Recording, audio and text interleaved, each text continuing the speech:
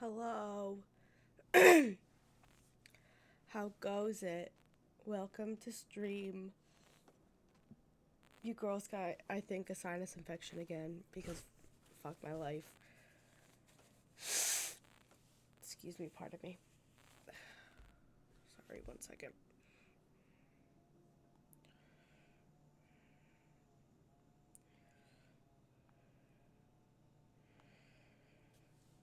Okay. Anyway, how goes it? What's up? What's happening with my hair here? Don't even know. Ad break. Fuck you, Twitch. Alright.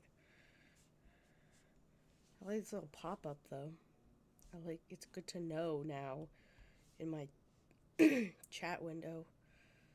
So I don't have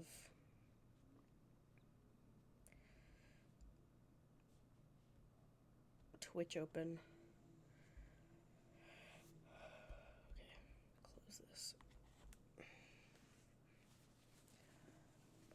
We're doing more Ace Attorney this week. I don't know what. I don't have anything fancy to tell you. I'm probably actually gonna get started in like a sec because I do have to. I am dog sitting, and I don't want to be out too terribly late because I gotta go back to the dog and let her out again. But what is happening? What the fuck? Something ain't right. I need to close the game and reopen it.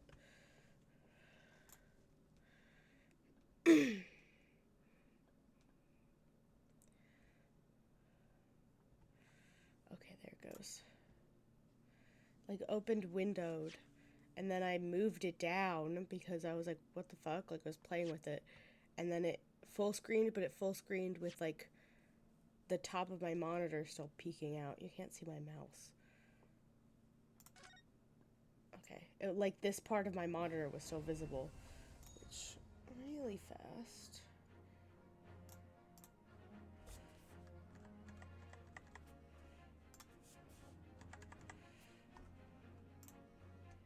There we go.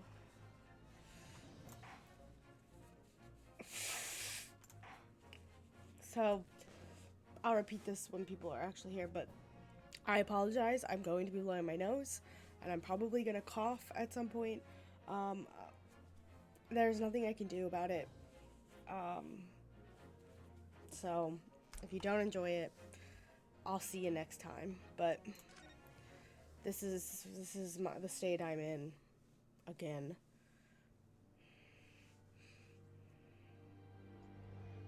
The runaway room. The adventure of the Glancing over my records of the late last century, I am faced by the events of a certain bitter winter. A murder in a carriage as it sped through dense London fog in the dead of night. Though the victim and the perpetrator were the only ones inside, there were multiple witnesses to the crime itself.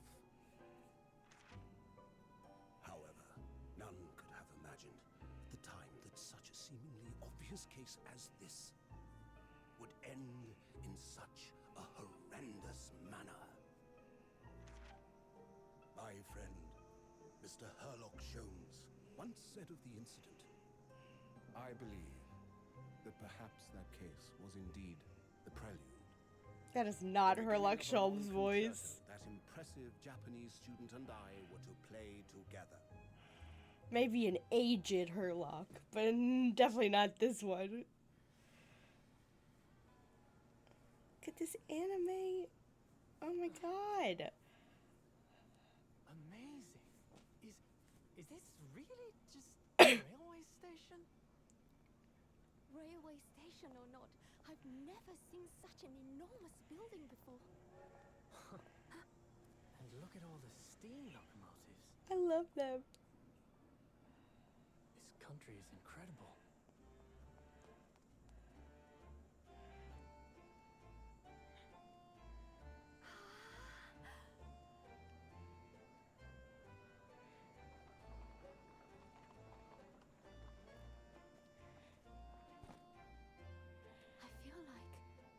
dreaming. So this is the capital of Great Britain. So, where to? Oh, hello. Climb aboard. I'll take you wherever you want to go. In that case, the Supreme Court in Whitehall, if you wouldn't mind. My pleasure. I suppose you're visiting students from abroad, eh? Yes. Thought so. Well then, I hope you enjoy your stay. And welcome to the centre of the world, Great Britain's mighty capital, London.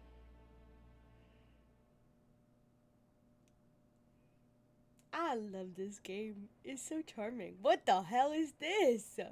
Are we are we inside Big Ben or something? 18th February, 9:21 a.m. British Supreme Court, Lord Chief Justice's office.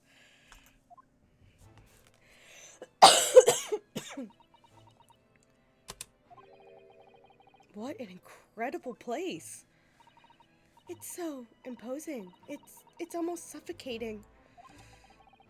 This place is breathtaking. It looks like a fortress.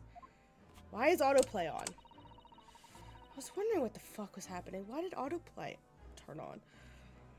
There are some stone buildings like this in Japan now, of course, but they've only been built in the first few short decades since we opened our borders to the outside world. An authentic example like this has quite a different impact, wouldn't you agree? A far cry from the wood and paper most of our buildings are constructed from. It's certainly unfamiliar. But I think there's more to the differences than just construction materials. What is this place again?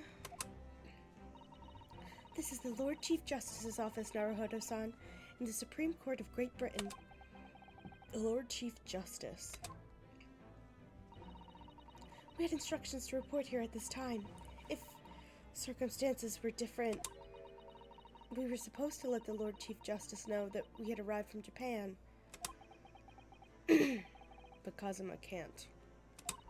No. So instead, we are here in a different capacity. As envoys to report the news of Kazuma-sama's death.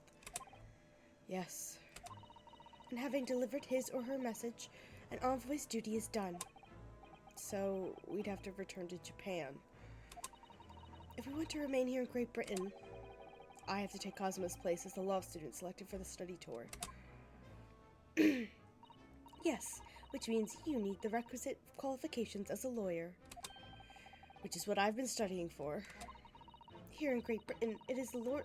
Why did I say it like that? Britain. Here in Great Britain, it is the Lord Chief Justice who appoints lawyers. So that's the second reason why we're here, to have you officially recognized as a lawyer.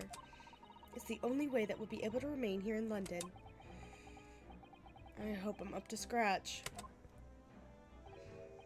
Oh, good morning. Sorry for keeping you. Oh, hello. Oh, I trust you aren't too exhausted after your long voyage from Japan. Oh, he's British too. I can't. Not every character can have a British accent. It is just gonna be her luck. Seems I'm 1 hour, 12 minutes in. 47 seconds late. My apologies. Oh, no, don't mention it. We were never happier than when we're standing around with nothing much to do. How fortunate. So, introductions. I am Male Strongheart, Lord Chief Justice of the British Empire. And I feel like a little mouse under an elephant's foot. Come on, Mr. Naruhodo, don't be a mouse. Oh, it's an honor to meet you, Lord Chief Justice Strongheart. I'm Ryunosuke Naruhodo from the Empire of Japan. Well, Mr. Naruhodo, welcome to London, the capital of our glorious British Empire. Yes, thank you. With serious face and serious eyes. Yes, I'd love to converse. So, what are your impressions of our capital so far? How do you like London? Oh, help. I've been so nervous ever since I got here that I can't remember a single thing about the city. It's simply splendid, isn't it, Mr. Naruhodo? Oh? We had a wonderful view of some of London's streets from the carriage on the way here from the station. Everything is so impressive and grand. I must say, I'm almost lost for words. I'm glad to hear you like it. The city boasts tramways, piped water and gas, even cables supplying electricity. We spearhead every revolutionary new technology in the world. Every visitor to London is astounded. Alright, dude. Oh yes, astounded is the word. Thanks for saving me there, Susato-san. And everyone seems so jolly and full of vigor. Yes. There's much excitement about the upcoming great exhibition that we'll be hosting here in London. Great exhibition? Like the World's Fair? Cultural and technological achievements from around the globe are to be exhibited here in our great city. Yes, so the World's Fair. It will be the greatest spectacle of its kind in history, and will make Paris's World Fair look like a toy shop. Gosh, I can hardly imagine how magnificent it's going to be. Great Britain's capital is nothing but magnificent. London is the center of the modern world. Even if you do say so yourself. The sun will never set on our great empire. Alright, dude. Perhaps it is fate, in that these progressive times we welcome visitors from the land of the rising sun.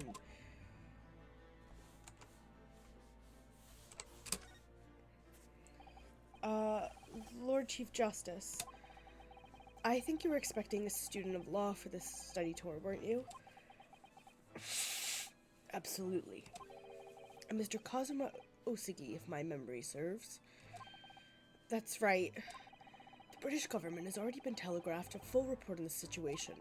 I understand the young man lost his life aboard the steamboat bound for our shores. That's amazing. The news reached him before we even arrived. My country naturally extends its deepest condolences to yours. Oh, thank you. And you honored this appointment specifically to inform me of the news? Yes. We are here in the capacity of envoys from Japan to report the sad news in person. They tell me you Japanese are a people of protocol and courtesy, and I see that it's true. And it is with some regret that I must inform you. The death of the young lawyer means this study tour arrangement can no longer proceed. If you would just hear us out, Lord Strongheart. What do you have to say, madam? It's about the study tour.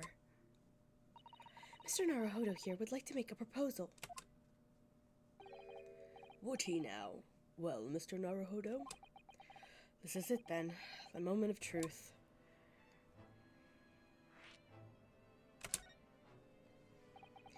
The thing is, Lord Justice, Lord Strongheart, I was wondering if perhaps you would consider allowing the study tour to go ahead. Don't misunderstand me. Britain would ideally like to see the tour go ahead, but without a lawyer from your country, there's nothing to be done. Well, in that case, what if there was someone else? Another lawyer from Japan, I mean. Is there something I don't know? Only a single lawyer was invited to Great Britain from your country, and that was Mr. Osigi. At least that is what I've been led to understand. Well, the thing is, this really isn't going well at all. I just can't seem to find the right words to say to this man. Mr. Naruhodo, I could ruin things here if I'm not careful. What am I gonna say? If there's someone else here from Japan who could be described as a lawyer. Actually, there's no one. It's me. It's me. I can do it. 'Tis I. Is that so? I mean, I don't actually have any qualifications as such, but no qualifications, you say, and yet you still claim to be a lawyer. I have acted as a lawyer in court before. Only once, as it happens. And I had Kazuma to help me, and I was the accused, but glossing over the details. I've been spending every spare moment on the journey here to Great Britain studying. I've learned all about British law and court proceedings while I was on board the SS Burya. The voyage from Japan is some 50 days, I believe. Not what you might call a full education. To become a qualified lawyer here in Britain, not only do you need a university degree in law, you must also complete several years of training. I realize it's far too short a period of time, but I can't just go back to Japan. Kazuma, Mr. Osugi's journey had only just begun. Coming here on the study tour was all he thought about. I have to carry on and do everything he planned to do. I know it must sound like I have an overly inflated opinion of myself, but I would do anything to prove that I have what it takes. Any test you care to set me. Just one chance. That's all I'm asking for. Please. 31 seconds. Sorry? Your opening statement there, Mr. Naruhodo. It was 31 seconds long. Not too brief, not too protracted. A perfectly judged appeal, I would say. Which is a skill that would stand you in good stead as a lawyer. Oh, thanks. So, you're willing to put those words to trial, are you? Well, I'm all for entertainment. Huh? But let me ask you one thing first, sir. Yes? You say you intend to do everything Mr. Osugi planned to do. Are you firmly set on that path?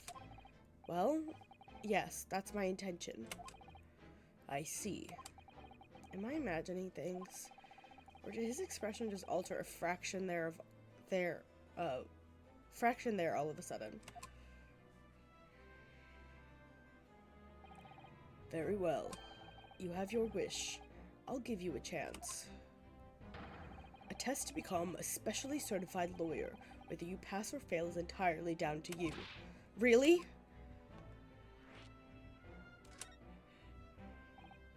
So, what form will the test take exactly? Tell me, Mr. Naruhodo, what do you consider the role of a lawyer to be? Well, defending people, of course. Well said. So, let's have you defend someone. Huh? Your timing is perfect. In fact, there's an apt trial about to begin later today. No advocate has been appointed for the defense as yet, so this will be welcome news. Today? Straight away? I feel like this, would be grounds for a mistrial, but okay. If you manage to secure a verdict of not guilty, you'll have passed my test. What could be simpler? How do I get myself into these situations?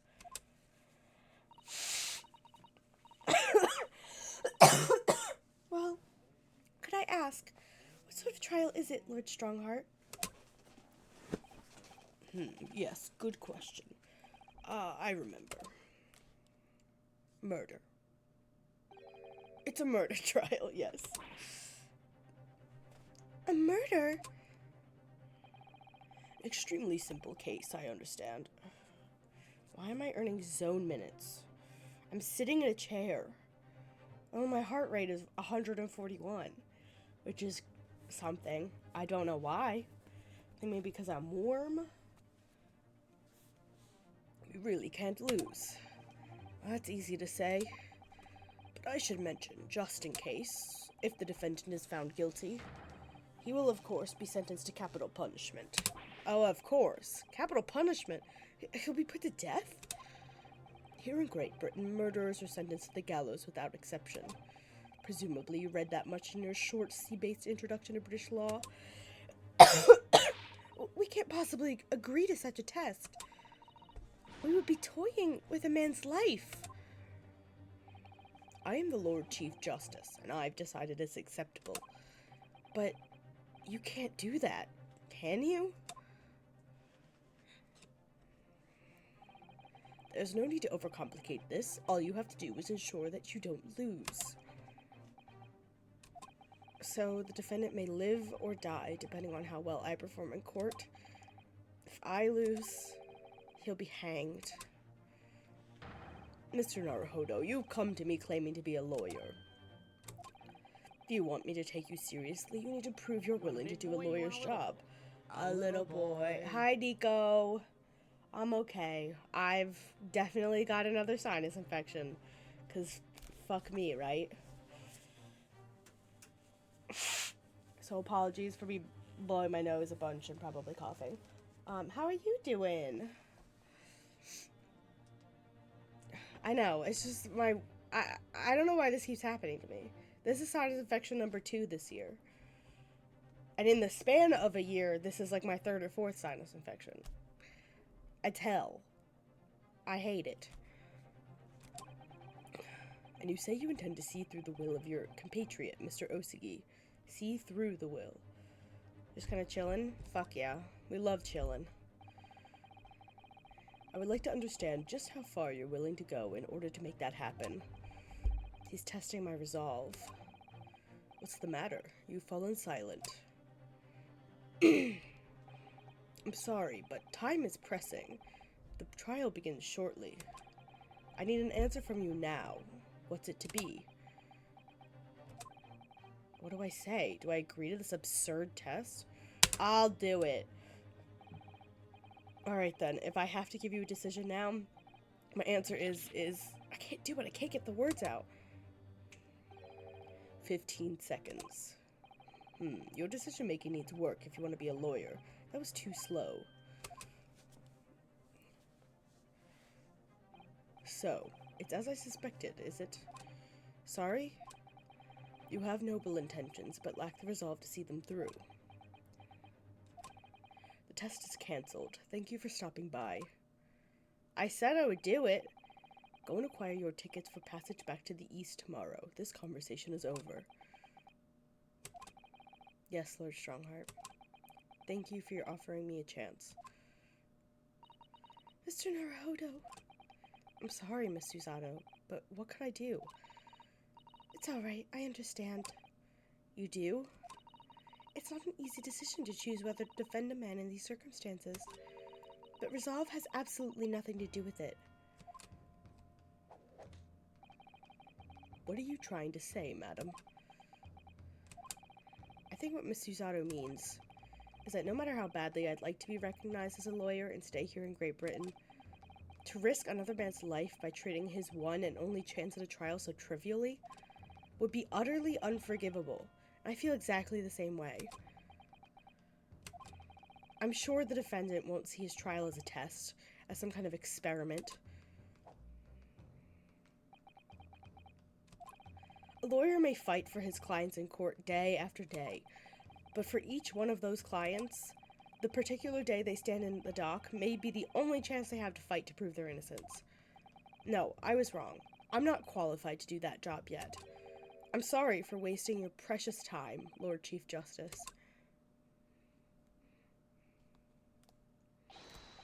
Wait, Mr. Naruhodo.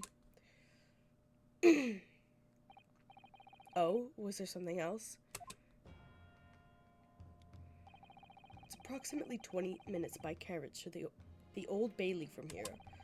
If you leave immediately, you should still be there in time.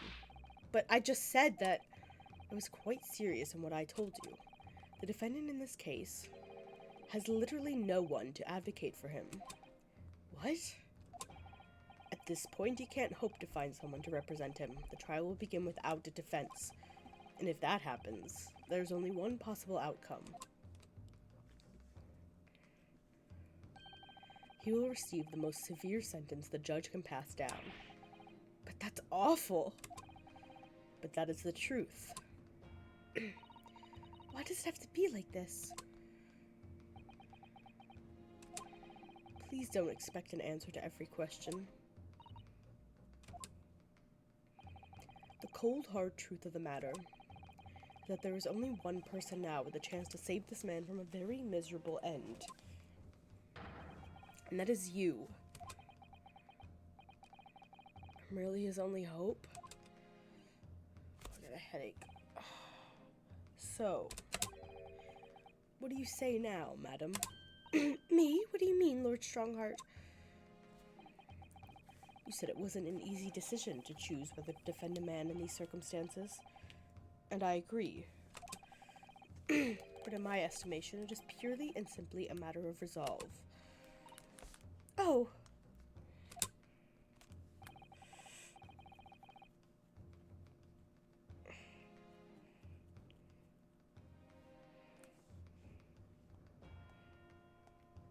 Sorry, I'm looking for something.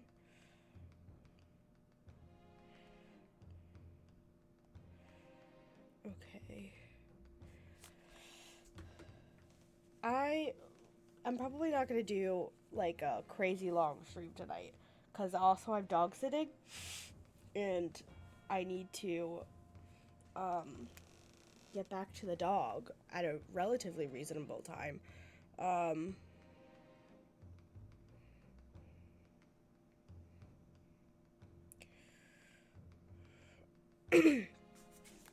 Our time is up here. I have a meeting to attend. I must leave in 2 minutes and 16 seconds. So venture into our great city and enjoy yourselves.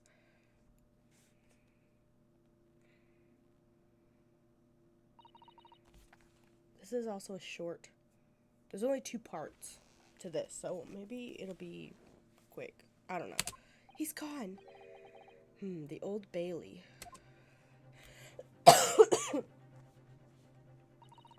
If we're gonna do this with Mr. Naruhodo, we must leave at once. No,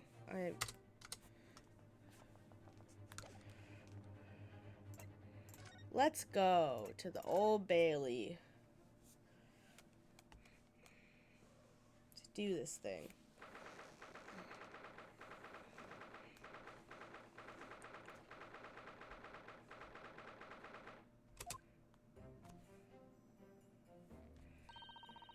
Oh, thank goodness we're in time. There's still 15 minutes until the trial begins. I never knew a horse-drawn carriage could go so fast. I thought my teeth were gonna rattle loose. Did you hear what I said to the driver when we climbed aboard? Get us to our destination in 5 minutes, driver, and there's a guinea in it for you. It's one of my favorite lines from the Herlock Sholmes stories, and it worked quite perfectly. I'm not sure why you're so pleased. I thought we were going to die, and we had to pay gold for the privilege. Well, at least we arrived here before the trial started. Yes, I suppose there's that. Anyway, I don't understand it.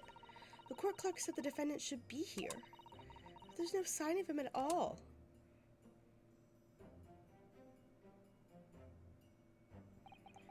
So this is the Old Bailey. Even this room for defendants to wait in is grand. You alright, Mr. Naruhodo? I'm feeling tense, that's all.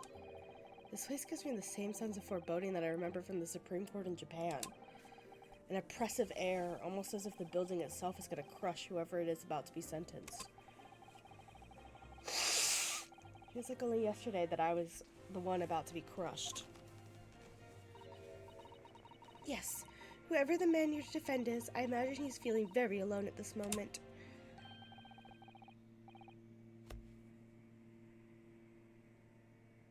He's Irish? No. You want a big boy? You want a little? No. A little boy. Hi, Cody. Who wishes he was going to be crushed, but his husband is deceased. Is this going to be some sort of Larry Butts descendant? Or they... I don't know. I'm a little scared. Top of the morning to you, madam, sir. Oh, who the...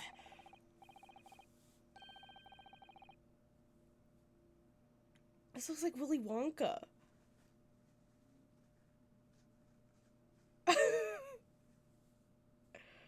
What are you doing? I can't do an Irish accent. I can't. What voice am I giving this man? Oh my god. I don't have a lot of range right now because of my sickness.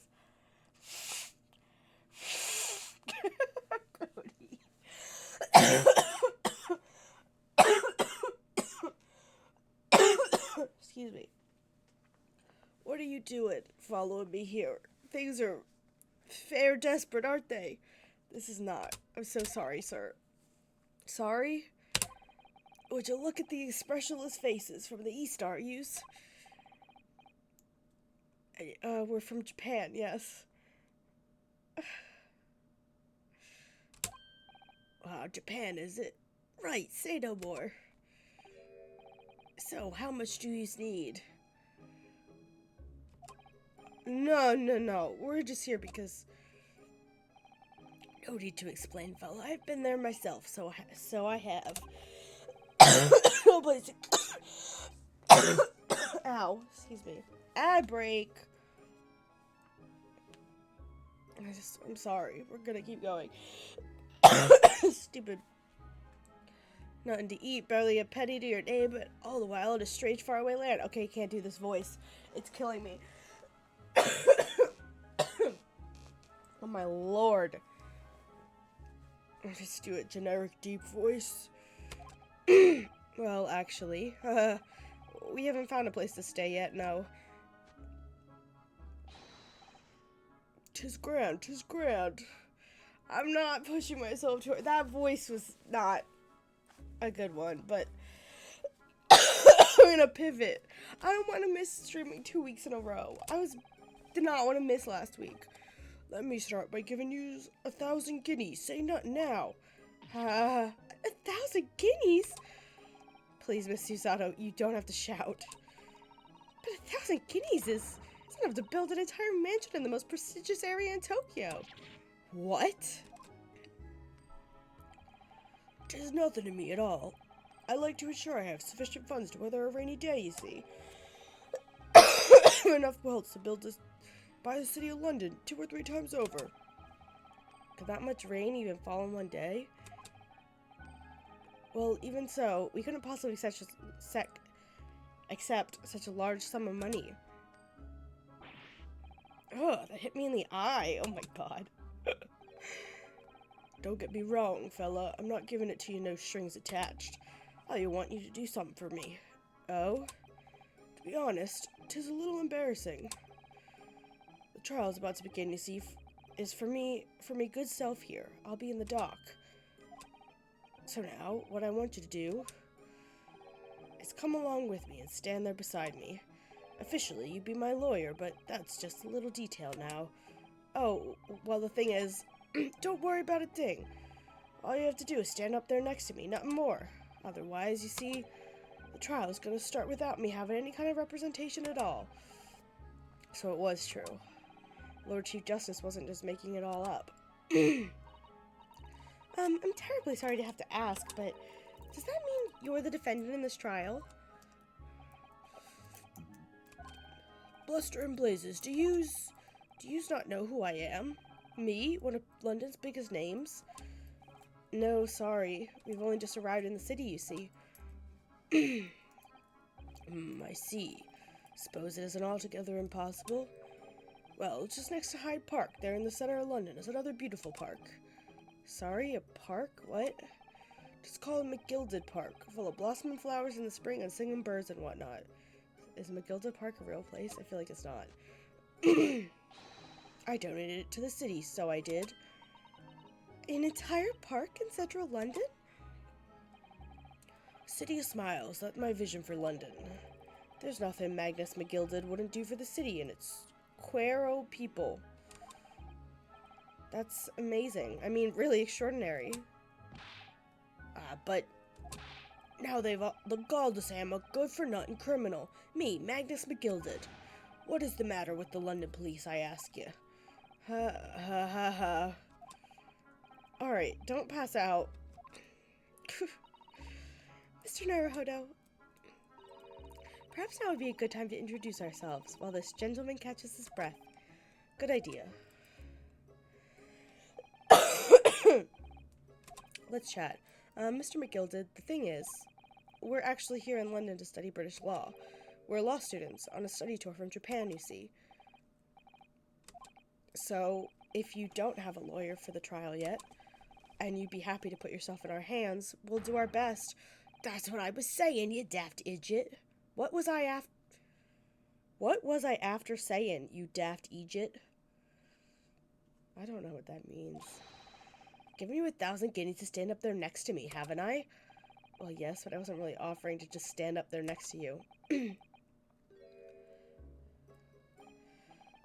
Oh, I think I see what's going on here. I can't do the accent, and I can't do the little... I can't. Sorry?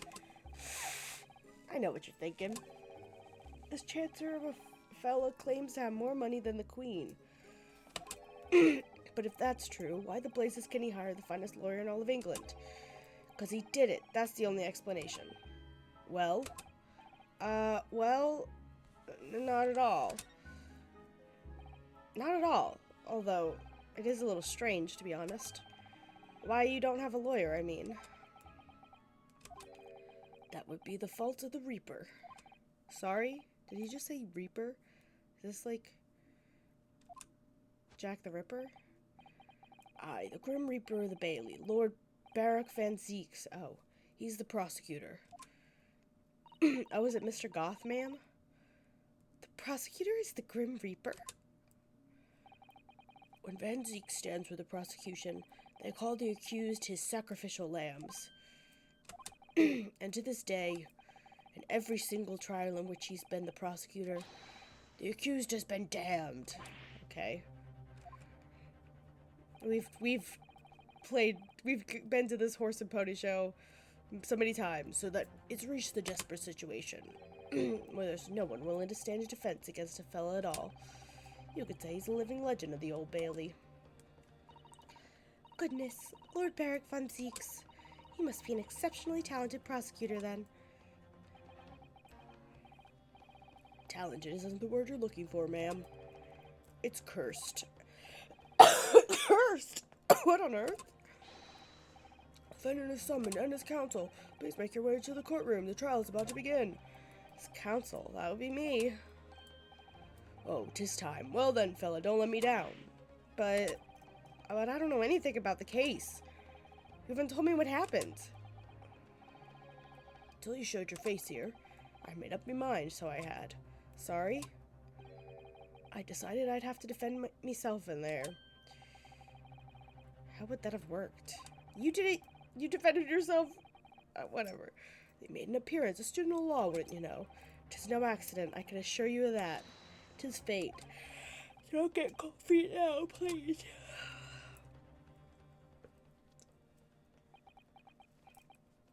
Man's gonna give me $1,000 for like a million, billion, trillion bucks. I don't know. I literally know nothing about the case or about this man who stands accused. In fact, the only thing I do know is that I can't just turn my back on him.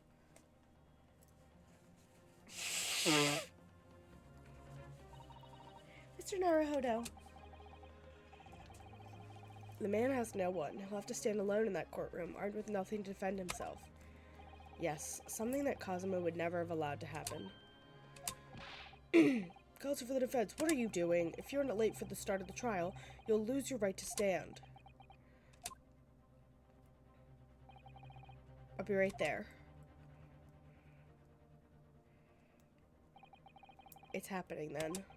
My first trial in a British court. I hope you're watching over me, Cosima. Because I have no idea how I'm going to manage this. Are we to be continuing?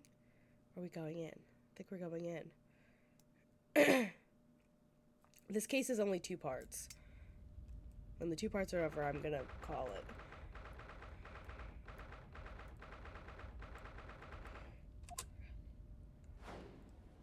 Oh! There's a lot of them. What is this? So this is the highest court in Britain. Is this a jury? The Old Bailey. Centuries of history in this place is palpable, isn't it? It's so different from the Supreme Court in Japan. It feels both imposing and serene at the same time. The atmosphere almost makes words redundant. Same brain, Cody. We're passing a brain cell back and forth as we speak. Whatever the country, determining a person's guilt or innocence is always a solemn affair. I don't know, there's a lot of people here. May I say something, Mr. Naruhodo? Oh, yes, what? Oh my god. My man. Your eyes look ready to pop out of your head again. I know, but I just can't help it. Oh. Oh, hello, Santa Claus. In the name of Her Majesty the Queen, I hereby declare this court to be in session. This is not gonna be good on my voice, but whatever. We are here today to determine the guilt or innocence of Mr. Magnus McGilded. I now call upon the counsels of the prosecution and the defense to declare their willingness to proceed. The prosecution is fully prepared. That must be the Reaper of the Bailey. He really does look fully prepared to dispatch his next poor victim to the underworld. Okay, it's not the goth man that I was... Counsel for the defense, you appear to be Eastern. Do you speak English? I hate... Oh, yes, of course, sorry. But he asked if the defense was ready. And I couldn't be further from ready if I tried. Hello, Edgeworth. Goth. Vampire Edgeworth. I'm sorry, what? What did you just say? Those eyes please me. Nipponese. I don't know what that means, but I don't like it. I'm not a fan. They shroud your fear, your doubt, your trepidation. They run wild, clinging to some phantom notion of courage. Maybe this is probably Von Karma, right? Like, descendant Van Zeek's Von Karma? I don't know. Santa just dropping the racism right off the gate. There's so much racism in this game. The quintessential look of a sacrificial lamb. At least there's so many racists in this game. They don't hold back. Which I kind of appreciate, but also it's a lot. It's a lot. Like, they would be facing a lot of racists. I don't know. Cold shiver just ran down my spine, all the way to the tips of my toes. I don't come to Ace Attorney for historical accuracy, but it's okay. Not that this is historically accurate in any way, shape, or form outside of this, but I don't know what I'm saying anymore. Now, Mr. McGilded. Yes, my lord. You stand accused of murder, a capital offense. You could be sent to the gallows if found guilty. Are you quite sure you wish to entrust your defense to this foreigner? Yes, it is Cody, but the Nippon is Japan in Japanese, but it's the Nipponese? That doesn't feel like an actual word. Sounds not right. As I always say, my lord, 'tis a grand thing to give opportunities to the young. Even if the fella from some little island off in the Far East. It's not the British way to ignore the dangers to ye self and give those less fortunate a fair chance. I like to think that acts of chivalry do the British Empire proud. Okay, I really hate voicing this man. What a fine gentleman London has in him. Do you hear that he donated £5,000 to the government the other day? Mother, please may we go and play at McGilded Park? Seems as though everyone in the public gallery is firmly behind Mr. McGilded. That's definitely welcome news, and he certainly has a way with words. I'm surprised you couldn't convince anyone to defend him. Eloquently put, Mr. McGilded. I both lie and my sentiments. And, or now, ladies and gentlemen of the jury, I'm sure I need hardly remind you that 6 members of the public have been selected for your impartiality. Are you ready to proceed? Who let this man with a knife in here? I do love Granny is knitting over in the corner, because I would also be knitting if I was on a jury, or crocheting, but... Yes, my lord, the task is to send Rogers to the gallows where they belong. I'm more than ready. At the manor, his lordship always says we should dispose of rubbish promptly. Naturally, I agree. Ha! Any criminals here will soon be wishing they never set eyes on me. These are all British. I can't, like I said earlier, I will not be doing British accents for all these people. It will not go well. Only Sherlock Holmes gets a British accent. I feel a chill. Oh, don't mind me, my dears. I'll just be getting on with my knitting. Must finish these mitts for my grandson. I didn't even register that he was drinking. Like, I was more distracted by the knife. Oh, Mr. Naruhodo, these people are... The jury, yes. That's something we don't have in Japan yet. That's right, I've only read about it. And here in Great Britain, the court's final verdict depends on the opinions of these 6 jurors. Maybe if I take my hair out of my clip, I'll stop having a headache. That would be super nice. The judge passes sentence according to the law, but the jurors determine guilt based on common sense. So the defendant is ultimately judged from 2 completely different points of view. How exactly do the jurors give their verdict? That I don't know, but... I'm sure it will become clear as the trial progresses. Yes. Prosecutor Van Zeeks. My lord. It's been a number of years since we've seen you here in the courtroom. I thought you renounced your fame. I'm known as the Reaper of the Bailey, my lord. Infamy rather than fame, I would say. But yes, 5 years have passed since I last spread my wings in this capacity. So what brings you back? Is there some change of circumstance which the court should be aware?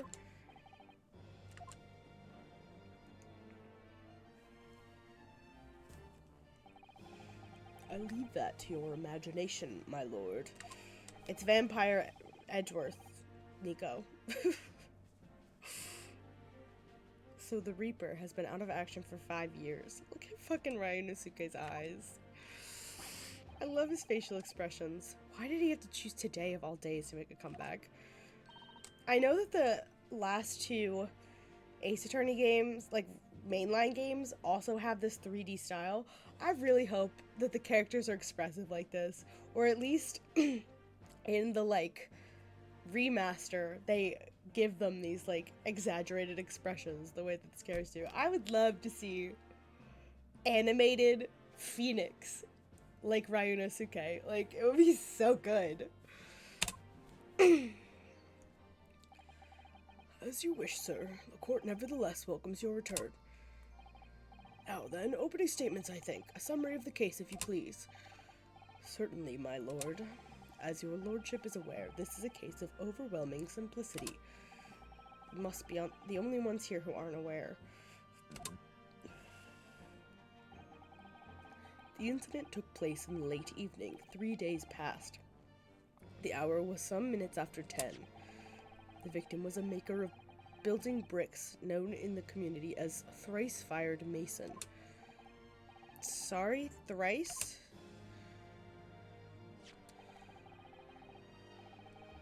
Yeah, like, the Dual Destinies and Spirit of Justice are both in this, like, 3D style.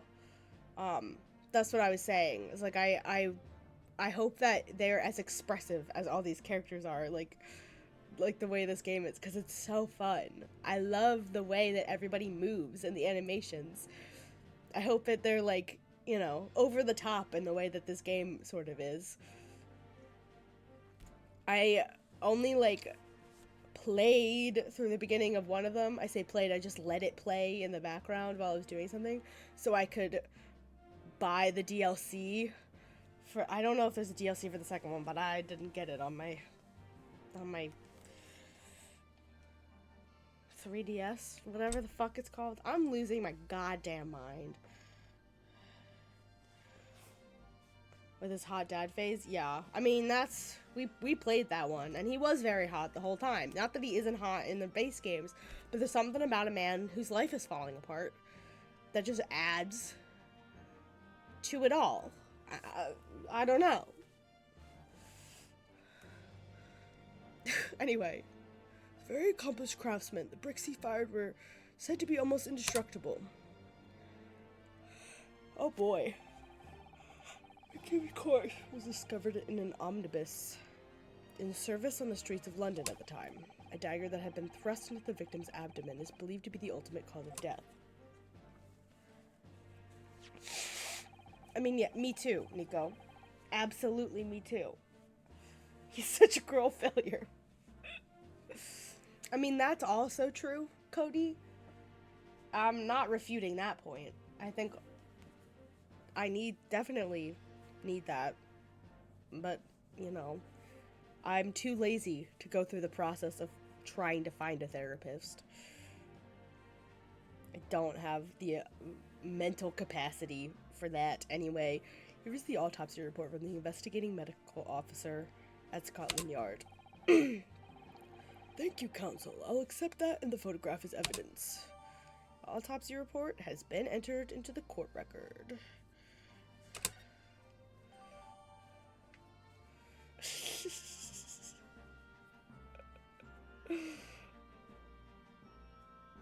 Yeah, exactly, Cody. And half the time you find one and then you realize that they suck and you have to go find another one. And I just can't. I don't have the time or energy right now for that. One further item of evidence. Prosecution wishes to submit these as well. And these are... Good lord, is that blood, counsel? Yes, my lord. Seized by a policeman who arrived at the scene. These gore-soaked gloves were taken from the hand of the accused when he was arrested. What? Mr. McGilda's gloves have blood on them?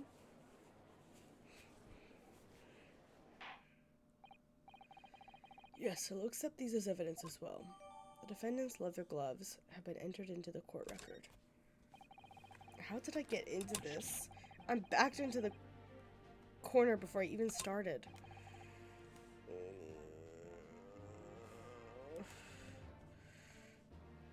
Sorry. Continuing.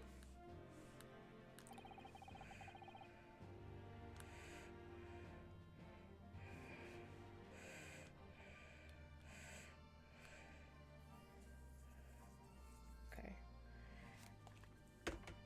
According to the driver of the omnibus, there were only 2 passengers traveling inside his vehicle at the time. Only 2.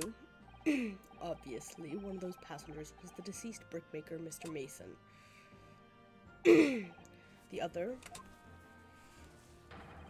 was the accused, Magnus McGilded. Well, rather damning circumstances to say the least.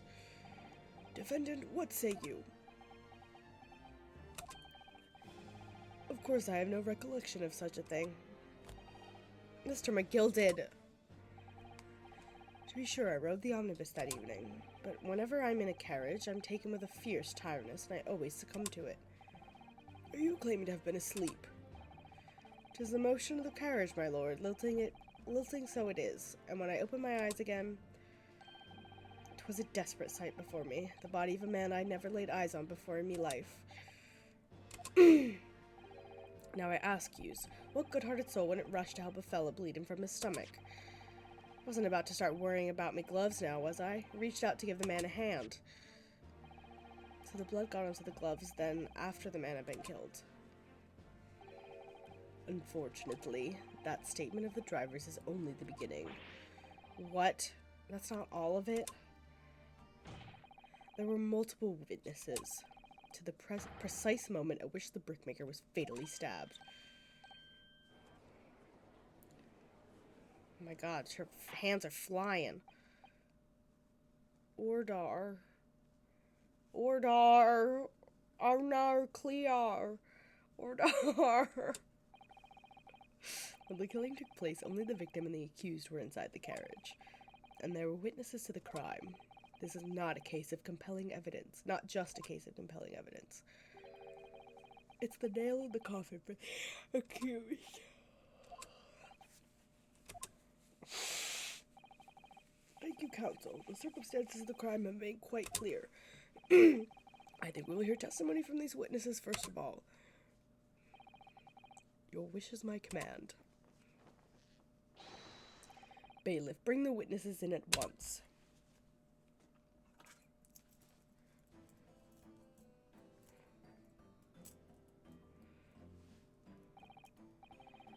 Witnesses, your names and occupations.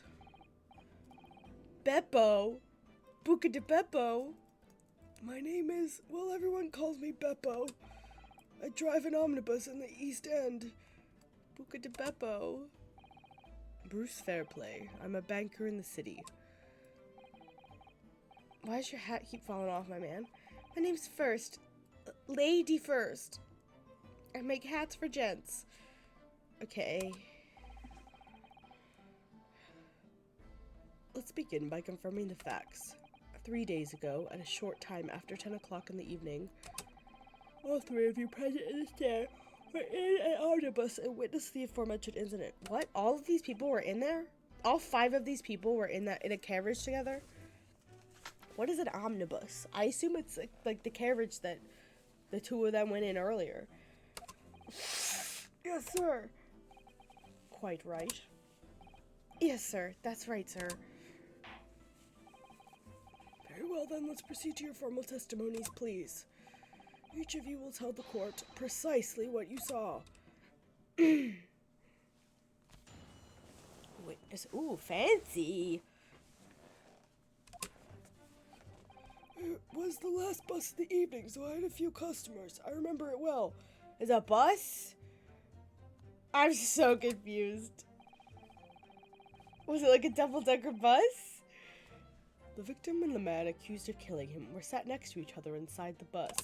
I need to just hold on. British omnibus Victorian horse-drawn omnibus. Oh boy, look at all these dudes just sitting on top of this carriage. There's a lot of dudes. Well, too many, if you ask me. Okay, it's like a large horse-drawn carriage. Oh, Cody, I don't have any water with me. I'll go get water in a minute. I promise. Out of the blue, the accused just reached over and plunged a knife right into his guts. Once they're done their testimony, I will... That's right, he stabbed him. I screamed, I did. Couldn't help it. Sir, you need a better fitting hat. Thank you, Nico. As soon as I heard the scream, I stopped my bus, and then I saw it too. Oh my god, Cody. I'm gonna lose it. Alright, I'll go get it. I'll be back in a second. Okay.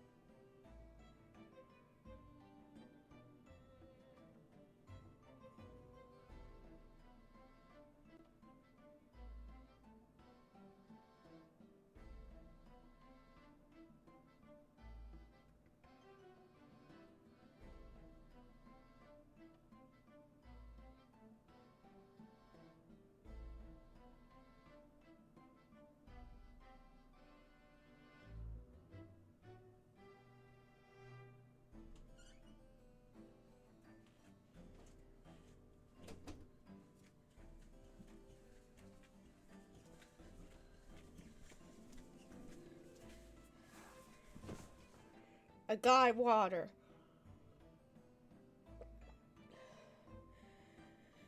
I forgot I added new emotes. Did that randomly. I realized I had like a ton of emote slots that I wasn't using. Okay. You want to know the worst part about this sinus infection? Which I've never experienced with a sinus infection before? Every time I lean my head forward, like, liquid pours out of my right nostril. It's as if I, like, did a sinus rinse and, like, water got stuck up there. Because that's happened before, but I haven't done a sinus rinse. It's just, like, liquid snot, I guess. It's vile. It's been happening all day. I'm so tired of it. And because I'm dog sitting, I'm not at my own home to be, like, sick in my own bed. Fucking ad break. I will go to the doctor's, but it's about to be the weekend, so they're not going to be open. So I'll go make an appointment on Monday.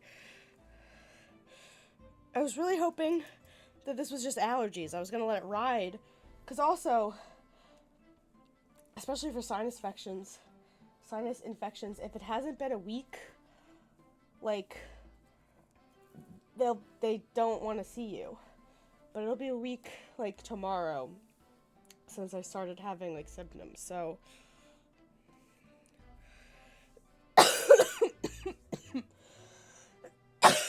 Okay.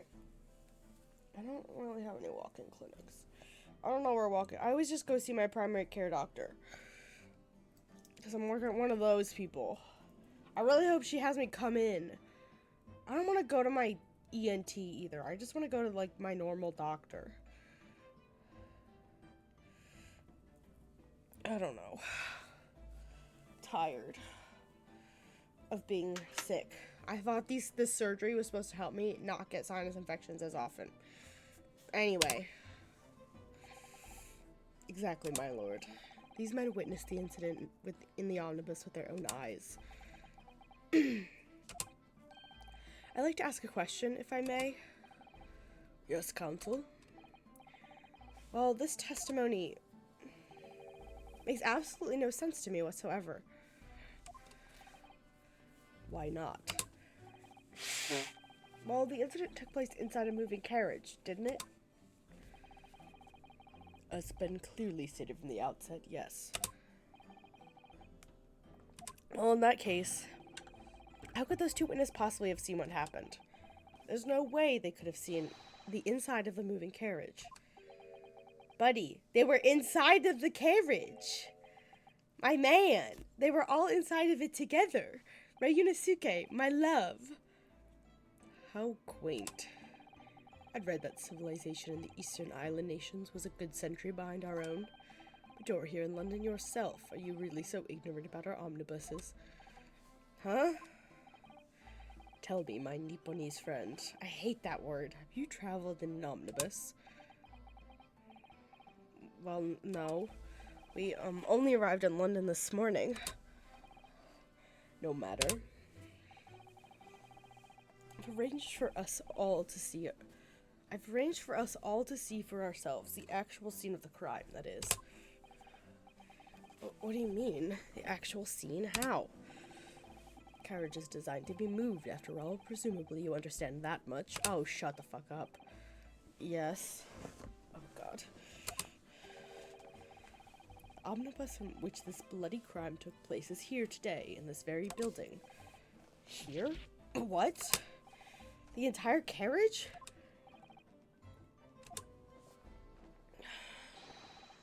Bring forth the stricken omnibus.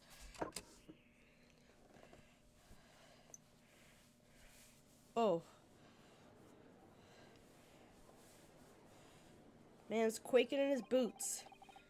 So that's an omnibus. The omnibus. I can't believe they could bring something so enormous in here. Great Britain's courtrooms are amazing. Baker Street. Job Masters, London. Okay, whatever. As you can see, the omnibus is pulled by 2 horses and can carry up to 8 passengers. 4 passengers seated inside the enclosed cabin and another 4 on the rooftop deck above. Every Londoner knows that the best realistic architecture and sights are to be had from atop the omnibus. An omnibus. I bet you they were all on top and none of them were inside with anything, but they're going to pretend that they were. And they should point out to our foreign guests. Oh, okay. There's a skylight in the roof, allowing a view of the interior from the seats above. Alright. A skylight. Oh. People drop. Penny drops at last, I see. The people drops. These two gentlemen were occupying the rooftop seats in this omnibus when the murder took place. That is how they came to witness the grim incident. Through the skylight. That makes perfect sense. Well, counsel, this is a first. All my years behind the bench, I've never experienced a crime scene itself brought into the courtroom. There are a number of important clues remaining inside the carriage, my lord. I would like to submit the omnibus itself as evidence. That is the prosecution's wish. Alright, my man.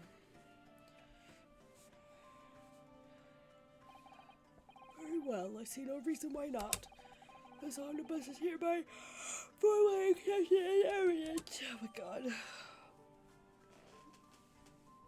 Okay. Can't believe it. The entire crime scene entered as evidence. Yes, Great Britain is simply extraordinary. I could help myself a lot by giving the omnibus a thorough examination, seeing as it's here. Can I do that through the court record? Cross-examination counsel. Yes.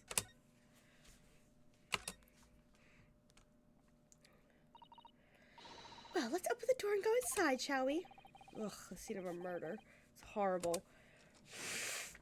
Can you just imagine we're doing this during the middle of the trial? We just kind of get up and check out.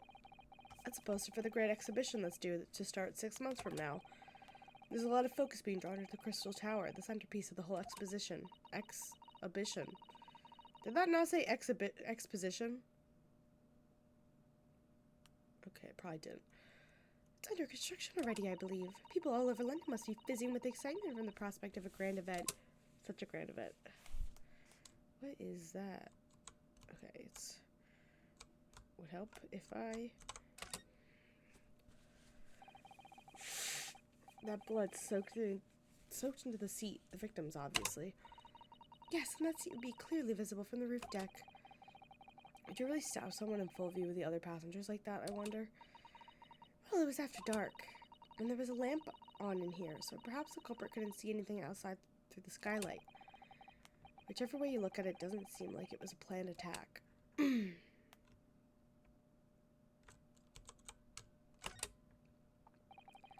The seat looks reasonably soft, but it's actually rather hard when you sit on it. And only just wide enough for two gentlemen to sit side by side, really. Of course, an English gentlewoman would be dressed in such finery. It would be quite impossible for her to climb into the roof deck, so she would have to be seated in here. A woman in a kimono would have the same problem. Women's clothes are very impractical, aren't they? Indeed.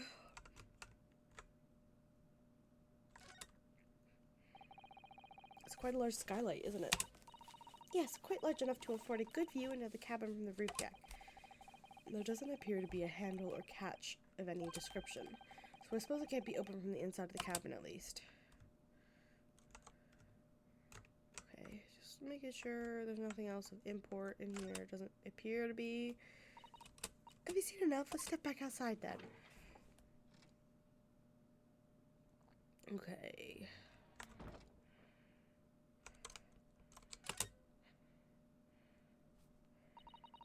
So this is the roof deck of the omnibus.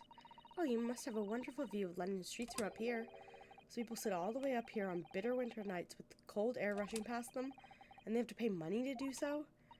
Ugh, I can't imagine how cold it must feel. That just makes me think of something horrible. Can you imagine being dragged around the city in the freezing cold as a punishment?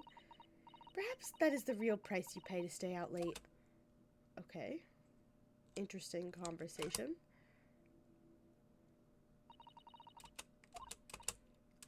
Okay. Sure.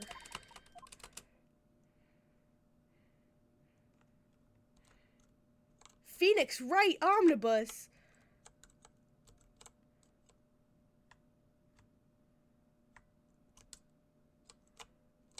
I found it, guys.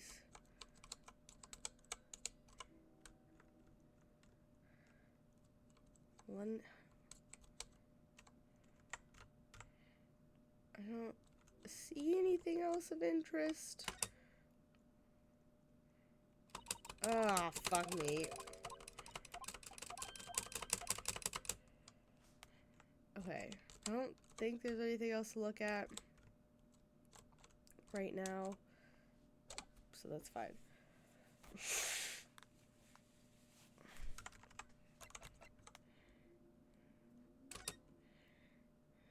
Stab in the abdomen, died due to internal hemorrhaging resulting from the trauma. Okay.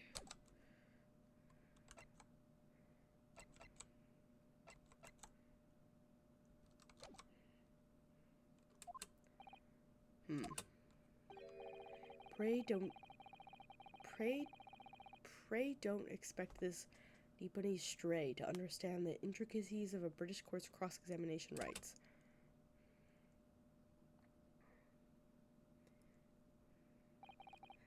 Alright, my first cross-examination in a British court. Focus, Ryunosuke. Focus.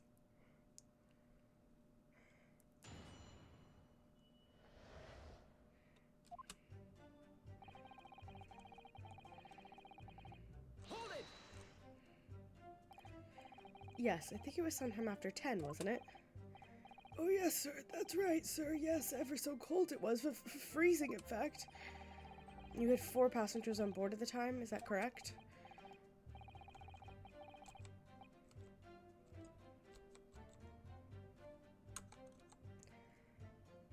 Yes, that's right, sir. But all traveling in the same part of the bus, of course, though. No. There were no passengers when the incident took place. Other passengers, no one alighted, for example. That's the wrong voice, whatever. Quite right with that, sir. No other passengers like that. None. Nobody fled the scene of the crime, then. I have to say, the boss insists on it running. He does. Every evening. The last bus of the day. But I do wonder sometimes if it's altogether worthwhile. Sorry to say. What do you mean by that? Well, what with it being so cold and everything, and only making 20 paces on the run, you see. Yes, I spend that much at the pub on the way home, just trying to warm up again. Hold it! And you saw them through the skylight of the roof, on the carriage? That's right, when you sit on the top deck, the window's right there at your feet.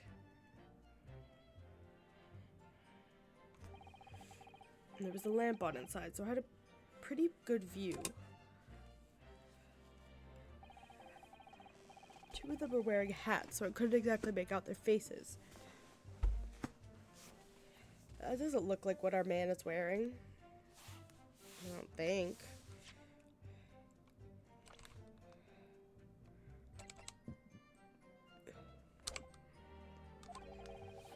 Not really. But I was sure in my mind that it was Mr. McGilded.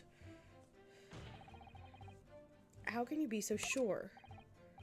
Well, how can I put it politely? Mr. Gilded is a gentleman of rather small stature. Couldn't have mistaken him for anyone else. Let's not forget that when the vehicle came to a halt, the only people inside the enclosed cabin were the deceased Mr. Mason and Mr. McGilded. No room for doubt here. I really wish there was.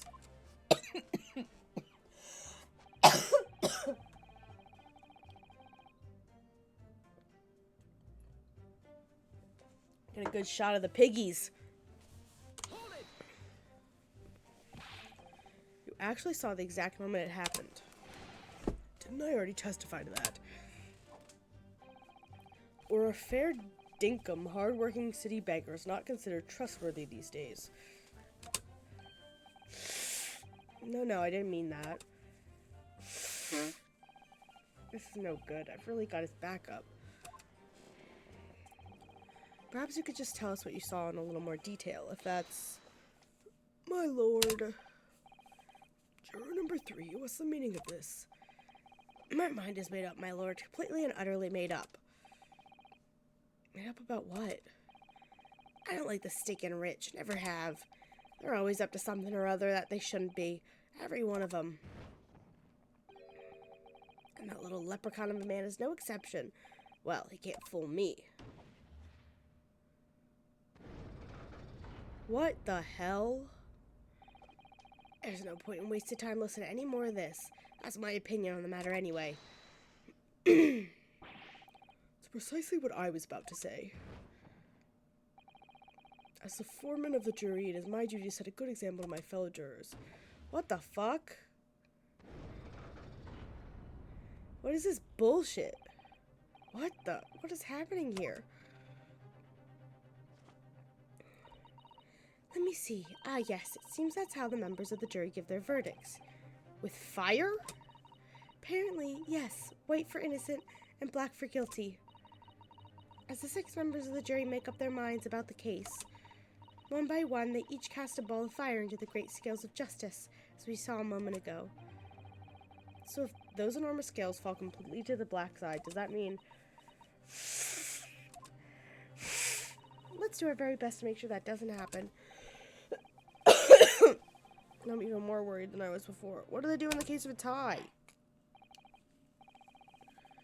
Court acknowledges a change in the jury's stance. Counsel for the defense. He continues the cross-examination. This is a nightmare.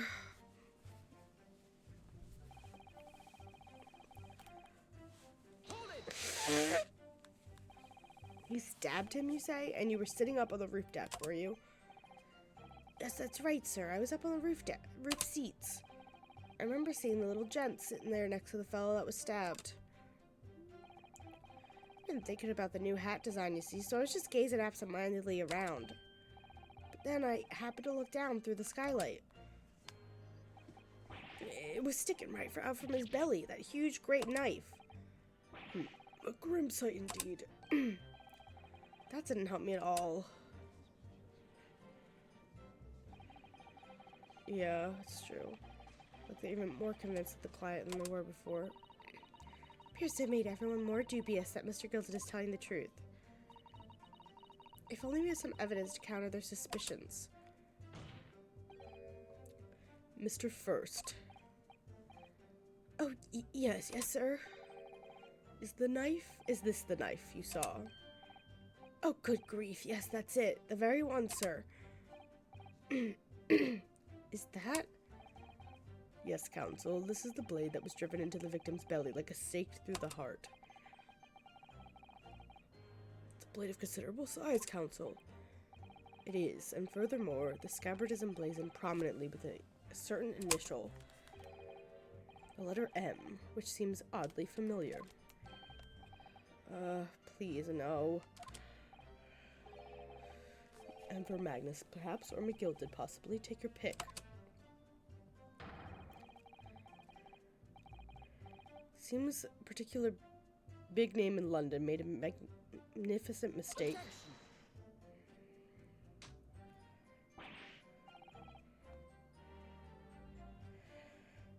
There's M's everywhere. Like, yes. Like in Mason. Objection! This blade is far too extravagant for a poor brickmaker to have owned.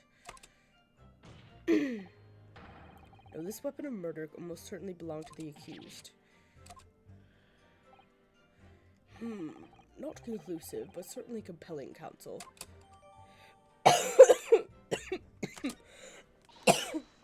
My lord, if you'll forgive me the interruption. Juror number 2, go on. Mr. McGilded is a pillar of society and a gentleman. And a gentleman's word should be sacrosanct. Okay, I don't know what that word is. However, those of us in service know we must accept hard truths. Wait, what are you about to do? Dispose of the rubbish. So we could literally only end in a tie right now.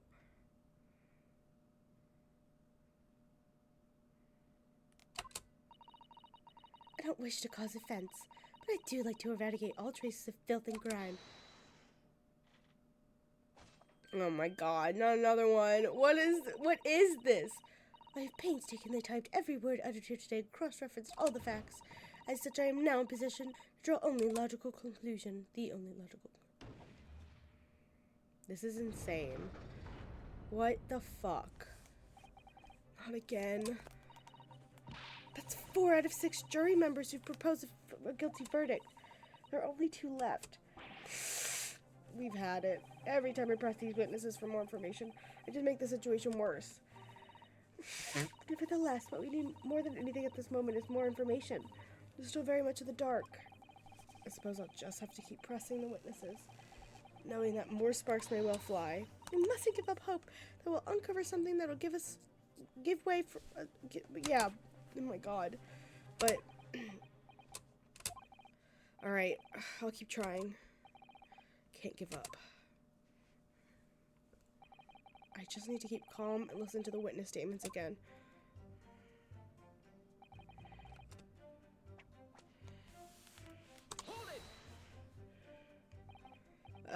What exactly did you see? Oh, well, sir, that would be the passenger, sir. Yes, collapsed on the floor he was. By the passenger, obviously you're referring to the victim, Mr. Mason, the brick builder. And then the other passenger had that knife in his hand, like this. But the other passenger, obviously you're referring to the accused, Mr. Magnus McGilded. And then he plunged it down like this, stabbing the other passenger in the belly. What? How would he have seen it? How did he was driving it? My lord, I wish to speak. Yes, drunk man? Do I take it that you too, as the master of the London Guild of Coachmen, the idea of a murder being committed in one of the city's carriages is utterly abhorrent to me? Wouldn't it be right to make a decision before hearing all the facts, though? I said to myself. But yeah, well, I'm gonna do it anyway. Horses bolted, as they say. No, please, just keep it on my mind a little longer. Gee up now, Silver Blaze. Finishes in sight. I don't like any of these people. All of the white people suck. Beppo's a long-standing member of the guild. I trust what the man says. Oh, thank you, sir. You're too kind, sir. Buca de Beppo. This is too unkind, sir. Which now means that 5 jurors agree to condemn this man.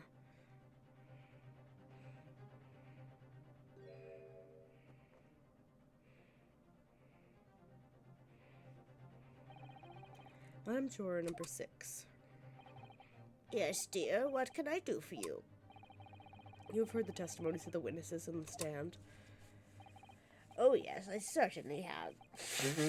Still got my hearing, you know.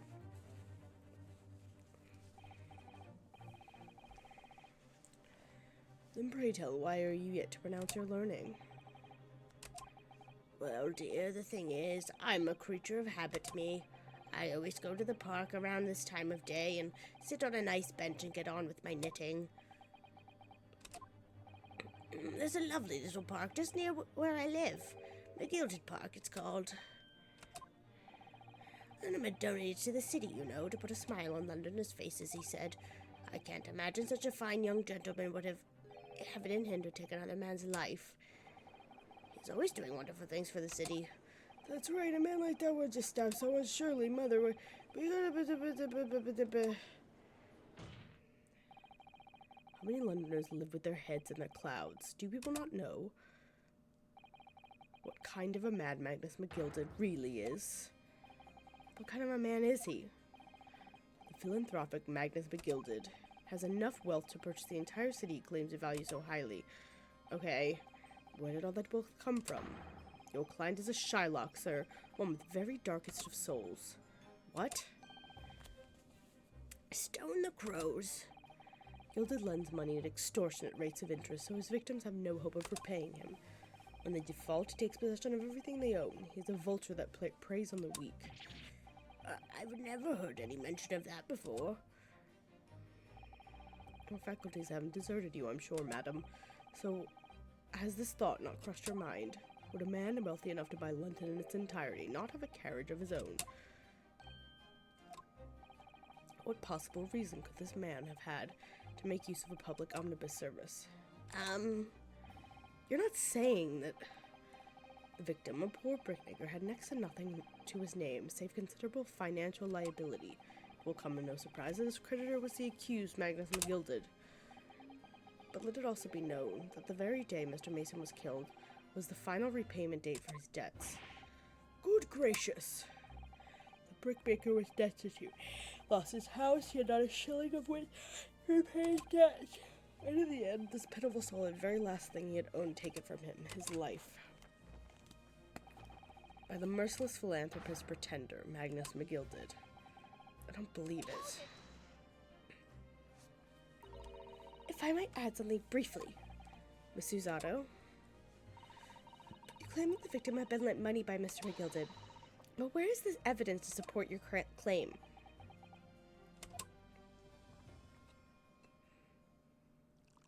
Now this man's drinking on the job. What the fuck? It's probably actually blood. Pray that forgive the discourtesy of filling my hallowed chalice in the court of law. There it is, Lord Van Zeek's hallowed chalice. How can this be considered acceptable? That's a good question, Ryan is okay. I find myself in unexpectedly good humor. I had heard ladies from the Far East could show great courage, but I didn't expect to experience it myself. Gross.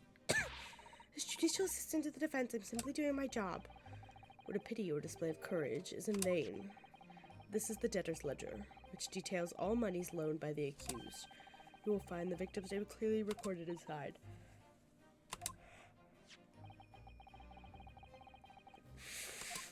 Let me present it as evidence. Sorry, I'm half doing voices, but that's what I got the energy for today. Pray forgive the discourtesy of raising my child to a toast to the enigmatic East at this time. I don't. Marvelous toast, Counselor. I'll gladly accept this new evidence. And thank you guys for retweeting the stream. I appreciate it. Cody, what is this video?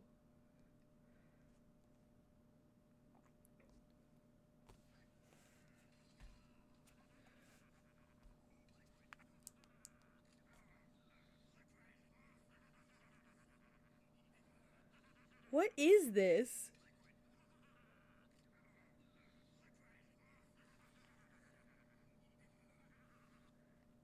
I'm so confused. I'm gonna have to watch that.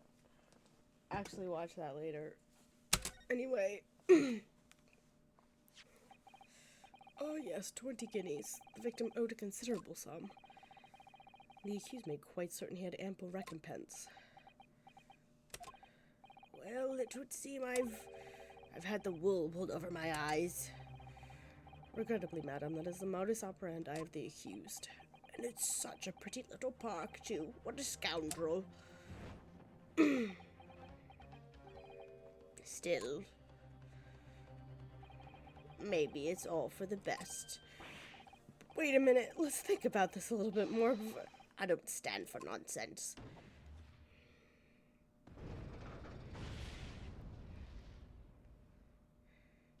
This is absolute.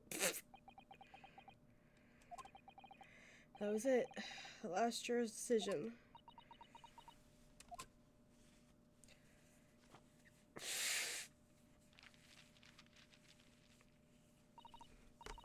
According to this Encyclopedia of British Law, when all members of the jury have concluded that the defendant is guilty, court proceedings are suspended, and the presiding judge will deliver the final verdict and sentence. That's what it says here. The final verdict. It's over then. Oh! There's a footnote, though. A footnote? However, the defense... All 6 members of the jury are now in agreement in this case.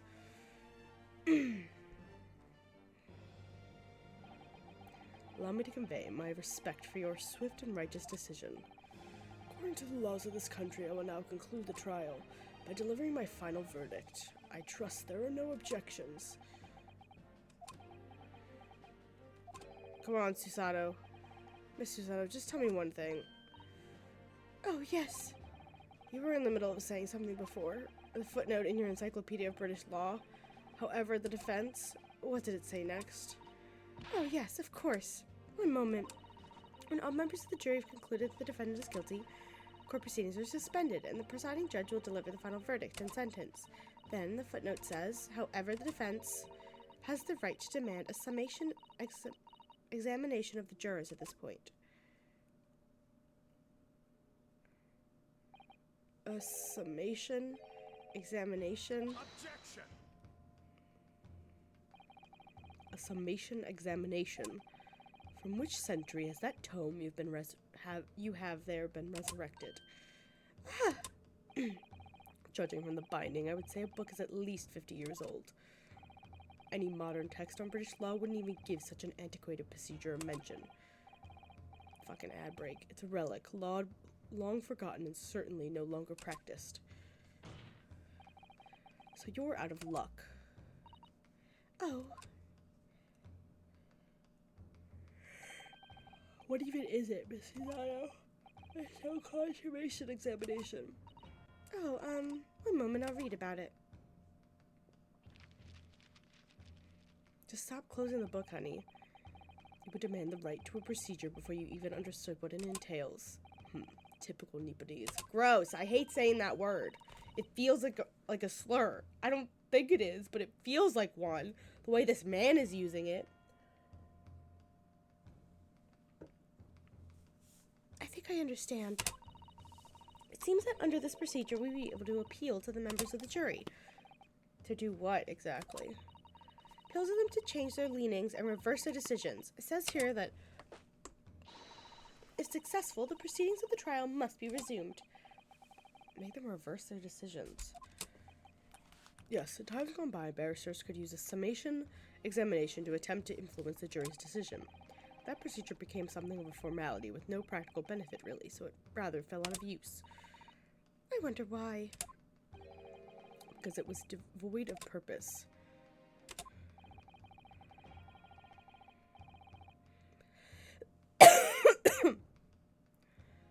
Changing just one member of the jury's mind would be hard enough, let alone several. No self-respecting defense barrister would even assert his right to try this day and age. Well, I'm not self-respecting. Still, I don't see any mention of the procedure actually being formally revoked. What are you suggesting? I'm suggesting that, although it may be antiquated and largely forgotten, it isn't yet extinct. What do you think, Mr. Naruhodo? Let's fucking do it. Summation examination, our last possible option. Do we assert our right? Assert our right! The defense wishes to assert its right to a summation examination, my lord. Objection! London is the capital city of the most powerful nation on earth. We have a duty to the world to exemplify the very highest standards of judicial proceedings. Summation examinations are an embarrassment that should remain buried. That was cute. But if it's our right, it's our right. I believe we should prove this. It could prove vital in this trial. The defense's petition is perfectly valid. The court will proceed with the summation examination. This is madness. Foreman, are you and the remainder of the jury ready? Well, I'm not, there was no mention of this in the letter I received, you see, so all members of the jury be asked to explain on what grounds they have reached their decision. On what grounds?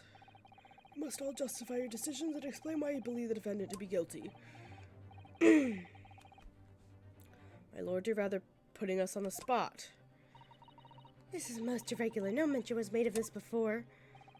I don't really hold with all this justifying lark.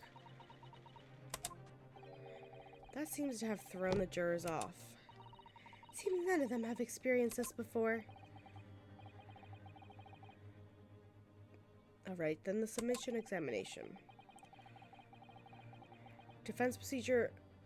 No practicing lawyers attempted for years, is it? Well, just maybe. It might be the opportunity we've been looking for to turn this trial around. So be it then.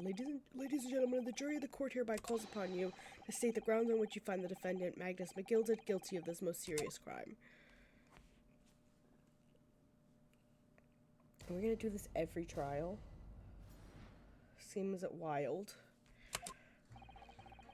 No one else inside the carriage at the time, so it had to have been him. I trust the driver. He has an excellent memory, it seems. 4 passengers with fares totaling 20 pence. He stuck the chap next to him just like this. Brazen, I must say. Absolutely brazen. I have simply typed and collated the statements made thus far and drawn the logical conclusion. You could trust the guild. Fair's fair is our motto. We haven't raised prices above 4 pence for years. The scoundrel stabbing that poor man on the floor. It's beggar's belief. 4 pence.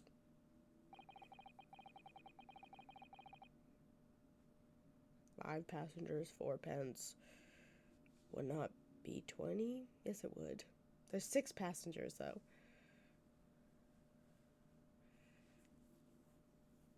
There were 6 passengers, though. No, there weren't. There were 4 passengers. 4 passengers.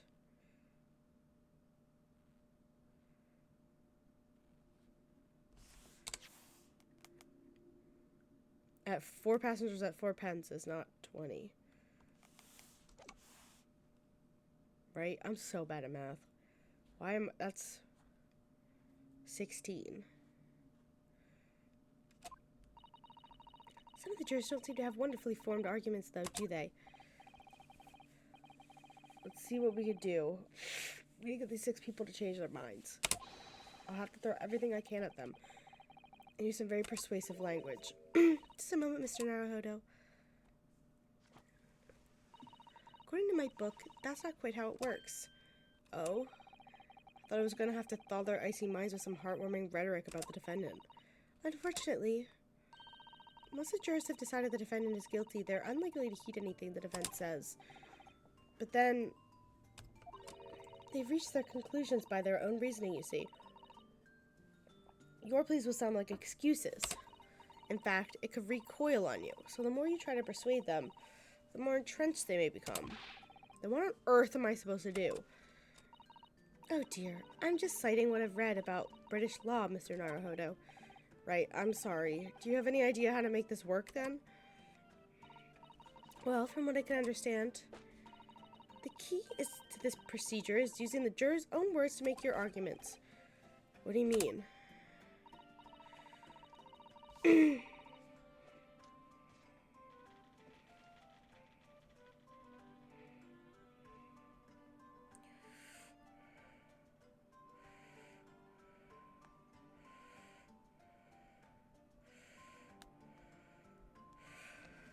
Six members of the jury are randomly selected members of the public. They may appear to present a united front, but the truth is, they are complete strangers who just happen to find themselves here in the courtroom together. And that's the way to break them down, you mean? Yes, exactly. We must listen very carefully to what each member of the jury says, and see if we can identify any contradictory statements. If we can then contrast the statements and pit the corresponding jurors against each other. I see. So it's contradictions in what two or more jurors say when you're that we're looking for. In a way, then, this is similar to a regular cross-examination. Yes, I suppose you're right. Find contradictions in their statements and pit the jurors against one another to break them down. Alright, I might be able to pull this off. I missed what I said at the end, but whatever.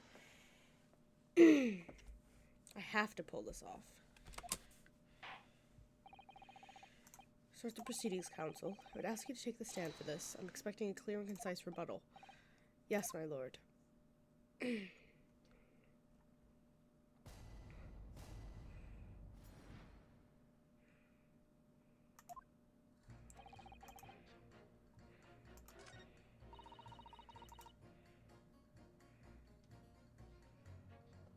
It's her against,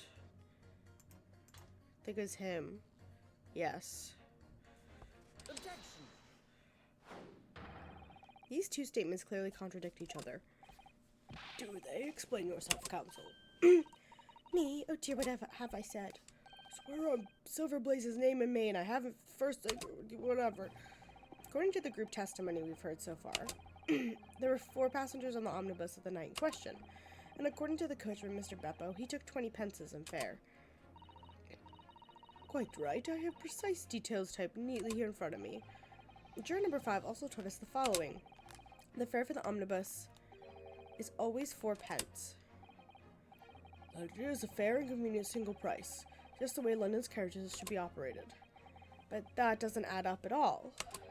In fact, it leaves a glaring discrepancy in the facts. Why, man, why? 4 passengers paying 4 pence each, if you do the multiplication.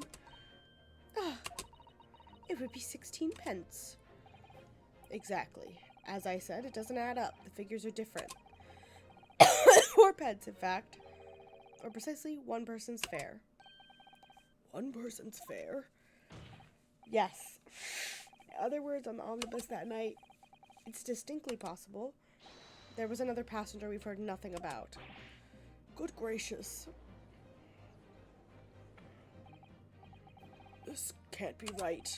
Coachmen of the Guild are good, honest men, all in one. Trustworthiness is our watchword.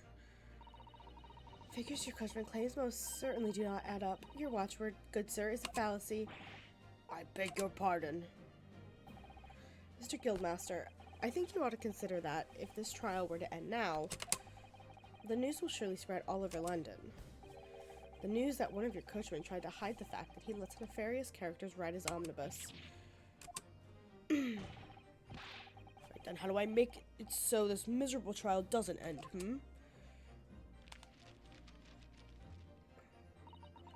Well, according to my book here, you simply launch a ball of fire into the innocent side of the set of scales. Now hold your horses there, coachman. We were all in agreement. Why do you have to go and... Wait till I get my hands on you, Beppo.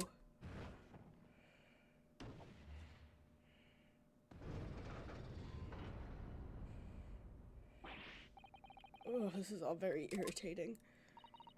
Begging your pardon, sir. I'm going to do the same.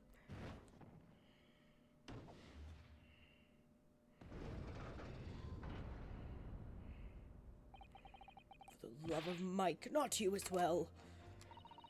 Penny can be different. A difference between a smile and a tear, after all.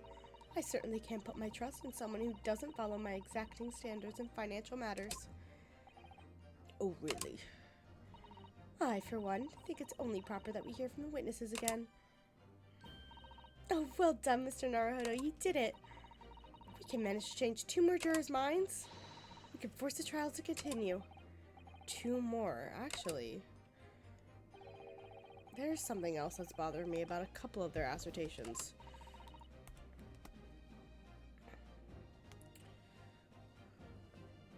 That's where you must strike next. We're going to pit 2 more jurors against each other and show there's another contradiction in their assertions. Exactly, you could do it.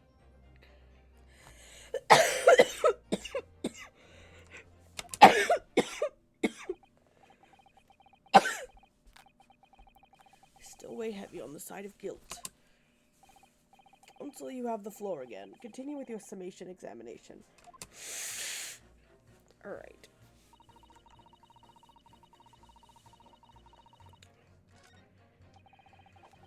Stuck the chap next to him like this, I must say, absolutely brazen. I've simply typed and collated all the statements. Scoundrel stabbing that poor man on the floor. I think it's these 2. Objection. These 2 statements are completely contradictory. Explain, counsel. Oh, dearie me. I was only knitting a jumper for my other half. What is all this claptrap? What does contradictory even mean, I ask you? This man's voice changes every time I do it. We've heard from more than one witness that they allegedly saw the actual moment when the defendant stabbed the victim. Now, out of curiosity, juror number 3. Can't you see I'm busy here? How would you say the defendant stabbed the victim? What sort of motion was it? Would it test me, do you?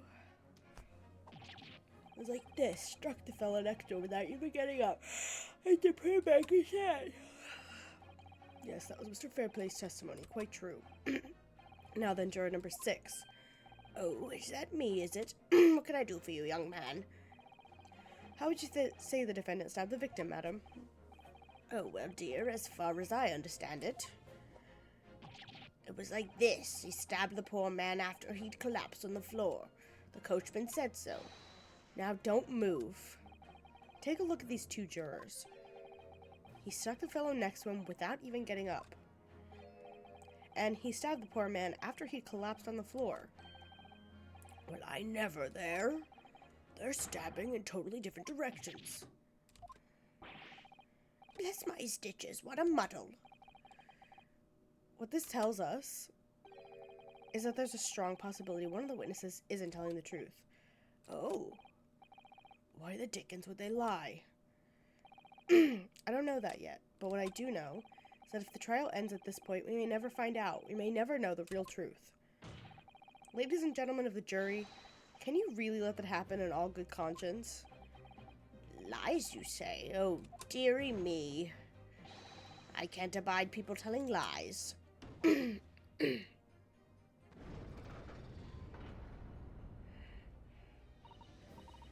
Scales! I don't believe it.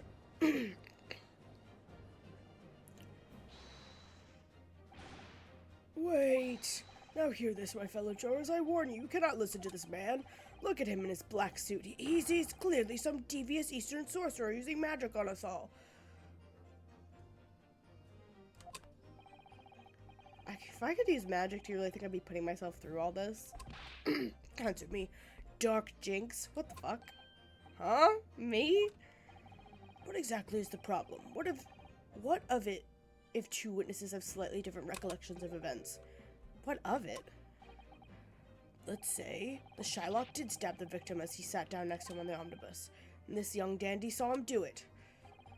And now let's say the victim collapsed on the floor, and then the Shylock stabbed him again, and this old lady saw him do it. Well, what's to say it didn't happen like that, What are you calling dandy, sir? Why, I should take this knife to you. What are you calling old? Why, I should take this needle to you.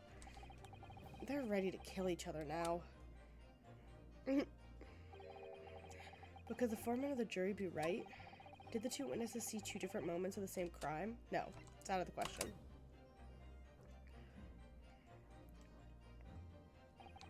Unfortunately, Mr. Foreman, because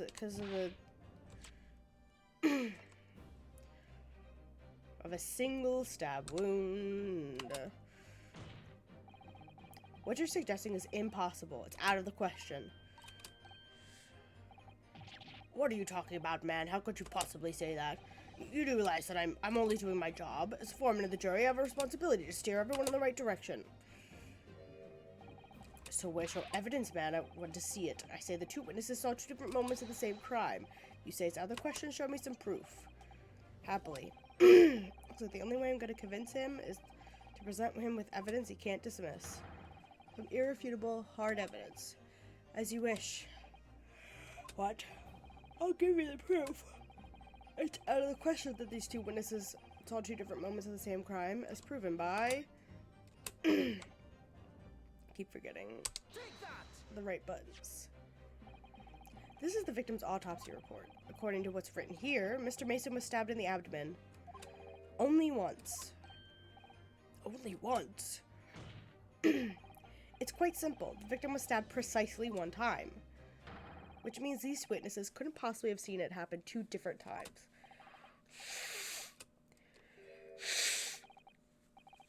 Alright, I concede defeat.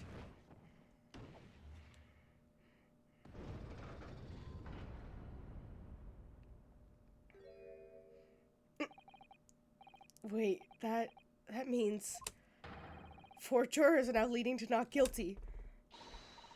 We've done it, Mr. Naruhodo. We've won!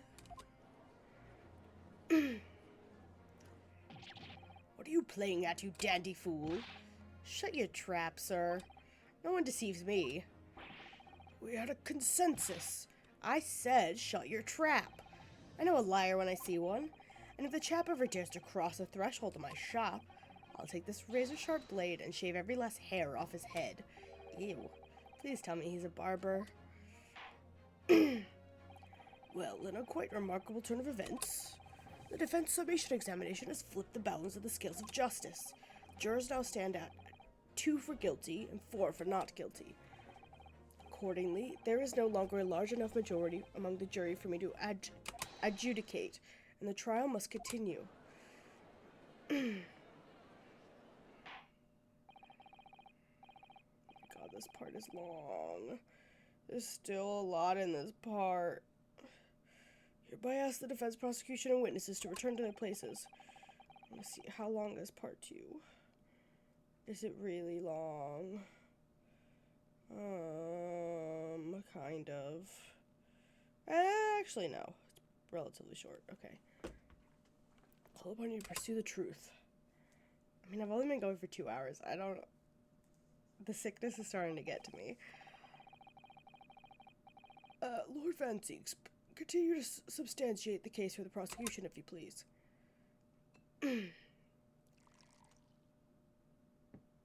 He said, I need to get drunk, because I can't believe that just happened.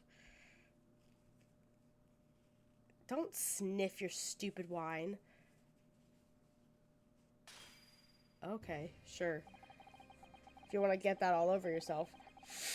Having savored the rich aroma of the carmine contents of this hallowed chalice, it may seem crass to crush it to dust. Pray forgive the discourtesy. Lord Van Zeeks. Wrong voice. Is it cold in here, or is it just me? As your antiquated tome no doubt says, the prosecution may not speak during the summation examination. So I ordered a deathly silence and listened to the charade. It seems I overestimated the intelligence of the jury. Rude. Well, no matter. There is nothing so hard to prove as a self-evident truth, it would seem. No, and why else would we grace the courtroom with our presence after all? So, let us proceed to the next round of battle. Oh. Drop the cape.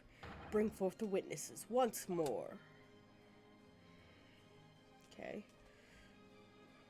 Please let that man go get warm. He's so cold. He's just a cold old man. Witnesses, I trust you heard the summation examination we have just had to endure. Yes, sir, I did, sir. Of course I heard it. Yes, sir, I heard it. You, sir, on the end, the coachman, I believe it's Beppo. Yes, sir, my lord, sir. If it transpires that your previous testimony, you were attempting to veil the presence of a 5th passenger in your omnibus, you will be found guilty of perjury. You are advised to bear that in mind, sir. Oh no, oh mio Dio, Then, witness, I hereby call you to testify before the court again. You will explain the various misgivings brought to our attention by the defense's summation examination. I need to blow my nose again. Excuse me.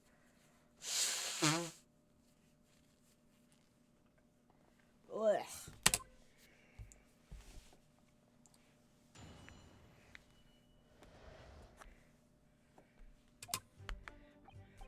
I only carried 4 passengers that night, I swear it, but Well, I, for one, was told I had to pay 5 pence for the bus. He fiddled us on the fare, did he? And then I saw that blood-curdling sight as well. It's all too much. Okay. I need to do math in my head.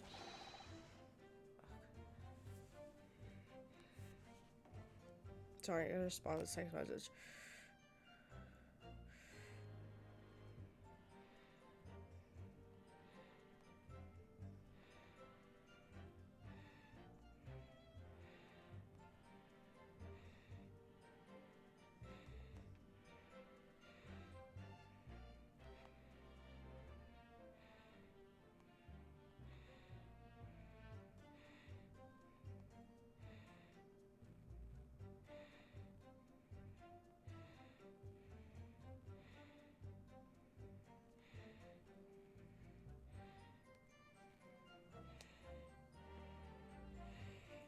Okay. I tell you, I saw McGilded stabbing that man. Everything I said before stands. Oh, yes, he stabbed him. Yes, he did. I think so, yes. You think so?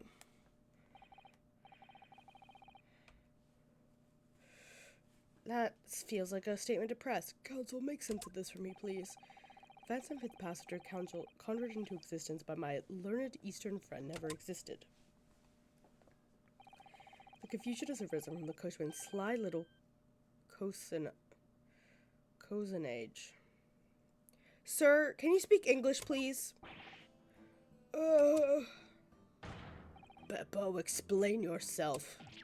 I'm terribly sorry, Guildmaster. The guild's fare is 4 pence across the board. You know that. Am I to understand that you've been overcharging our passengers by a penny a fare? It's so cold, and the last run of the day is always half empty. You've been dishonest, coachman. I'm sorry. You're a disgrace, Beppo, a disgrace. And your selfish actions have brought dishonor on the entire guild. I may say, sir, I had to pay 10 pence on the bus just last week. What? 4 passengers at 5 pence each is, yes, 20 pence. I've done the arithmetic 10 times already, but I can't make the result come out differently. No, that figures.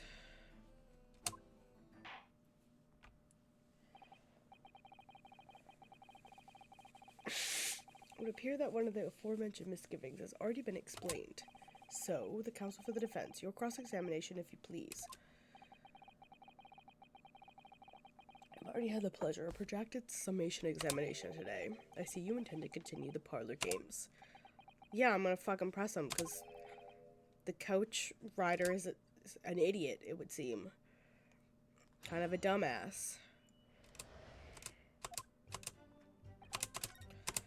I would like the last statement, please. Earlier, you testified that you saw the moment when the defendant allegedly stabbed the victim, didn't you? Oh, yes, that's right. You said the victim was on the floor and described the assailant holding the knife in an ice pick grip. I suppose I might have, just put the cart before the horse, maybe. What's this? Well, I'm quite sure about most of it. Driving the horses when I heard a scream from the seats on the roof deck. Oh, I expect that was me, sir. When I turned around, yes, I saw it through the skylight. The gentleman was on the floor, the knife was sticking out of his midriff. How did he see it through the skylight? How? He had to lean over the benches.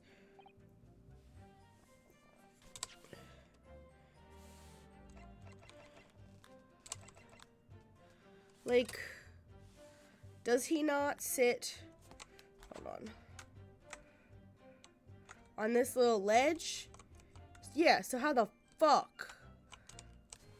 I call bullshit. So in short, you didn't see the moment when the victim was actually stabbed at all.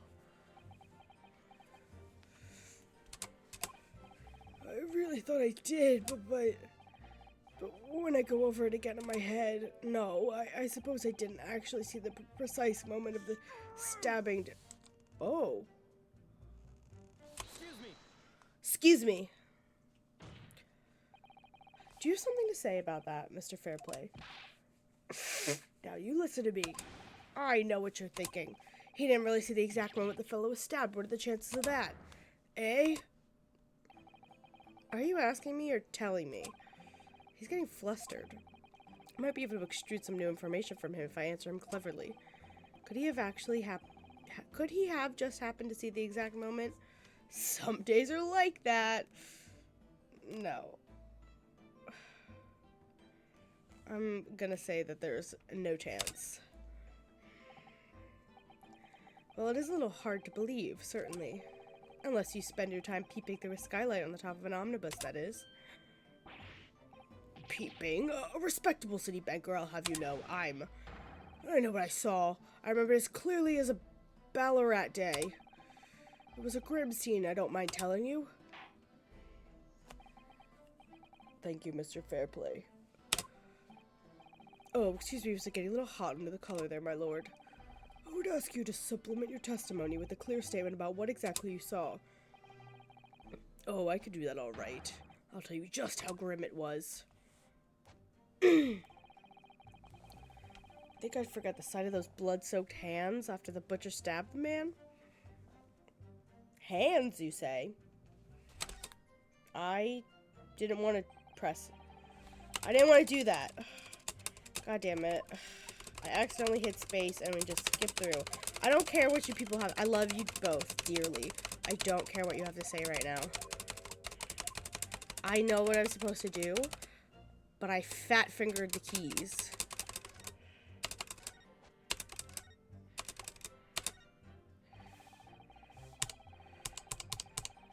I would like to present. My God, there's so many ads playing. That's not what I wanted. I would like to present. Blood-soaked hands? Well, I admit that soap might be laying in a little thick, but anyway, there was definitely blood all over them. Both of them were covered in it. Well, I'm very sorry to disagree, Mr. Fairplay, but that's more than a little peculiar. What? Here are the gloves worn by the defendant, Mr. McGilded, on the night in question. Oh, yes, right. And there certainly does appear to be a sizable dark-colored stain there, but, as I'm sure you can clearly see, it's only on the right-hand glove. That's probably not good for your teeth, my man. In short, Mr. Fairplay, your testimony is inconsistent. But no, that can't be right. You're a liar here, then. That's right, you were quite clear about it. You heard it with both hands.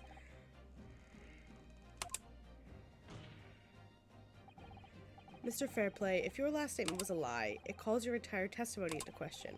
You say you saw the moment the victim was stabbed. Is it really the truth? Well, Objection! it was a simple mistake. You can't justify accusing this man of lying. Yes, it wasn't both hands, it was only one. But the fact remains. Ugh. Everybody, crack your back, stretch. Victim's blood was on the accused. Objection! He's got a cute little objection. No, Mr. Fairplay categorically stated that he saw blood all over both hands, which means there's a strong possibility that this witness was deliberately trying to mislead the court. Why? I'm a city banker, for pit's sake. My word should be the gold standard. I'm a gentleman, not some gutter snipe. Upstanding members of society don't prevaricate. I hate all these people. I hate them. I hate them and their stupid words. It's claiming to have no reason to lie, but is that really the case? Mr. Naruhodo, if we had some evidence to explain why Mr. Fairplay might be lying, it could turn the tide in this trial completely. I imagine I have evidence. Do I know what that is right now? No, but... My lord... Yes, counsel? The defense is ready for that evidence. By Jove, are you sure? Yes, evidence that will clearly demonstrate why Mr. Fairplay had reason to lie in his testimony. Very well. Hereby call on the defense to present its evidence. Demonstrates a motive for the witness's alleged deception of the court.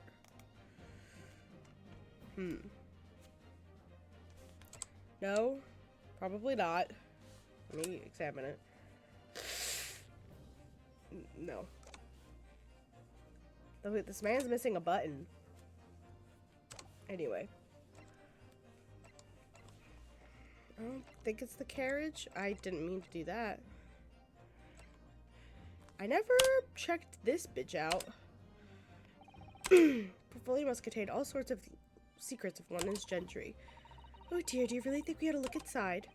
Well, it's not as though we know any of London's gentry personally, is it? Apart from our great detective friend, perhaps. Actually, I wonder. I assure you we will not find Mr. Sholmes' name inside. Well, let's see what we find.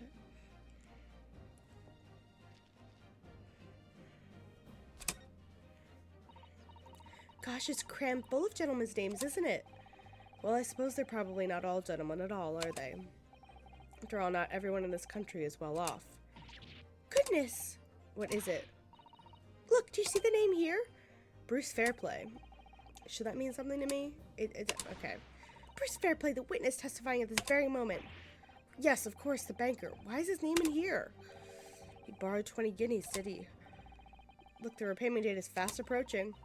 It's possible that this is just a coincidence, of course, but this could be very useful information. Okay.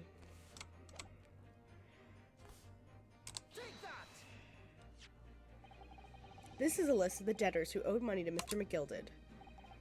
Yes, a list of innocent victims crippled by the accused's extortion. The point is, among the names of the debtors is your name. Mr. Bruce Fairplay? What? Mr. Fairplay, are you currently indebted financially to the accused? No, well, it's barely worth being called a debt. According to this ledger, you owe 20 guineas. Not an inconsiderable sum of money, wouldn't you say? Well, what of it? Let's suppose Mr. McGilded were to be found guilty of murder. What will become of your debt in that case? These documents state the loan agreement is forged between two individual parties. Therefore, were the creditor, the defendant here, to be sentenced to a capital punishment, all outstanding debts which were owed to him would be annulled. They would cease to exist. Cease to exist? Mr. Fairplay, is it not the case that you claimed in your testimony to have seen something you never in fact saw? In a devious attempt to annul your debt of 20 guineas to the defendant.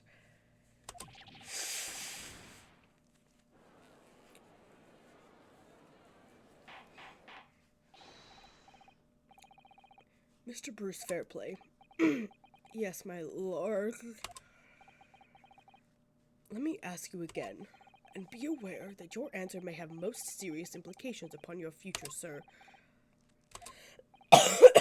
Did you or did you not see the precise moment in time in which the defendant is alleged to have thrust a knife into the victim?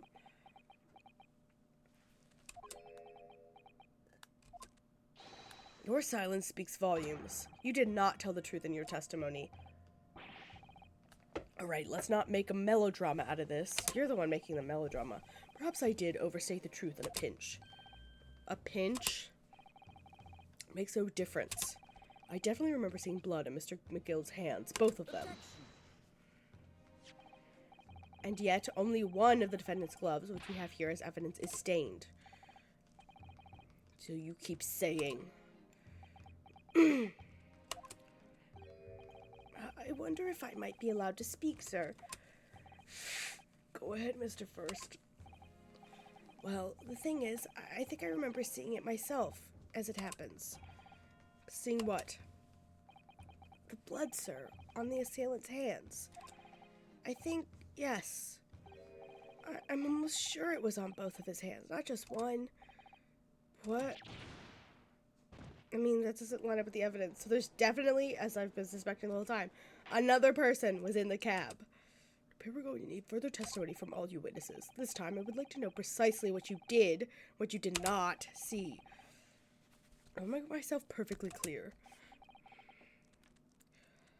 Yes. Mr. Naruhodo, this is good news. The course of the trial seems to have shifted slightly at last. Yes. I might finally have a chance to turn things around here.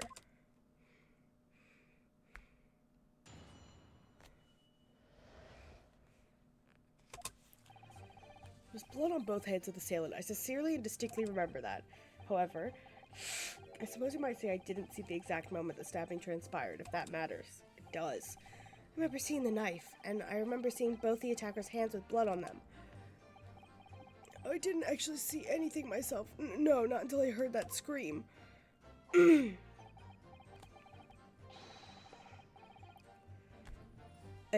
Anyway, the fact remains that there can't have been anyone else inside that carriage, or we would have all seen. Well, okay, but what if Magoobers, like, his feet were up on the seat? Because he was sleeping. So if his feet were up on the seat, you wouldn't have seen his feet, like he was lounging, because he was an asshole. Lo and behold, in truth of fact, and he was short, so he could have fit. That's my guess. Not one of you was witness to the crucial moment the crime was perpetrated. Apologize, my lord, but honestly, there was no one else inside that carriage, and the man's hands were covered in blood. How much incriminating evidence is tantamount to saying we saw the man do it? Really not what testimony's about. Let us examine the interior of the omnibus once more. The victim's fresh blood is clearly visible on the seat, corroborating the witness's account. In other words, there's no substantial nor significant change in the fact of the case. Very well. Your cross-examination, please, counsel. Yes, my lord. I'm just gonna press from the beginning because I didn't hear anything in particular. No, the evidence tells us otherwise. We have the gloves the defendant was wearing in the night in question in the court record. Well aware of that, sir, but nevertheless, I know what I saw and I stand by it. The man had blood on both his hands. He's defiant, even in the face of hard evidence.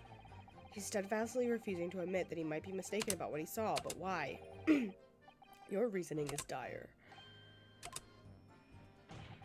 One hand or two, the salient point remains unchanged. The minutes after the grim crime, the victim's blood dripped guilty from the accused's fingers.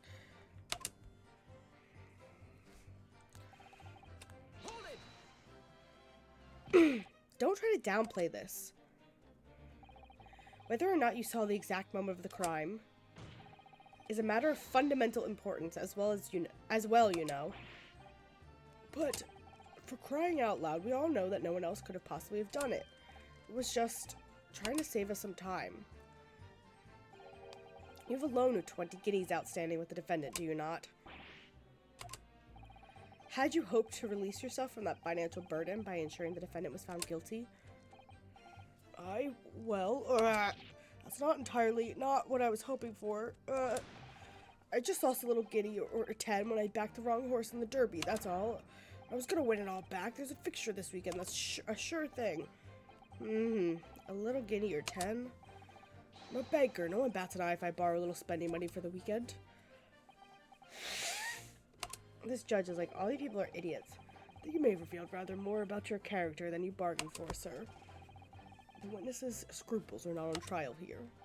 Well, yeah, they kind of are if he's going to be a good witness. Is that really how it's supposed to work?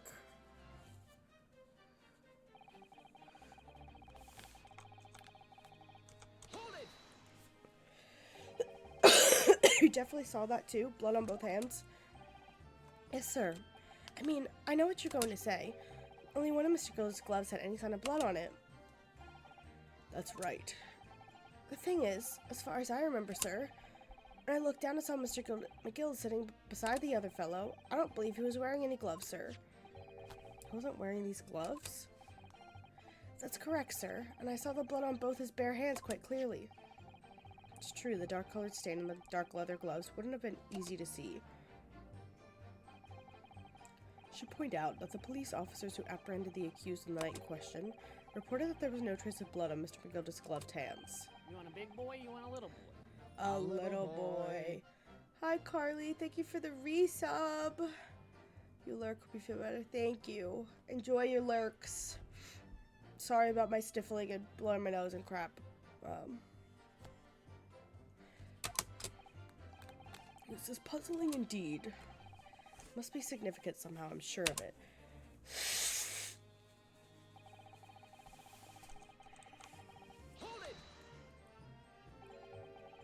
Didn't see anything. Oh, yes, sir. That is to say, no, I didn't, sir. Very sorry about what I said before, sir. Very sorry, yes. Very wrong of me to make up stories when I say I saw him stab the man. Wouldn't you agree, sir? I know what you're insinuating, but I certainly wasn't making up stories. Still, to say you saw nothing isn't right either, is it? No, sir, I saw nothing at all. Mr. Beppo, you were driving your horses. At the very least, you must have enjoyed a good view of London streets, no? Ryanosuke, what are you getting at? Oh, please. You didn't even see that? It was so cold that night, you see, all I could do was keep from passing out, sir. My head was fairly frozen solid. Sorry to say, sir. It would seem prudent to avoid traveling on the last omnibus service in London's cold winter nights. Beppo!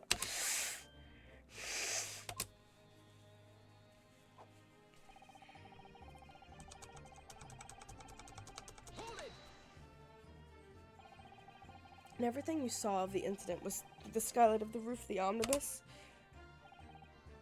That's right, it was fiercely cold. Oh my god.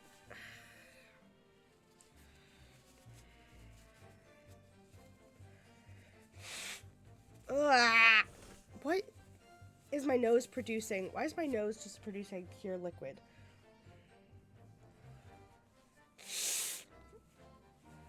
I had one of those WebMD moments where I was looking it up and it was like, it could be cerebrospinal fluid. And I was like, no, it's definitely not. No way. Good thing is that can only happen when you have a head injury, and I did not have a head injury, so. It was fiercely cold that night, but the glass wasn't frosted over. Oh yes, I remember I was shivering. It was so bitter. Which rather begs the question why the pair of you were sitting on the roof deck in the first place. I don't know about this young fella, but I couldn't enter the cabin. Oh, why not? It was locked from the inside. I tried knocking, but no one opened the door. It was locked? That's right. It's a public bus service, for pity's sake. That's not what I call fair play. You said exactly the same experience. I tried knocking, but the gent inside just gestured at me to clear off.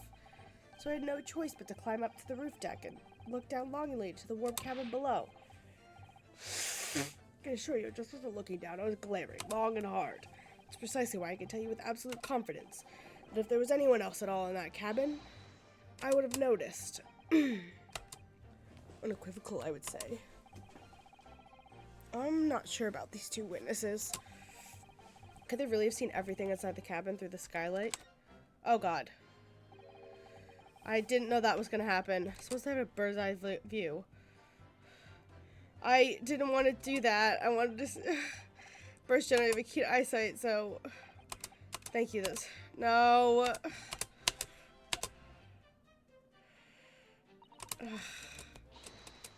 It's significant. There's something I gotta click through.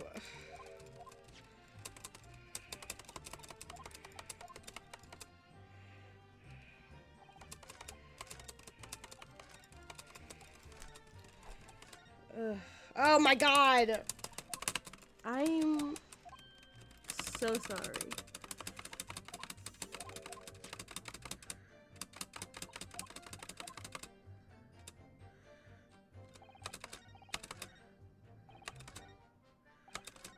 This one.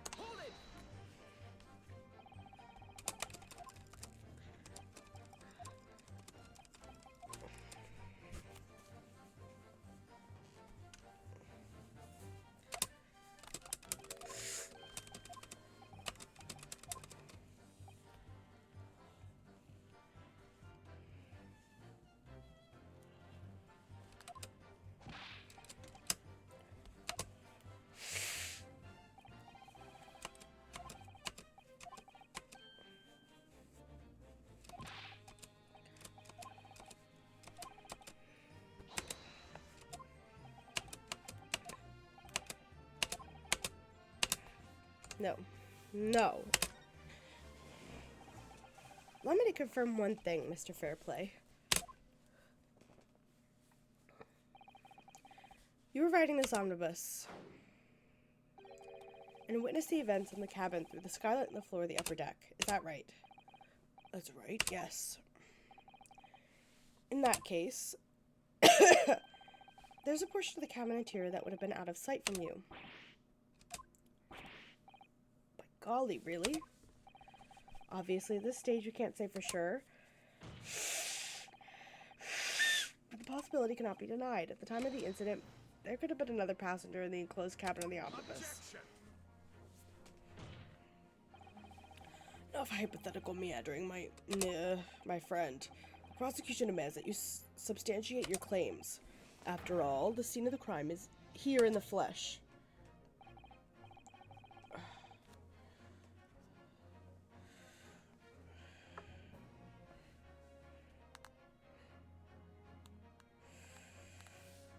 uphold the prosecution's demand. You'll identify the area. Where exactly? Fucking over here. Because they could see this way, but they can't see that way. Both rows of seats on the roof face in the direction of travel, whereas the seats in the enclosed cabin face each other, which means the visible part of the cabin, which passengers on the roof deck can see through the skylight, is as I've drawn here. That's right, my lord. As you can see, the seat opposite the one on which the victim and his attacker were sitting is obscured from view.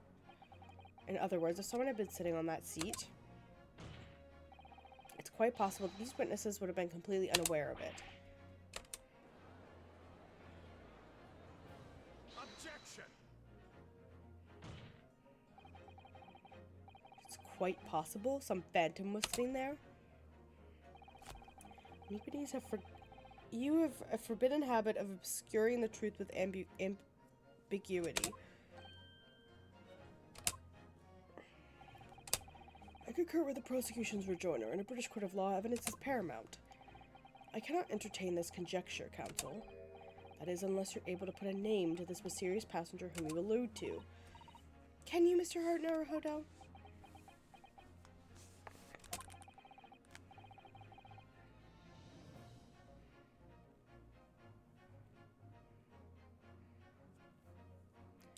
I honestly don't know who it could have been. Who could have been in the other seat, which was out of sight from the witnesses on the roof deck? Oh, I did it again. I understand, my lord. The defense would like to put forward a name. You are a fool. That response was a desperate attempt by a man who has no notion of his own limitations. A toast to hard lessons not yet learnt. Not to delay. The defense is still to name the passenger in the other seat. This would be the chance I've been waiting to turn the trial in my favor. On that night,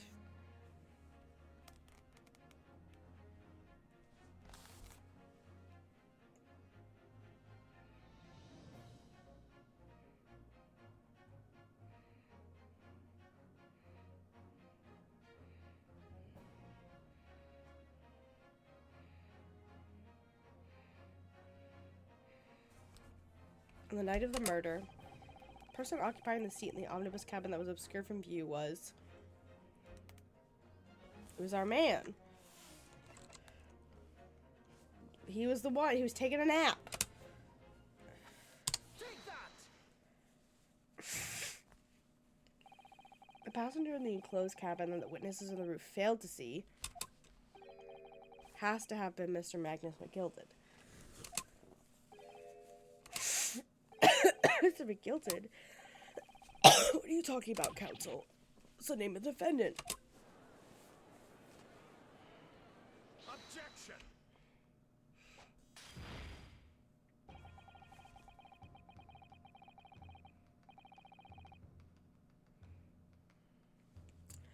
If I desecrate this chamber by smashing my hollow chalice, I do forgive the discourtesy. Lord Van Zeeks. People talk of those tiny island nations in the Far East as having a learning and culture of their own. I don't like where this is going, but I see they use the term ill-advisedly. What are you trying to say?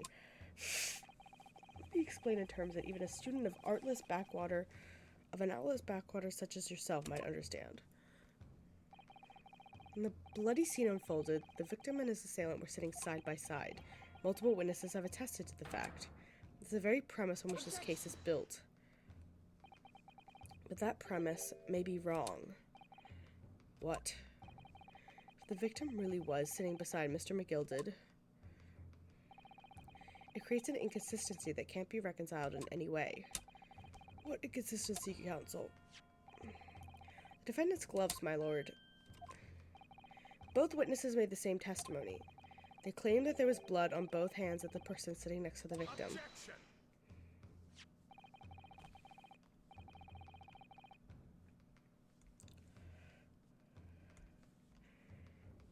Yet we know the truth to be otherwise. Only one glove bears the gory remains.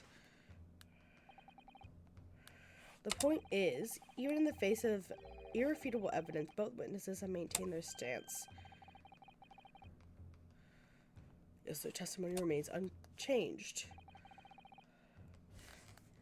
Exactly. They both adamantly swear.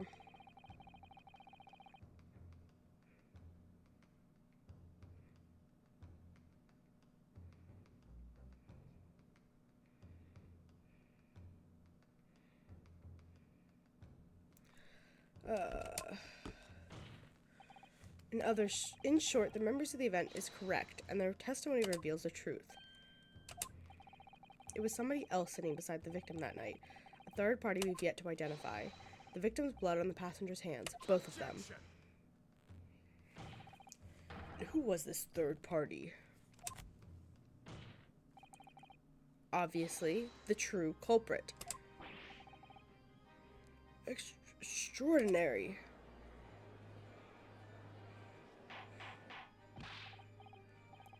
What exactly are you postulating? The defense's postulation is just that, nothing more than conjecture. The witnesses have clearly stated they saw the accused.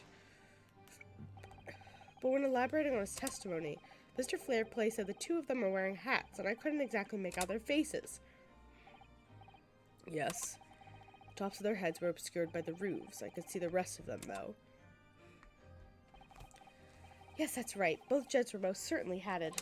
Hatters do tend to notice such things, sir. What particular style of hats do the two gentlemen sport, Mr. First?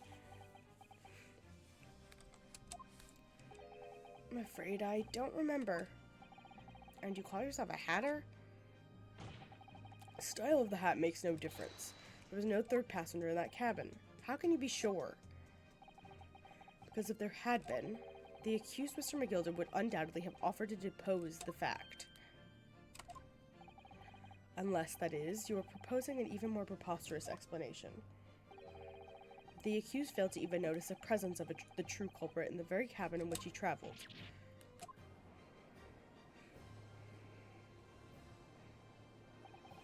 He's right.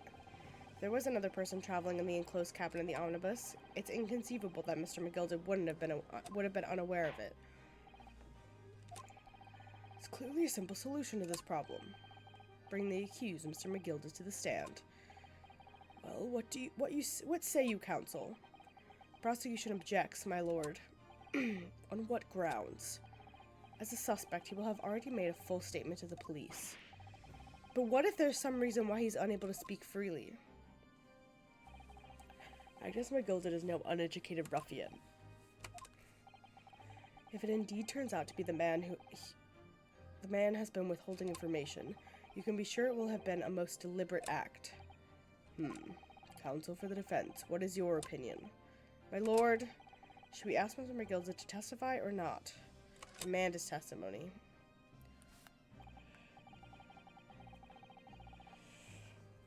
Yes, we need to hear what he has to say in order to find out the truth. The defense would like to call Mr. McGilder to the stand. In that case, I would like to hear the opinion of the jury. Yes, I need a little time to consider this. Casby, I think we should hear what Mr. McGilder has to say. Get the man out here, I say. It'd be utterly illogical not to hear his testimony. When something needs doing, get it done. That's how I run things at the guild. Hearing what the patron of my favorite little park has to say. Oh yes, that would be lovely. Yes, the jury says the man must be heard. Very well. The court will hear the defendant's testimony. Bailiff showed the defendant to the stand at once.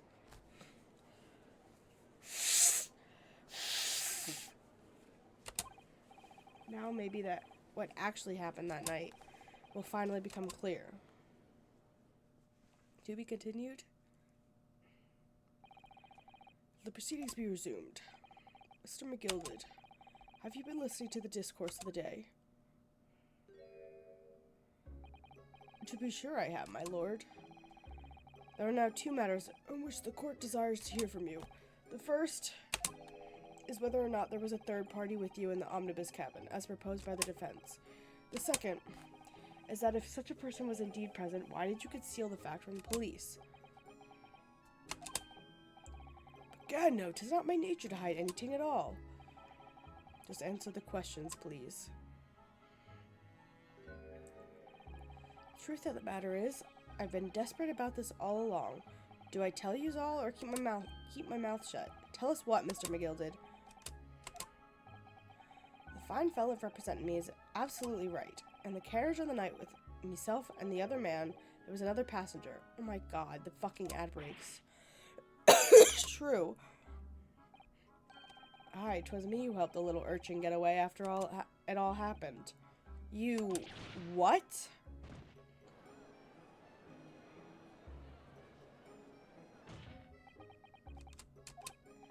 No, Magnus McGilded, that convenient excuse can't save you now.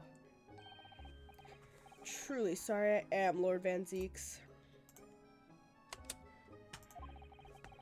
I'm sure you'll be wanting to know why I said nothing when I was taken in by the police. I do be having a very good reason, I assure you. Which was? Well, the little child was just in the wrong place at the wrong time, and not in any way involved, you see. What?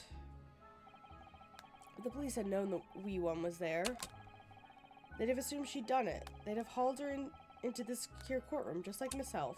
I was only trying to spare her that. Young hearts and young minds are easily damaged, my lord. And who was this young child of whom you speak? That I don't know. You don't know? Alright, well, the wee ting just happened to be in the carriage that night. I never saw her before or since. We have absolutely no reason to believe this man. The prosecution called for the witness statements to be disregarded by the court. You know, I wouldn't be surprised. The urchin isn't here in this courtroom as we speak, listening to the proceedings. Oh.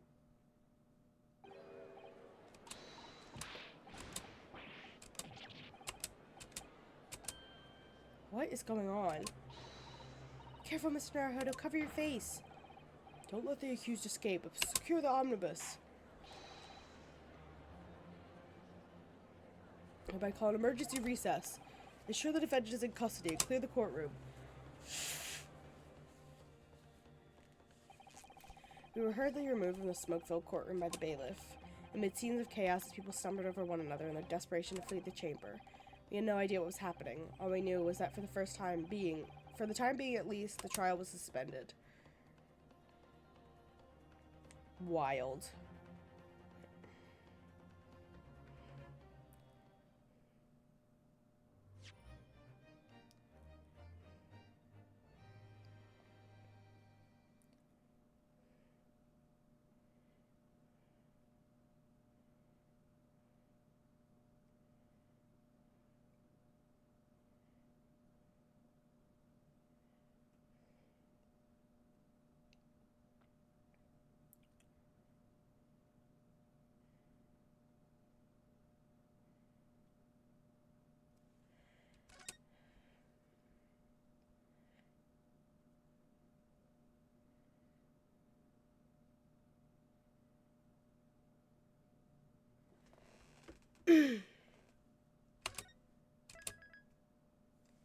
Alright, let's finish this shit.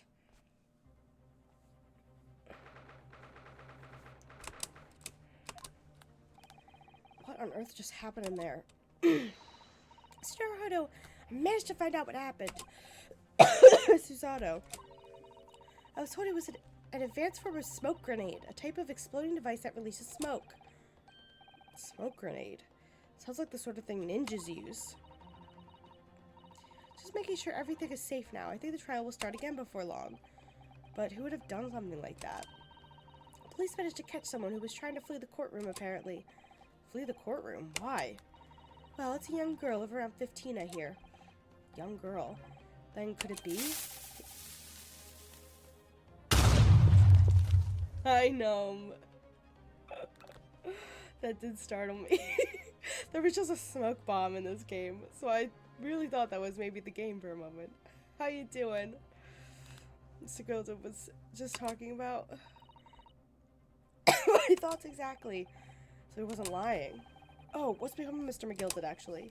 There's so many things I need to ask him about, but he's not here. I think he was summoned to the prosecutor's antechamber to answer questions, along with the young girl. Who is she, I wonder? What was she even doing here at the trial? She was taking a huge risk, and for what possible benefit to herself? It's another matter that's troubling me. What's that? Why is the prosecutor allowed to talk to my client without me? The 20 pence. Oh, according to the coachman, Mr. Beppo, he took 4 passengers that night at a fare of 5 pence each. That comes to a total of 20 pence exactly.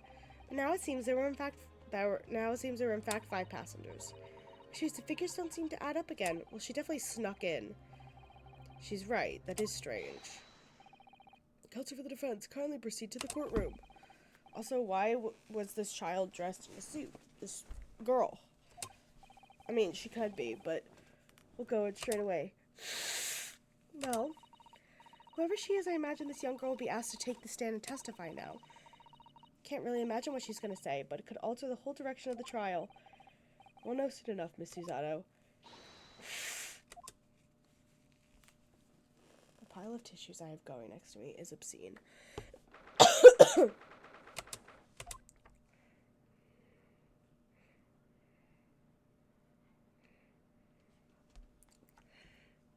Oh, hi. There's a young girl next to Mr. McGilded, look. She must have been the one who caused the disturbance before.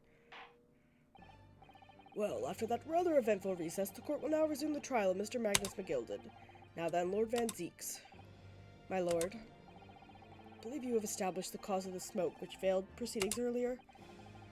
Seems to have been an advanced form of smoke grenade in the army. Good gracious, the army? What in the devil's name? It was an elaborate attempt by a young girl to cloak her escape from the public gallery, but she was caught, and now occupies the stand. Your name, girl? Are you responsible for the smoke grenade which induced such pandemonium here in my courtroom? What is the meaning of this deplorable behavior? If I may, my lord. Yes, Mr. McGilded? I think perhaps I ought to explain here why it is that this wee lass is here in the first place, and why she tried to bolt like that. 'Tis all tied up with the events of that night, so it is. Very well, Mr. McGilded, give your testimony. You will explain to the court exactly how this young woman is involved in the case. Just what did happen that night? Not like a defense lawyer needs that information or anything. He's so sassy and I love him. Like sarcastic. On the night in question, I took the back seat in the omnibus and promptly nodded off. Then, begorra, a loud thud and a wee scream woke me with a fair start. There was a fella collapsed on the floor at my feet, so I sat him up in the seat across from me. Then I turned to find out where that scream had come from. And bless my soul, what did I find? There was a child in there, all curled up in a ball, hiding her wee self away.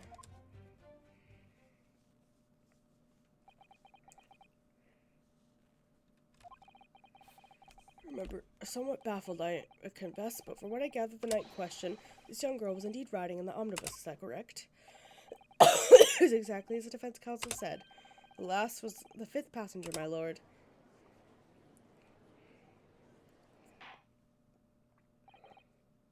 Very well. The defense may now cross-examine the witness. Are you ready, counsel? Yes, my lord. Or rather, no. I have no idea where to start. I don't know, I'm just gonna press everything.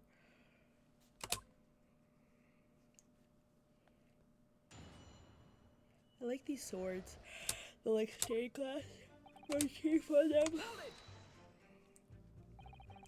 And when you first got into the omnibus, were there any other passengers already on board?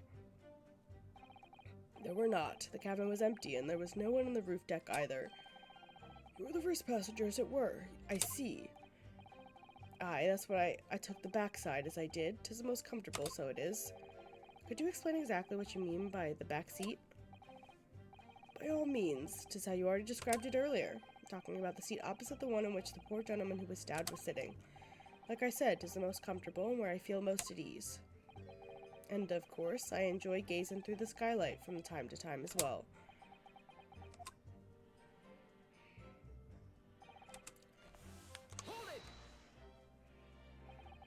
A loud thud, you say, and a scream?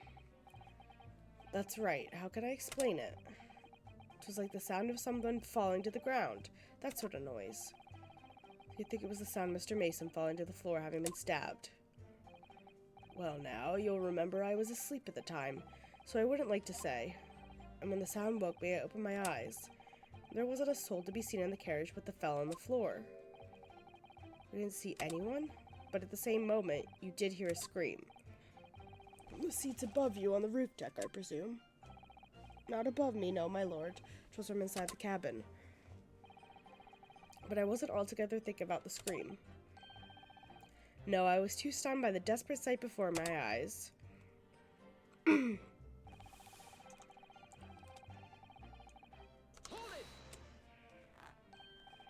sat him up? The victim, you mean?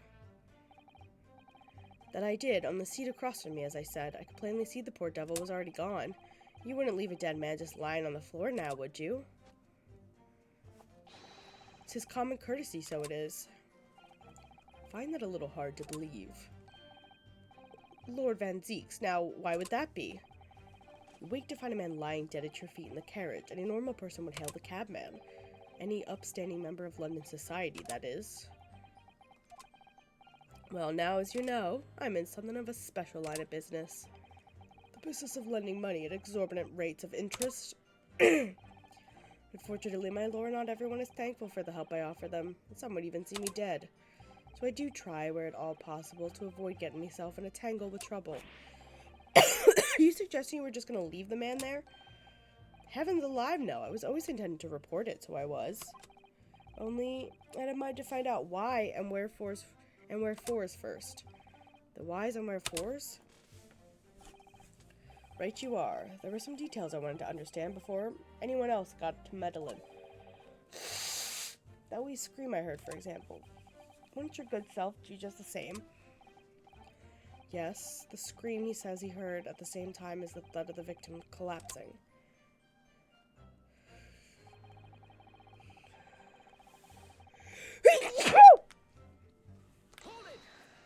I'm gonna sneeze a lot. I'm afraid I don't understand. I'm sure you told the court that there was no one else in the carriage except yourself and the victim. So I did. So, sir, I did, as far as I could see, that is. What do you mean by that? Well, now 'tis a queer thing. The wee scream I heard as I woke up came from, if you'll excuse the vulgar expression, under me backside. Sorry. Good gracious. Under your backside. When I looked at the seat on which I'd been sitting, I found there was a wee cubbyhole for storage. Mr. Naruhodo, we can examine the omnibus ourselves, remember? Sure. Let's do that. I remember searching the seat.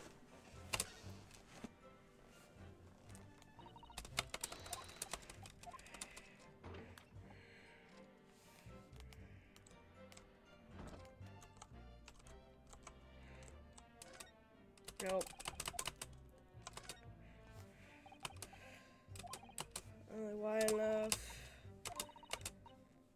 Possible to climb the roof deck, so have to be seated.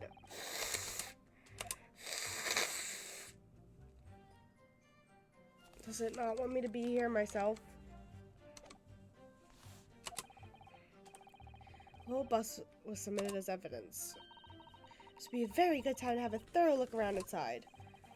Yeah, I just did.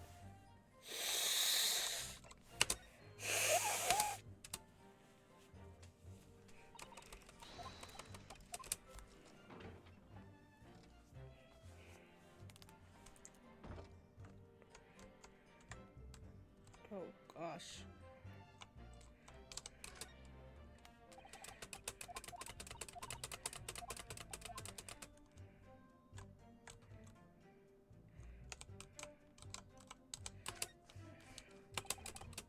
It's a handle, it seems. There we go.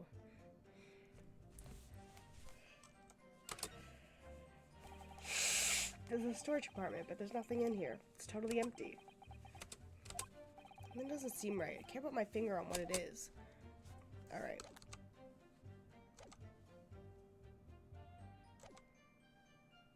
That's when I found her. All caught up in a ball, hiding her wee self away. Okay.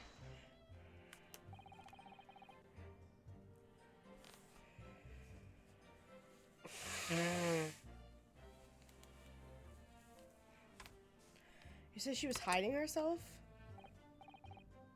That's right. It was hard to see in the dim lamplight, but she was all curled up in a wee ball. When our eyes met, well, my heart nearly stopped beating in my chest. Still, and all, I pulled her out from under there and sat her on the seat opposite so we could have a wee chinwag with her. Seat opposite?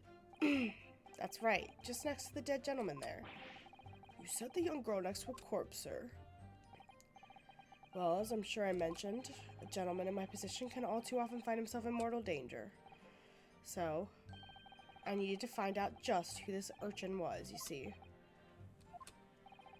And while I was in the middle of talking with her, I heard another scream, a fellow's voice this time. Certainly that scream was Mr. First, who was sitting on the roof deck seats. Right you are again, I would say, sir. Look down through the skylight. Looking through the skylight, you must have seen the young girl and gentleman with a knife in his belly. In other words, the previous witness did not, in fact, see you at all, Mr. McGilded. What they believed to be yourself and the victim was, in fact, this girl and the late Mr. Mason? Aye, my lord. I was, as I think everyone understands now, sat in the back of the carriage out of sight.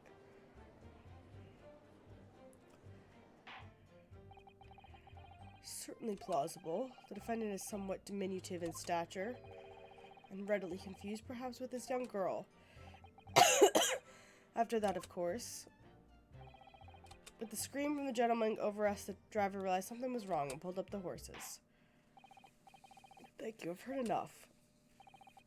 The events as explained are clear in my mind. However, at least one conundrum remains. Who is the girl? Her name is Gina Lestrade, my lord. Lestrade. She's a chancer, earns her crust among large crowds, relieving people of their purses. What's commonly called a pickpocket. This girl here, a petty thief.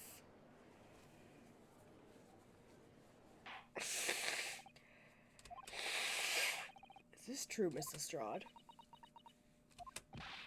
Miss Lestrade, you will answer the question. Oh, Jesus Christ. Who let this little girl have a gun? How dare you? What is the meaning of this?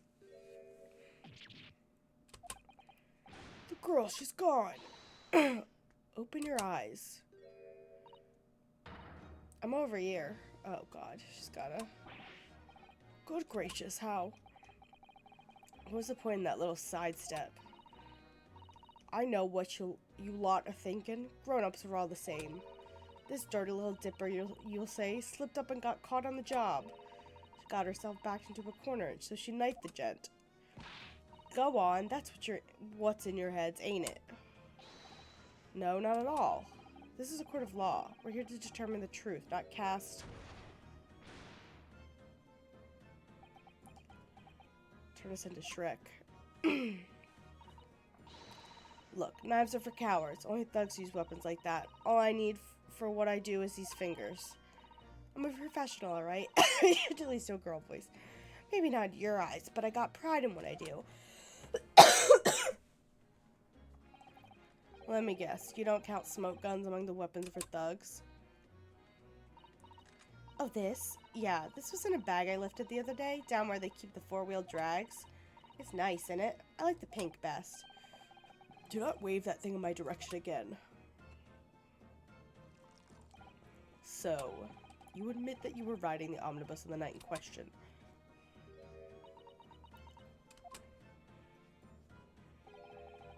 "'Tis all right, lass. You can tell him the truth now." All right, yeah. It's just like the Irishman said. The court accepts this girl, Miss Gina Lestrade, as a valid and significant witness of this case. Accordingly, young lady, we will now hear your testimony, if you please.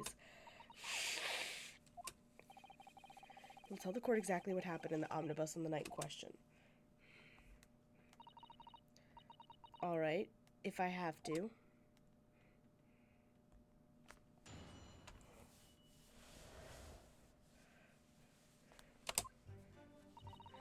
So I stuck inside the carriage before they looked up the horses, just like always.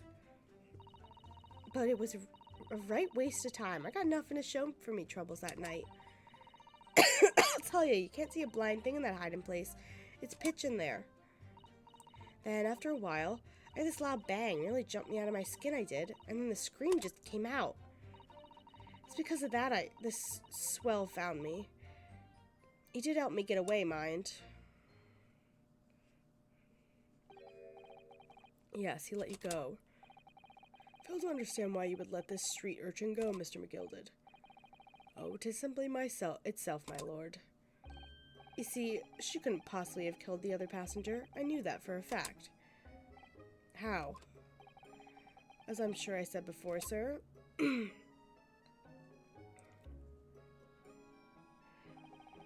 was sitting right on top of the place where she was hiding herself. I think a demonstration is called for. This is where I sat that night. The cubbyhole of which you've spoken is underneath the seat, I presume.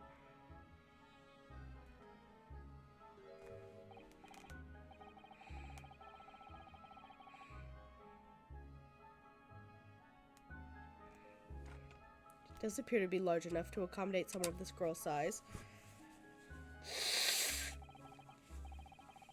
Of course, the wee lass was stuck in there, because I'd parked myself on the seat for the duration. So you see, that's why I let the lass bolt. I knew that if the police found her there, they'd automatically assume she'd done it. But I couldn't live with myself if a young life was ruined when all the time I knew she was innocent. Even though you might have realized your own actions would result in your own innocence being called into question. Not at all, my lord, not at all. I knew in my own heart that I was innocent. So I thought it was worth taking a punt in my own good name for the sake of the less fortunate lass. My goodness, what a perfect gentleman. My lord, this fine example of a man cannot possibly be guilty of a heinous crime like this. I'm ashamed of myself for ever doubting you, sir.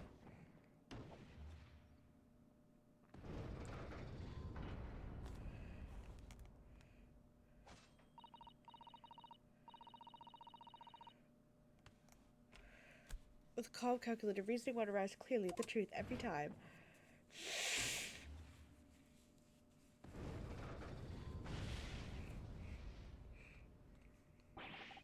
Saints alive! All 6 members of the jury consensual in the leaning to a not guilty, whatever.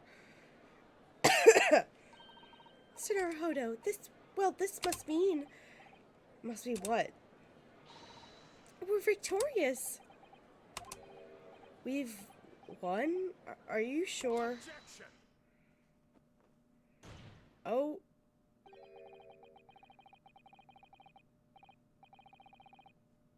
Sir? If the sight of my iron-hilled Wellington offends, pray do forgive the discourtesy. Why? This really is a consummate example of the one monumental flaw in British judicial practices. Where evidence of reasoning should be paramount, emotion rules the day. Emotion? The witness's last statement gives us a clear insight into his true nature. What do you mean, his true nature? Do you really think Scotland Yard would have made such a glaring omission? After the incident, the omnibus was comprehensively searched by officers of the police. Obviously, the interior of this cubbyhole, as the witness put it, was included in their investigation. The compartment under the posterior seat was full of the coachman's belongings. It's noted in black and white here in the police report. The evidence has been tampered with. In order to corroborate Mr. Gilded's story, someone has unlawfully removed everything from under the seat.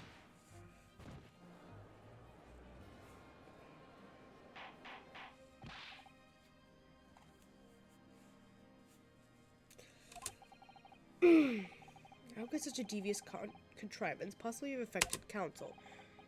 Naturally, you must acknowledge deficiencies of the constabulary in allowing this to have happened. What the hell? However, I assure you the omnibus was wheeled into the courtroom this morning. The compartment under the seat was not empty. Well, my Japanese friend, I'm just gonna say Japanese, I can't. When the carriage was submitted as evidence, doubtless you examined it in fine detail, as would any self-respecting practitioner of the law. Pray, what did you find the condition of the undersea compartment to be?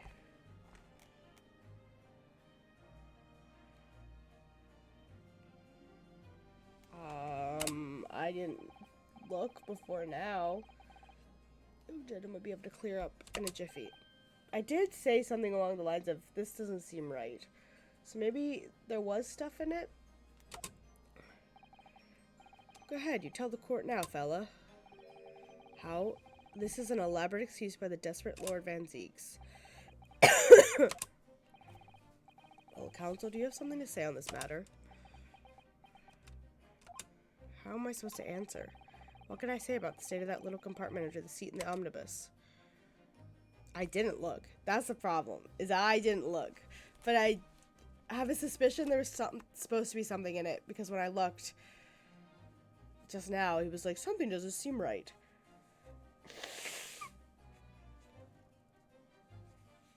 So, I'm gonna...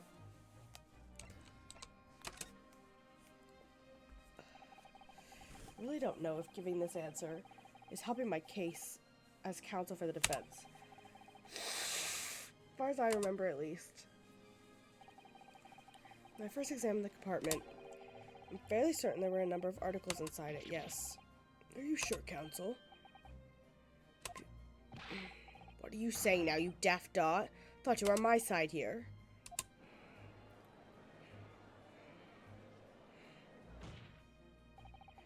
What game are you playing? Your task is to defend the man in the stand. Yeah, but I'm not gonna lie. Why would you say something to compromise his position?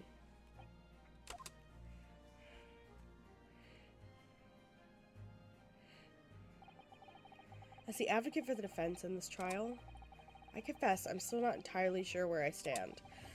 It seems to me that I should state what facts I do know as clearly and honestly as possible. Interesting. Not altogether pleasing, fella. I'm simply telling the truth, Mr. McGilded. Don't forget you're supposed to be representing my best interest here, lad. Now then. Fella's memory is a curious thing, not altogether reliable. No, the courts must consider the facts. That the cubbyhole under the seat is as empty as the devil's heart, so it is. Do you think perhaps it would be in your best interest now to admit you might have been mistaken? Why? Why do I feel like something's not right here?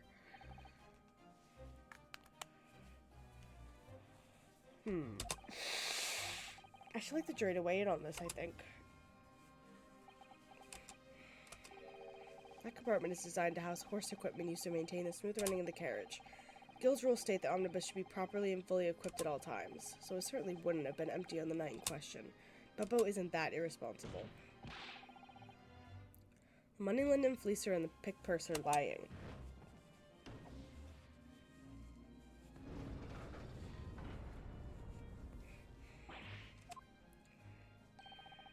Can't believe I was nearly taken in. Stinkin' rich are always stinkers. Nothing but cowards, a lot of them. What? Oh no. It's a trick. Of course it's a trick.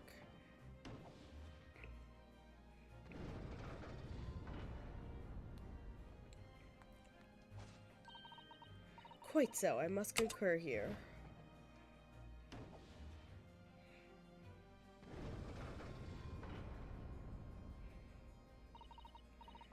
Calm, calculated reasoning. One arrives clearly at the truth every time.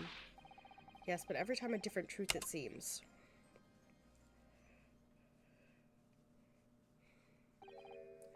My lord, I humbly exhibit the scales of justice. Clearly, a verdict of not guilty at this time would be wholly inappropriate. Thank you, counsel. But before we proceed any further, there is the matter of the outstanding cross-examination. Excuse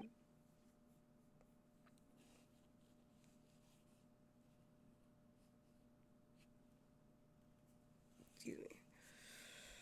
I'm questioning.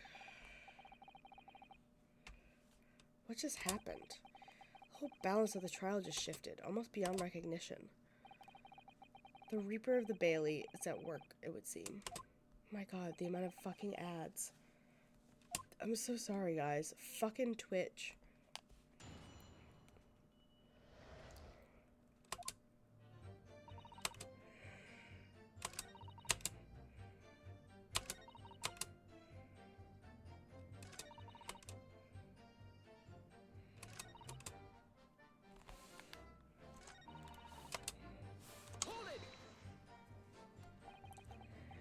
When you say a loud bang, do you mean the noise of someone falling to the floor?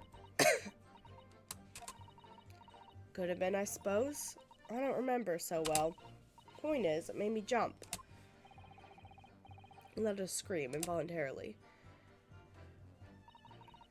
That's right. When I feel the cushion over me, I get lighter all of a sudden. Presumably when the defendant got up in order to help the victim, yes? Or not. Could equally have been the moment the accused stood in order to stab his victim, could it not? Well, girl, did you see what happened at that crucial moment? Yeah, I saw it. Pushed up the cushion and had a quick butcher's. Well, I had the chance, didn't I? Irishman was sitting up the bloke who had fallen over in the seat opposite. That matches Mr. Gildes' account, of course. But then the fella suddenly turns around and looks right at me. I sunk back down again, but it was too late by then. Should have never risked looking.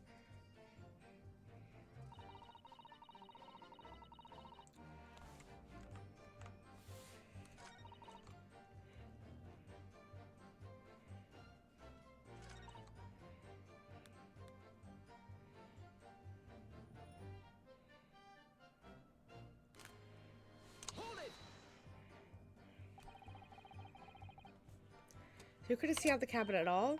Not a jot. Most days I push the cushion up with me head, look out the crack. Like I'd have a butcher's at who I'm gonna fiddle. Thought you were a pickpocket, not a butcher. I mean, I could have a look. Seat I get under ain't as plush as the other one, see?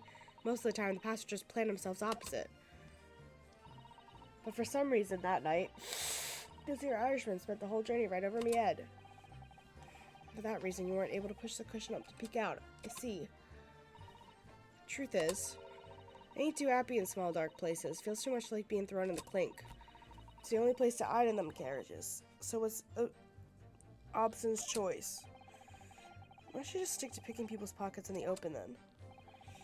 I say there's some reason she's not letting on, judging from her demeanor. Anyway, I was a bit scared, but I just stick it out under there. Nothing else for it.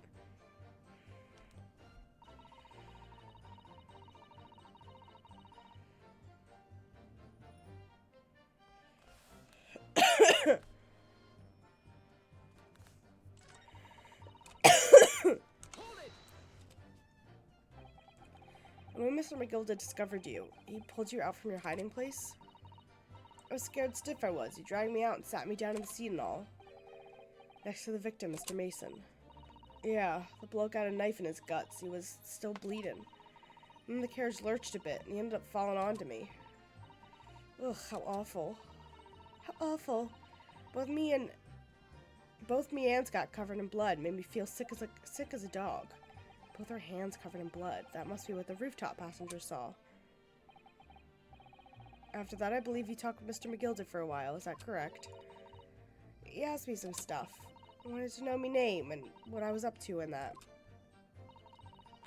Then here's something from above. Someone screamed. Yes, Mr. First of the roof deck, one would presume. Well, I didn't want no one seeing me face, so I didn't look up. Then the horses were drawn up smartin'. And this here Irishman says to me, "Get back under the seat. I'll see that you can get away later."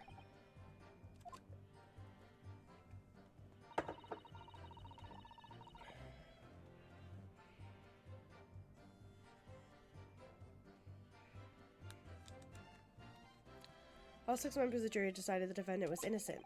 For one brief shining moment, yes.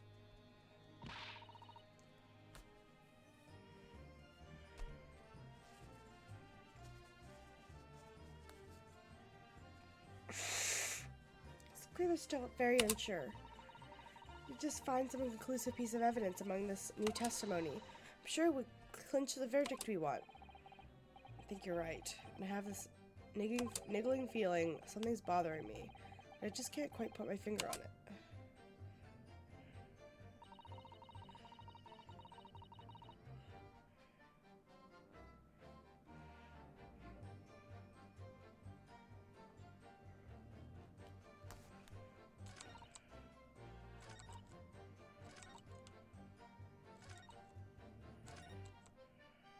Oops.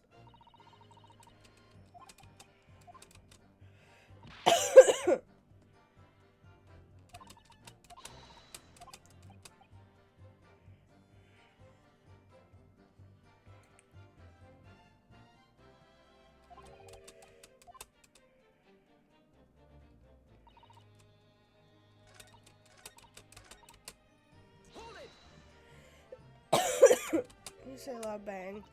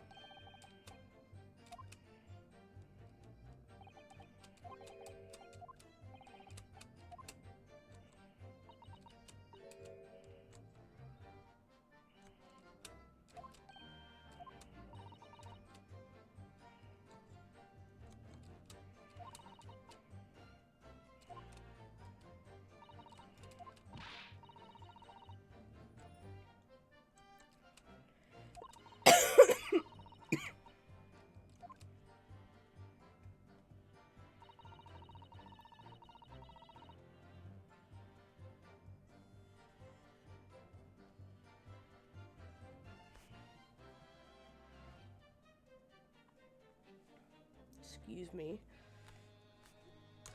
Listen, I don't know what I'm doing. I'm looking it up right now.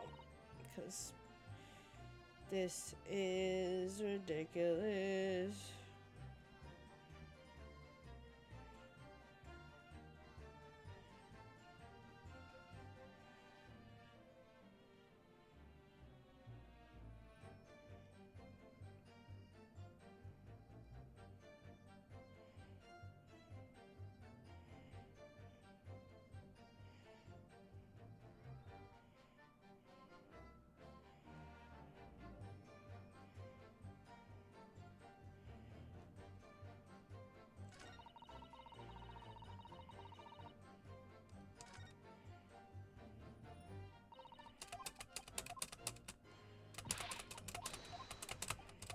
Press the wrong button again.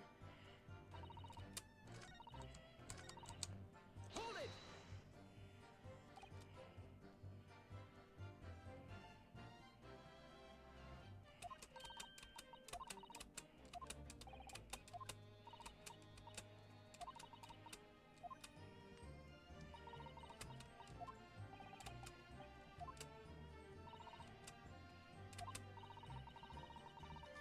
Well, no. Oh, there we go. Excuse me. Excuse me. Something wrong, Mr. McGilded? Oh, I do apologize. Was there something the matter, Counsel? I was wondering if Mr. Lestrade's last comment made something occur to you, perhaps. You seem to be thinking something to yourself. No, 'twas nothing important.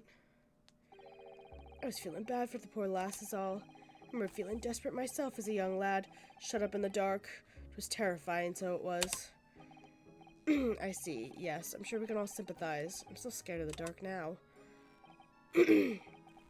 Oh, about yourself. I find the darkness seems to make everything here so much louder as well.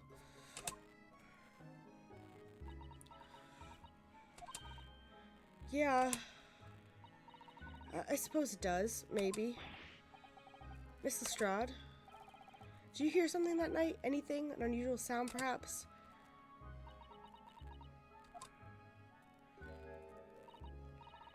Nah, not really. All I could hear was the Irishman snoring. But jabbers, there's no need to tell the whole world of me foibles, you little scamp.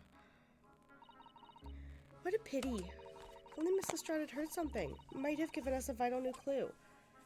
Yes. What should we make of that last statement of hers?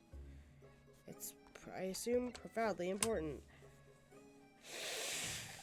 My lord, I believe the statement just made by the witness is profoundly important. Profoundly important, but all she said was she heard nothing. Yes, which is the profoundly important part. I'm almost sure of it. Well, certain you don't understand the inner workings of your Eastern mind, Counsel. Nevertheless, Miss Gina Lestrade, you will supplement your formal testimony by repeating the last statement, please. Supplement? What are you on about? Don't give me all your fancy talk. I know what you're trying to do. Well, it won't work on me. That's right. Insult the judge. Always a good move.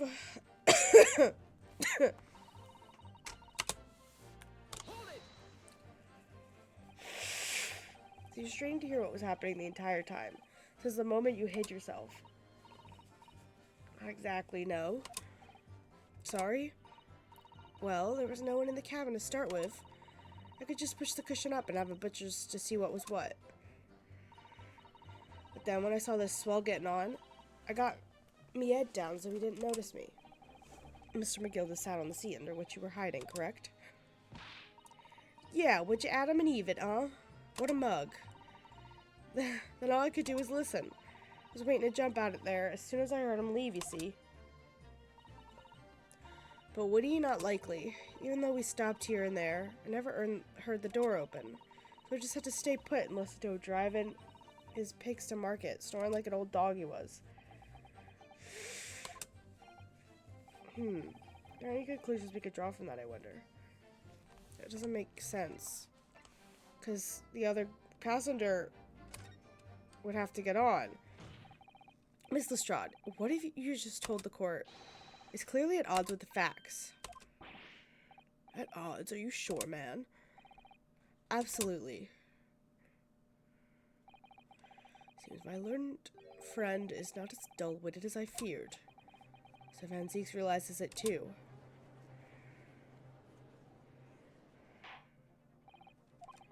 Must insist you bolster your claim with evidence, or some complicit party's name at the very least. Yes, my lord. I expect you to demonstrate this alleged contradiction to the court. According to Miss Lestrade, while she was hiding in the omnibus that night, she heard nothing but the sound of Mr. McGilda's snoring. But think, Ryanosuke, think. There's something else she should have heard. Show a person? I think. Yeah. The victim. Very well, my lord. Allow me to elaborate. On a particular sound that Miss Lestrade could not have failed to hear on the night in question. Sound very clearly explained by the presence of the following person.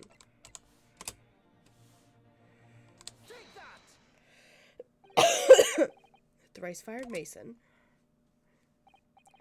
Yes, my lord, the sound that Miss Lestrade cannot have failed to hear is that of the victim, Mr. Mason, boarding the omnibus.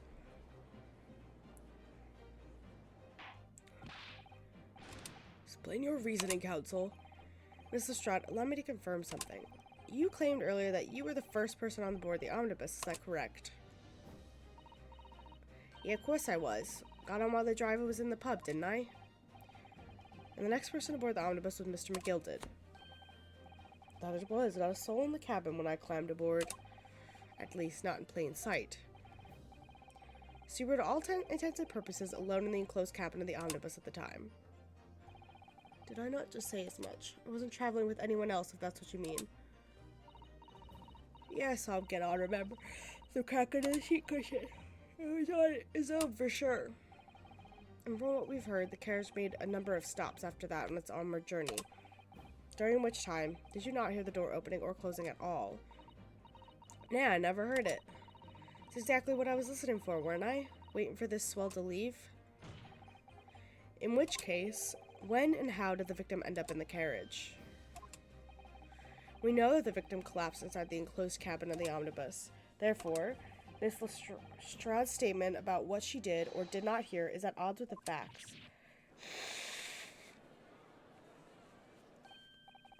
This petty thief statement was clearly flawed. Did he kill him earlier and hide him in the seat and then pull him out? I don't. He knew. He knew all too well that there was an inconsistency in Miss Lestrade's statement. Would seem words of thanks in order from my learned friend. What are you talking about? You've demonstrated matters impeccably. This witness and her colorful statements are entirely unreliable. Her words are convenient untruths, nothing more. I don't know about that.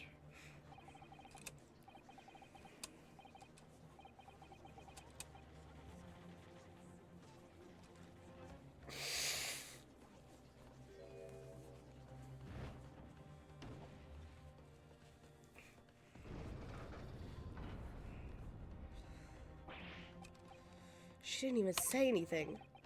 I didn't want to judge the dear little mite just because she has some rather naughty ways. But I might say, I can't abide liars. Neither can I. Mr. Foreman, I didn't want to judge the girl just because she has some less than salubrious ways, but I must say, I cannot abide liars.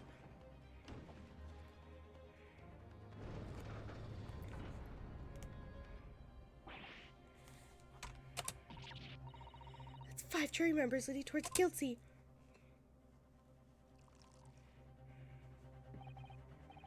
Well, your consideration for others is refreshing, friend. To the considerable troubles you have spared me.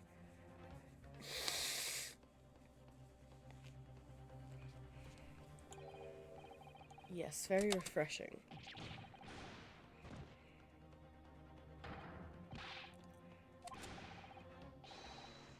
Useless. Okay. This is carnage. It's perfect. Juror number 2 was the only one left.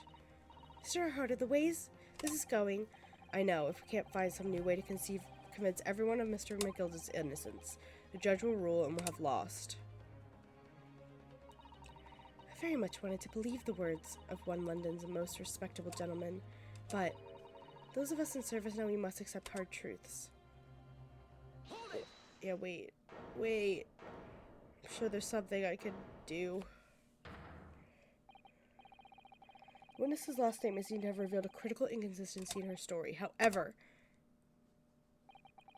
if we consider the possibility that her statement is in fact the truth, it may shed an entirely new light on this whole case. What are you saying? I'm sorry, sir. Whatever do you mean? Counsel, I will not tolerate you attempting to prorogue my adjudication. Explain yourself at once. When the accused boarded the omnibus on the night in question, the victim was nowhere to be seen. Subsequently, the carriage door, not heard opening a single time, is justified by the witness on the stand. Yet the victim's body was found inside the carriage. If this petty thief's words are to be believed, how do you explain the victim's miraculous appearance inside the cabin of the omnibus?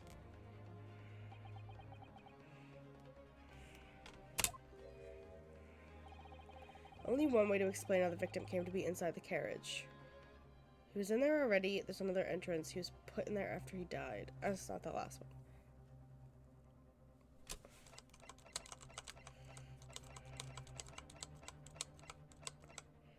I don't think he was in there already, because why would he be hiding in there? I don't know where the other entrance is, but the door wasn't open even once. The only explanation is that the victim entered the enclosed cabin some other way. I wondered what new fantasy you would come up with in your blind panic. But behold, the omnibus is here for all to see. Only one side of the enclosed cabin is furnished with a door. The other has windows. Fixed windows, which cannot possibly open. In short, there's no entrance to the cabin other than the door. But there could be. There's one possibility I haven't considered. Oh, really? Yes. One other way inside that isn't the door.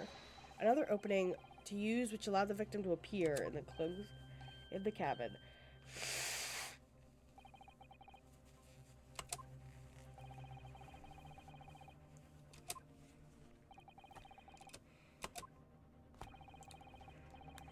Okay, what is this entrance?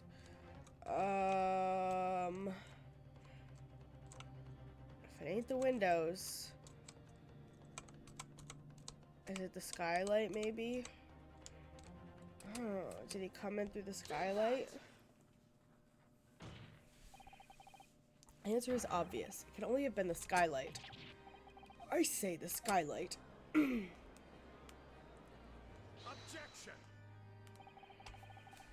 Ludicrous proposal almost has me lost for words. However,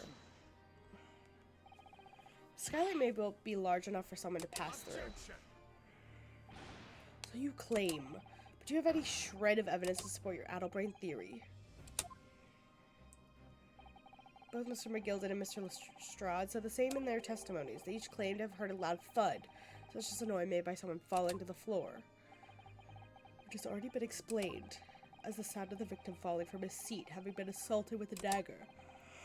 Yes, it has, but would a man slipping from the seat onto the floor really have made such a loud noise as the witness described? Noise loud enough to cause Miss Lestrade to be let out an involuntary cry, in fact?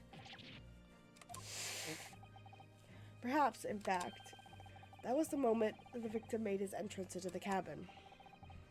No, let me rephrase that. The victim didn't enter the cabin as such. He fell into it. Objection!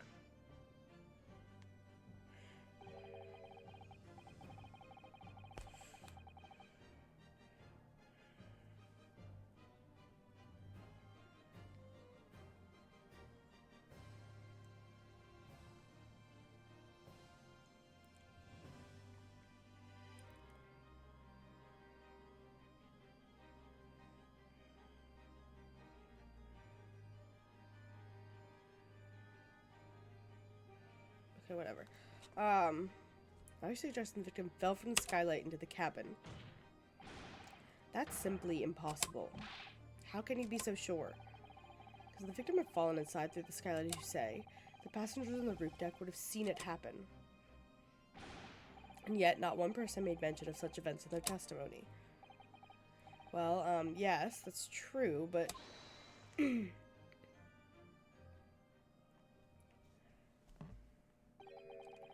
But a humble fella, make a wee comment here.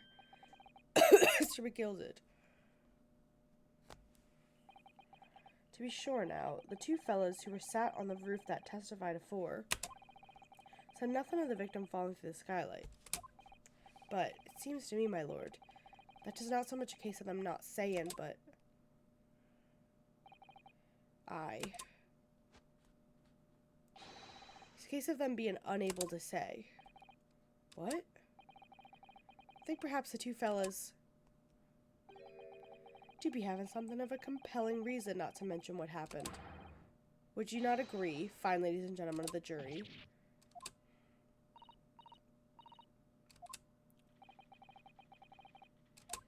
Straps on the roof? You need. The ones who stuck the knife in the man were... Oh.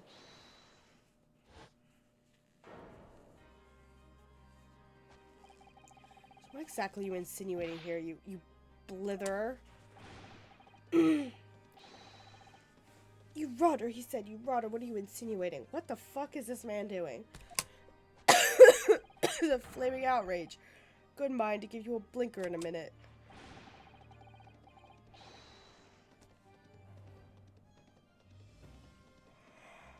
I'm tired of it, so I. It's a fair play. You're effectively accusing me, a city gentleman and well-respected banker, and me, a very angry hatter, suggesting that someone like me could have stabbed that man in the guts. It's a disgrace. It's scandalous. I protest. I protest in the strongest possible terms. That's right. I protest too about you, you rotten scoundrel.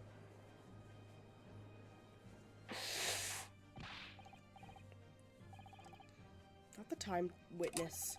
I will not permit this wanton invasion of the stand. Return to the anteroom at once. This is outrageous. It's very hurtful, you know. My lord, if I may comment. Go ahead, Lord Van Zeeks. It was the defense that incited this outburst from the witnesses. My learned friend has seen fit to abandon all protocol and accuse the witnesses without proof. Accuse? I never intended to. Seems, young boy, that your comment at the English tongue is wanting. You propose to this court that the victim fell through the skylight through the roof deck on the omnibus. That hypothesis cannot possibly stand without the rooftop passengers being aware of the events.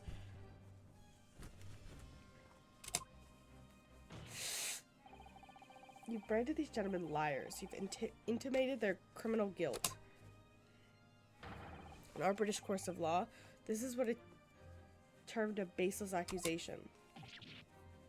I know it was rash to put this idea forward without any actual evidence, but you can't just dismiss it without a second thought.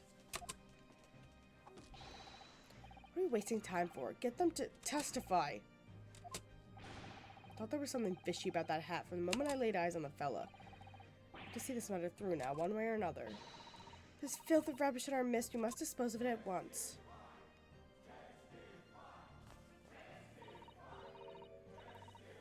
What's happening, Mr. Naruhodo? Spectators in the public gallery they're in a complete frenzy.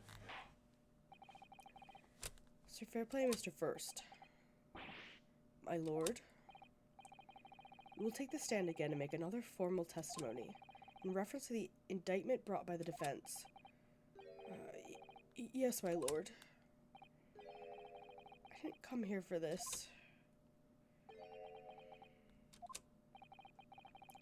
No time to think this through. All I can do is keep pushing forward.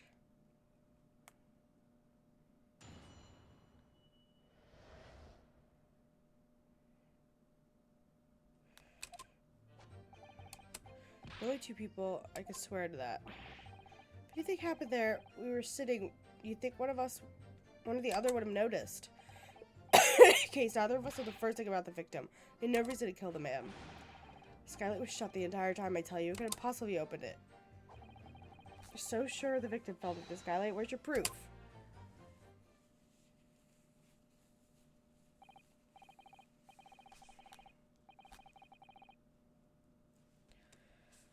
Must say on that, listening to that testimony is somewhat hard to imagine. How either witness could have performed any malevolent act this open rooftop deck without the others noticing forthwith. That's right, you see. What did I tell you?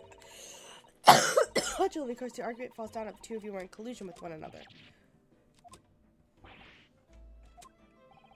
According to the investigation by Scotland Yard, the two witnesses shared no common dealings. I don't trust coppers any more than I trust the stinking rich. A good instinct. Something doesn't feel right here. The trial is going in our favor, really. So why do I feel so uneasy? Counsel for the defense, over to you. You cross-examination, please. Yes, my lord.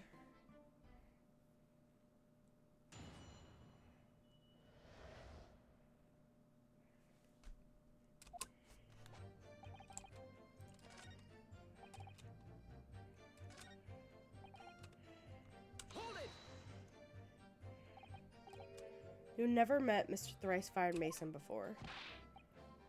No, not once, never. He never met a man before, he said, never.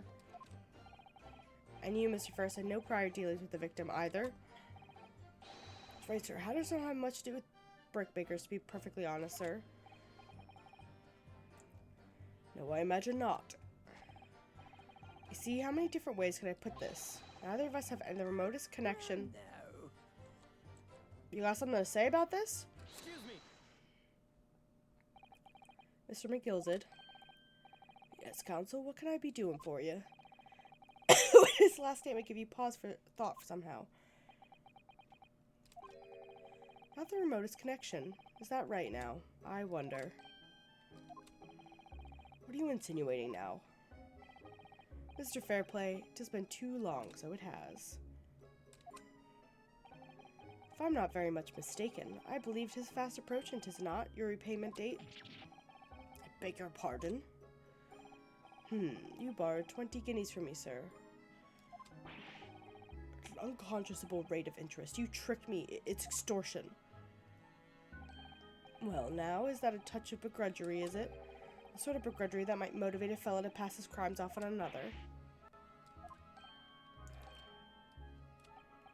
And young Mr. First. What do you want with me, sir? You be making hats for a living, do you not? That there top hat sliding around in your head? Is that one of your own creations, is it? Oh, well, I'm just an apprentice, you understand. I'm learning to find the perfect fit for whatever fine gent walks through the door. The perfect fit, is it? Well, it is a very distinctive design, so it is. Many customers like it, I tell you. They like a distinctive touch. Customers, such as thrice-fired Mason. There was a photographic print of the victim submitted as evidence afore, my lord. Oh, this, you mean? Can't help thinking the poor fellow's hat looks distinctly familiar, wouldn't you say? Oh. That's one of my hats. That it is. So it would seem the brickmaster was a customer of yours. The sort of customer, I'd wager, you could have had a wee quarrel with over the distinctiveness of the goods. Oh, no, sir. Absolutely not, sir. Well, there's really nothing more to add. Wouldn't it be right to say that the two fellows here haven't the remotest connection to the victim, you see? I rest my case. You little weasel. Ah! He's better at this than I am. Gosh, Mr. McGillicuddy has certainly been thorough in his research, hasn't he? Please, don't let me interrupt. My little interruption to hold up the proceedings. Oh, I got a hat hunter. An achievement. Achievo. Skylight was shut the entire time. We couldn't possibly have opened it. Hold it! I don't know. You're quite certain about that? The skylight was shut the entire time. I'm gonna lose my block with you in a minute. Lose this rag with you in a minute. That's what he said. Take a look for yourself. Go on. You see, it's shut fast now, just like it was in the night. So it is, of course. A fellow the size of Mr. Mason could likely break right through it, still and all. What? Just looking at the size of the thing, you understand? Now you hold there a minute. The size of the thing means nothing. Not on its own. Let's consider the bigger picture here, shall we? Stop biting our cane, shall we? I was riding the omnibus on another occasion when, well, I broke wind loudly. I shocked myself with it as it happened. Okay. This is an unexpected confession, Mr. First. Oh, I need to say, well, the point is, I tried to open the skylight, you see. But, just my luck, I couldn't make it budge. The stench was terrible. Ugh. Sorry, I need to peel myself off the chair for a second. Everyone was looking daggers at me, sir. I went right as a rogue, I did. Expecting me to sentence you? No, sir. The point is, skylight can't be opened. I tried and tried when I was inside that cabinet of shame. Oh. Excuse me. You got something to say? Do you have something to say about that, Miss Lestrade? Miss Lestrade.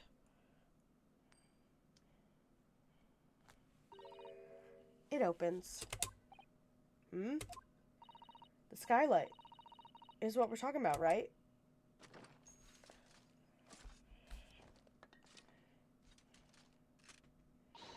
All them skylights open, dead easy. More easily than you can load that weapon. It's a lie, I tell you. Otherwise, when I broke wind, you Can't do it from inside, you mug.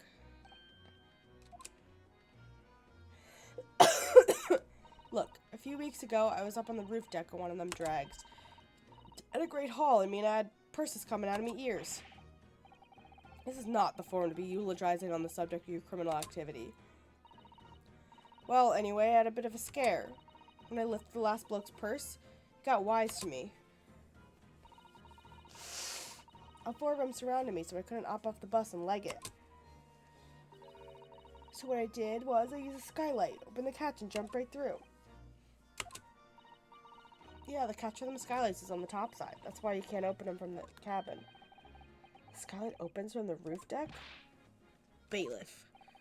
Climb up the roof of the omnibus at once and verify this witness's claims. Yeah, I can see the latch right there.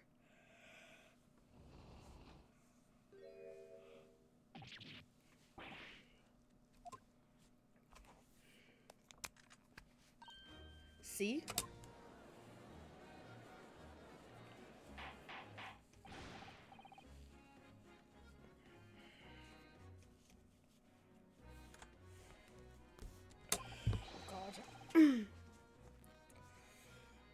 Appears the street girl's statement is quite true. I don't believe. Ow. Skylight opens from the roof deck. Naruhodo. This could be the clue we've been looking for. Will counsel for the defense please continue with your cross-examination? Yes, my lord. Skylight opens. Perhaps I should investigate for myself. Sure. Again.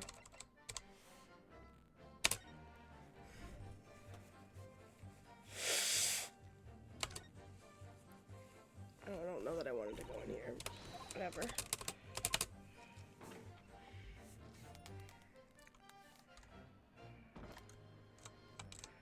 Okay.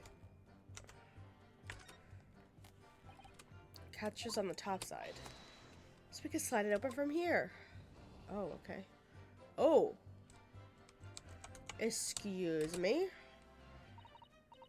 does open very wide, doesn't it? Why not kick someone like you through, certainly, Mr. Naruhodo? Why someone like me? Ah! What is it? Look, just here, look at this! That's without question. It's blood. Why would there be a blood stain there? Surely, can't be unrelated to the case, can it?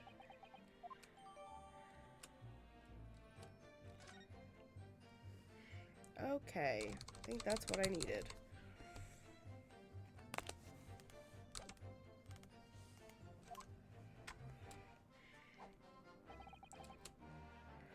You have proof? I do now have proof.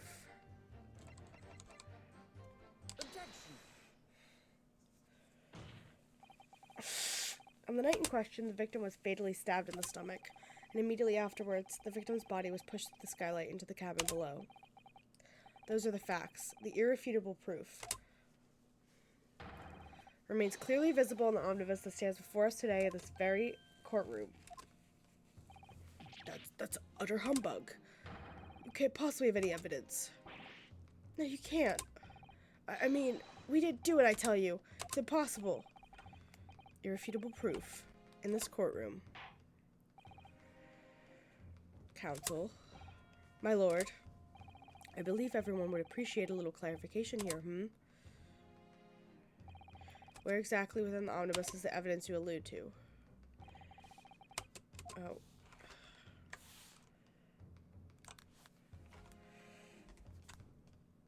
Pressed that button and it decided it didn't want to listen to me. Oh. Yeah, shut up. Got it! By Jupiter, is that blood? This bloodstain proves two things. Firstly, when the incident occurred, the skylight of the omnibus was open. And secondly, the victim was already bleeding when he fell through the opening. And so it follows that Mr. McGilden, who was inside the enclosed cabin himself at the time, cannot possibly be guilty of the crime.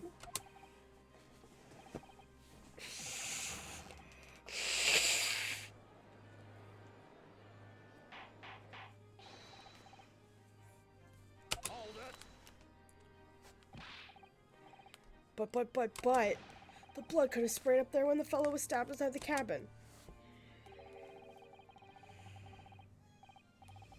Only found its way to one particular spot on the skylight. Sure, and that would be very convenient. And let's keep in mind the skylight catch can only be unfastened from the roof deck. I myself wouldn't have been able to open it now, would I? But, there's no way to know for certain, is there? The gent really fell through the skylight. I mean, why don't you have a good look at the floor of the cabin between two seats, Mr. First? It's all too plain, if you see.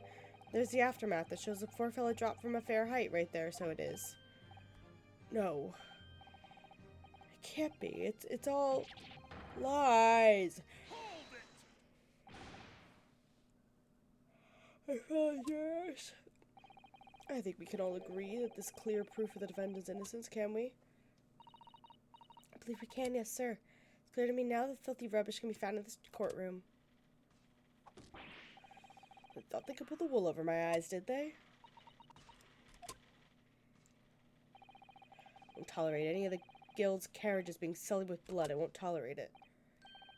Oh, I always knew that nice gentleman who gave us that delightful park couldn't have done such a thing. On three, then, everyone. 1, 2, 3.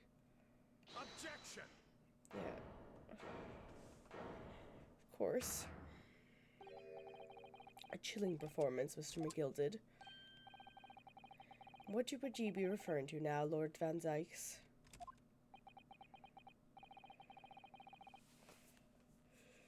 A blood stain on the frame of the skylight. Such evidence is null and void. What? Why? For what extremely simple reason? That smear of blood never existed. What are you talking about? It's there for all to see. It's clearly blood. Personally attends Scotland Yard's investigation of the omnibus. The officers involved went over the carriage with a fine-tooth comb. So I could state with absolute surety. No such smear of blood existed in the carriage. At least not until this trial began. Are you suggesting, Lord Van Zykes, that this stain of blood was fabricated, my lord? Yes. Well, this court has been in session.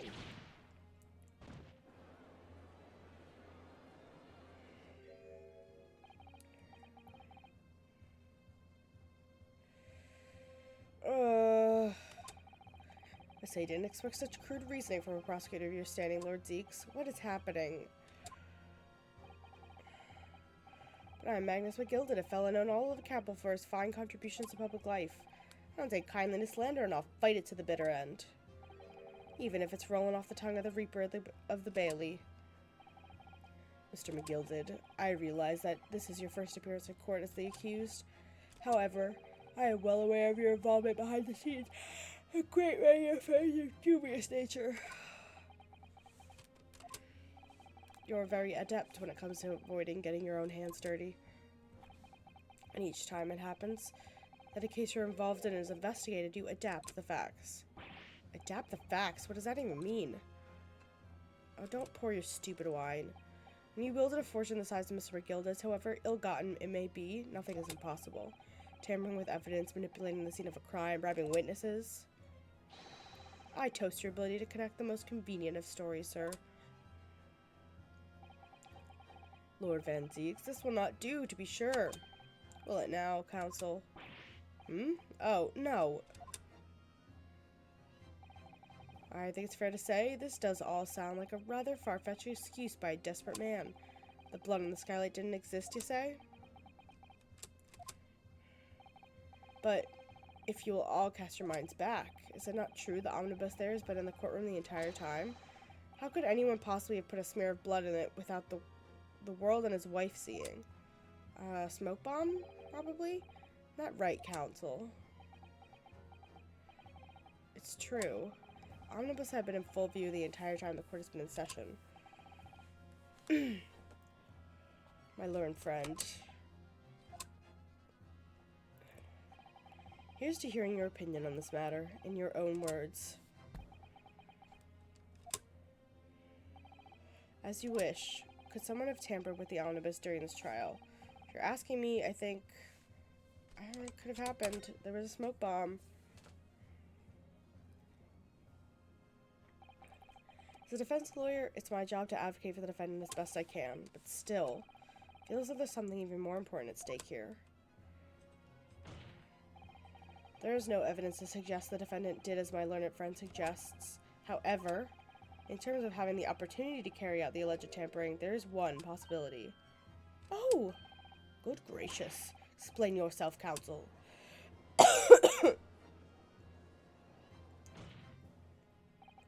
Yes, there is. It seems my learned friend has no intention of running from this deceit. Deceit? I'm sure everyone still remembers clearly the recess that we were forced to take. A result of the smoke grenade fired by the witness currently on the stand, Miss Gina Lestrade. I don't need a flashback of it, but thank you so much.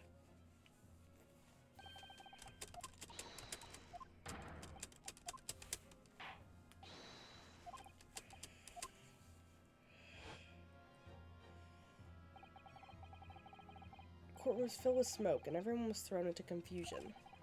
All of us were made to leave this chamber. In that brief interval, under the veil of smoke and all the chaos, it could have been possible to steal inside the omnibus.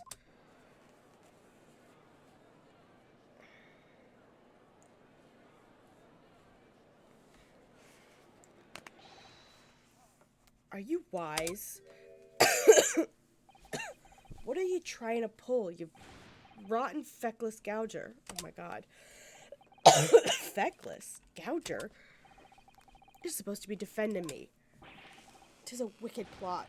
'Tis a plot to undermine me, so it is. Whatever you think this is, it changes nothing. The facts are the same. After this courtroom was evacuated earlier as a result of the smoke grenade, a number of inconsistencies materialized in relation to the omnibus. Consistencies such as, to start with, the storage compartment underneath the rear passenger seat. When the police investigated the omnibus, this compartment was full of the driver's items. Secondly, the smear of the blood in the skylight. As I've said, that was not present at the start of the trial this morning. Unfortunately, Lord Van Zeeks, no one is able to corroborate your claims. It's true. When the omnibus was first wheeled out, but the storage compartment and the skylight were shut. Accordingly, I'm afraid to say, cannot establish with any certainty if this evidence is the result of tampering or not. Indeed, my lord, no doubt there was not a single person who saw fit to verify such things. What do you think? Sorry? About the omnibus. Is there anything else unusual about the omnibus? I guess. My lord... Yes, counsel. There is one further inconsistency. A mark that surely cannot have been present at the start of the trial. What the devil's name are you going to say now? If you dare betray me, you little maggot, you start watching your... Oh my god.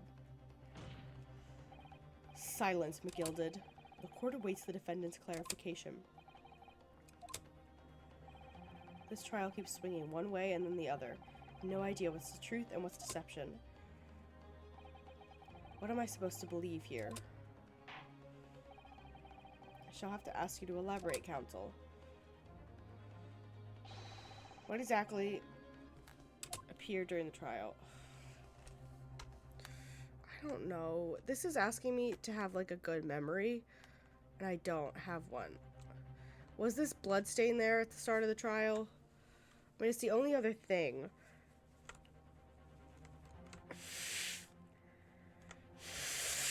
In this room. So, like, process of elimination.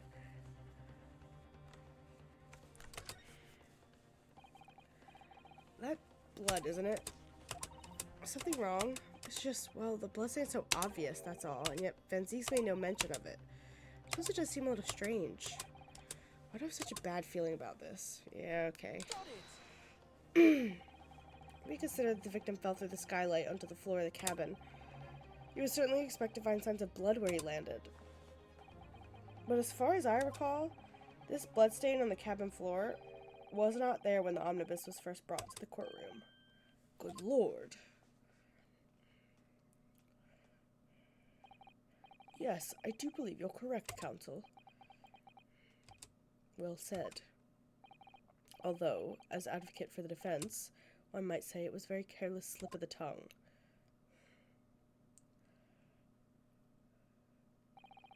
I believe that bloodstain on the floor is a decisive piece of evidence. But if the question is whether that evidence is genuine or whether it was unlawfully fabricated by someone, I feel compelled to admit that there's at least a possibility that the evidence is faked. Oh my god, how much more is left? I think we're almost there.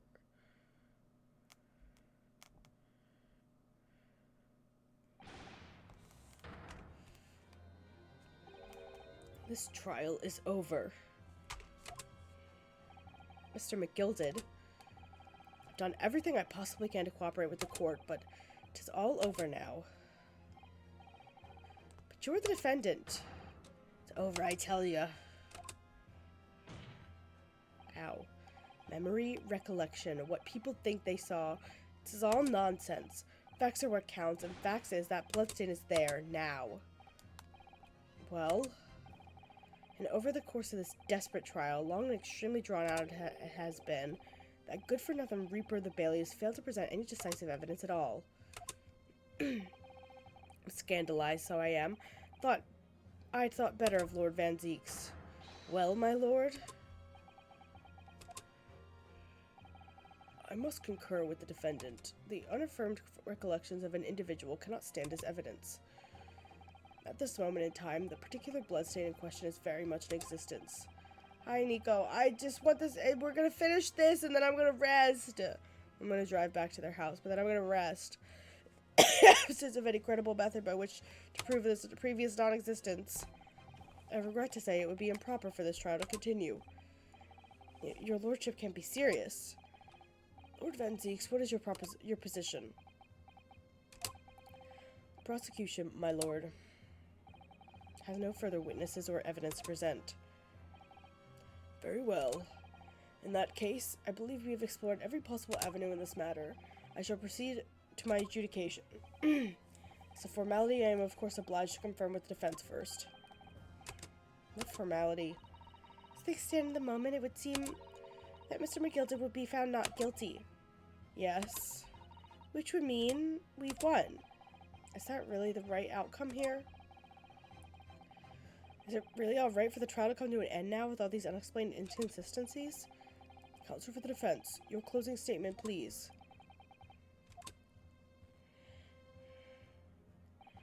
Yes, my lord. The defense believes...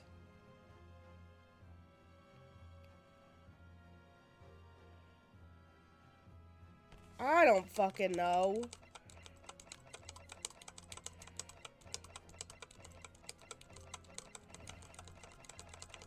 I've never had to... I think he might be fucking guilty. I'm here in this courtroom today to advocate for the defense of my client, Mr. McGilded. However, at this moment in time, I cannot in all good conscience attest fully to the defendant's innocence. What are you saying, man? I know he's not going to like that, but without any questions, there is no conclusive evidence to prove the defendant is guilty. However, there's also no conclusive evidence to prove he is innocent. Good. Good gracious me.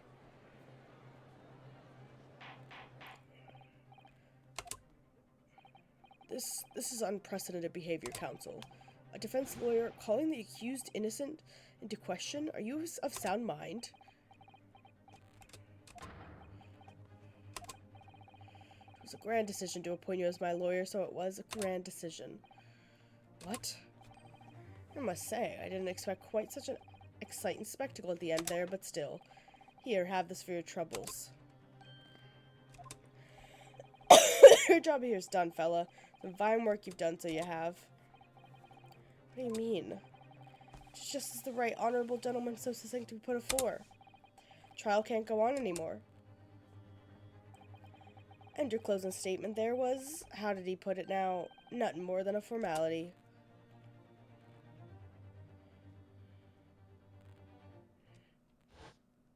Oh, God. Okay.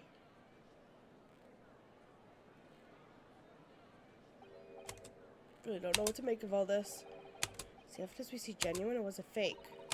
So should we be fuming? Tick or Rich are always guilty of something, mark my words. I feel terribly ashamed that I ever doubted that lovely man who gave us the lovely park. Now that proceedings have unfolded in this way, I am compelled to declare a premature end to this trial. Furthermore, the court must accept the defendant's plea.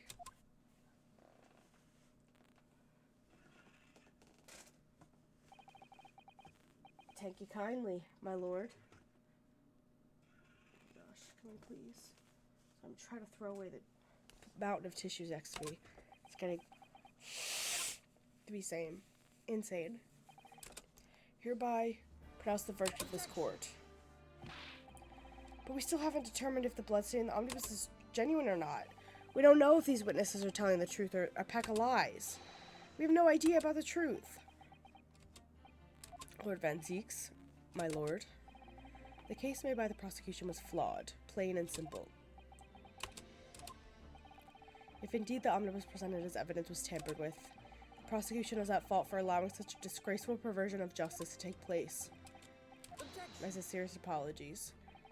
But wait! When we were evacuated from the courtroom, Lord Van Zieks ordered the evidence to be secured. I'm afraid the prosecution cannot shun responsibility in this matter. That's so unfair. The culpability of the defendant has not, at the present time, been established by this court. Consequently, the jury would not be required to proffer judgment.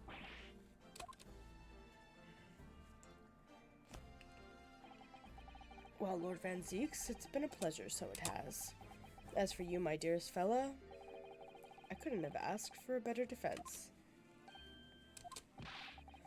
You do tell me it's all but a grand waste of time. It's the law of the land, my good man.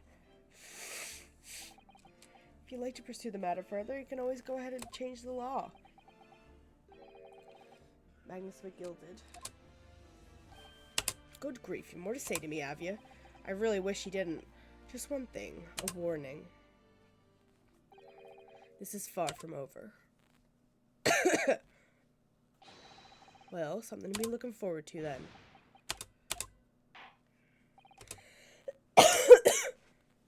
Not guilty. Yeah, I don't really feel like celebrating that. Even with the fireworks. I mean, it means we get our spot in law school, but felt pretty gross. Can't believe it. It's an outrage. You should have examined the evidence more. What are you talking about? The man's been cleared. He's innocent.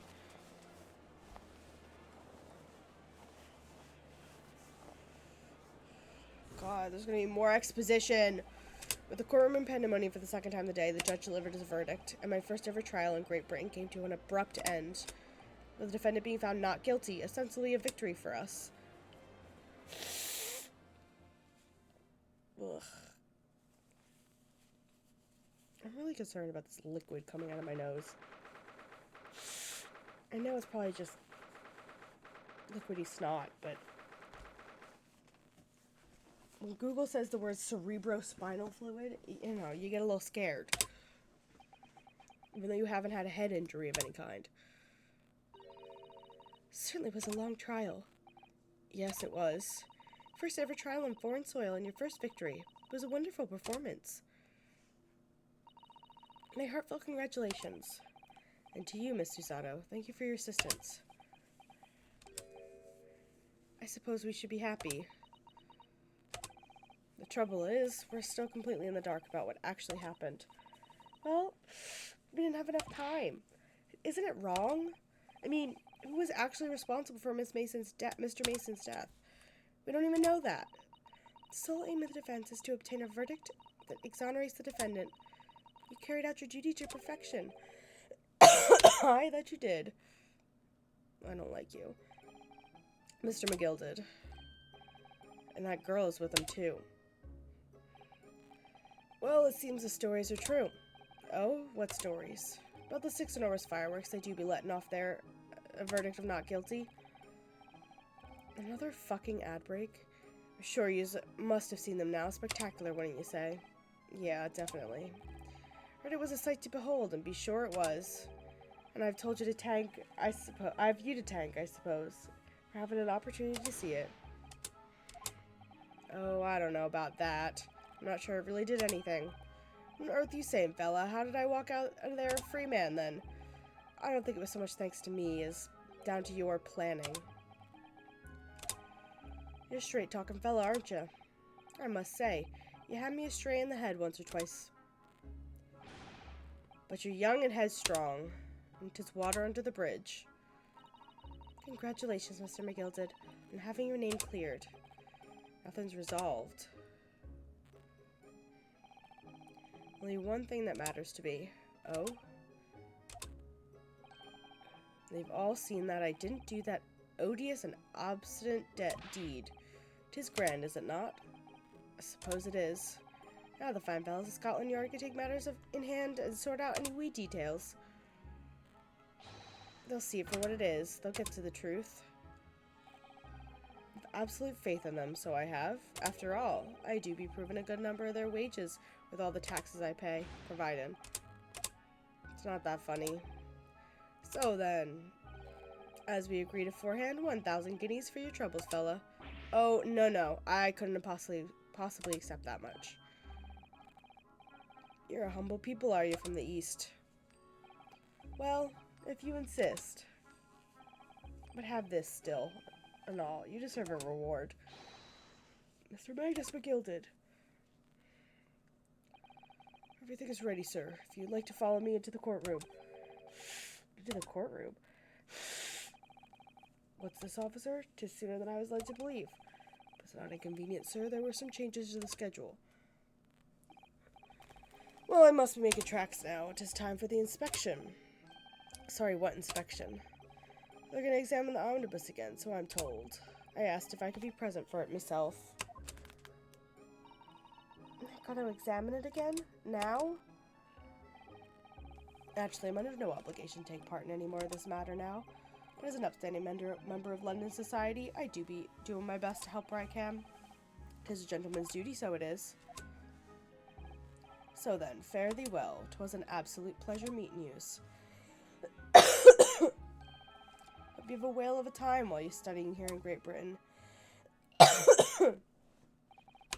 And there he goes, a free man. Can we finish this, please? Oh, I forgot she was here, too. Oh god, don't shoot me. Don't move.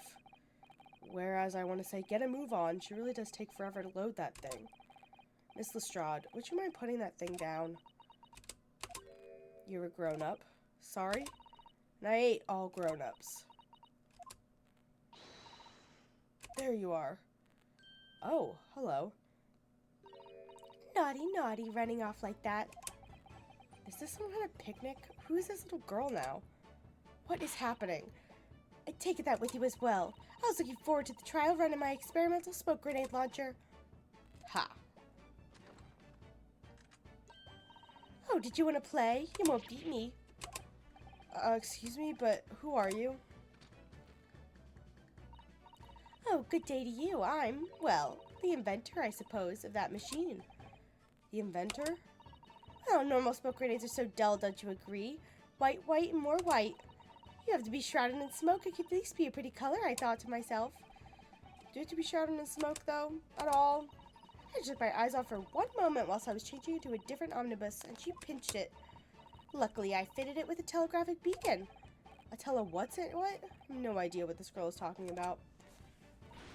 Anyway, you're coming with me now, back to my laboratory. What for? To apologize, of course, silly, to my technician. You mean say sorry? You must say sorry for what you've done when you've done something wrong. Surely an adult has told you that before. An adult. Don't listen. I don't listen to no adults. Come along then. Follow me. Fine. Have it your way. Oh, good. You see, I knew you want to do the right thing to the end.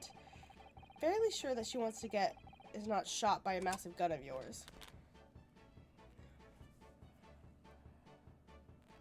Leave. We'll be leaving now then. Bye-bye. I'm sorry for all the fuss. Leave so I can leave. She was a lively one. We're gonna have to talk to the dude still. Well, do you think we ought to be on our way now too? Yes, you're right, but where to?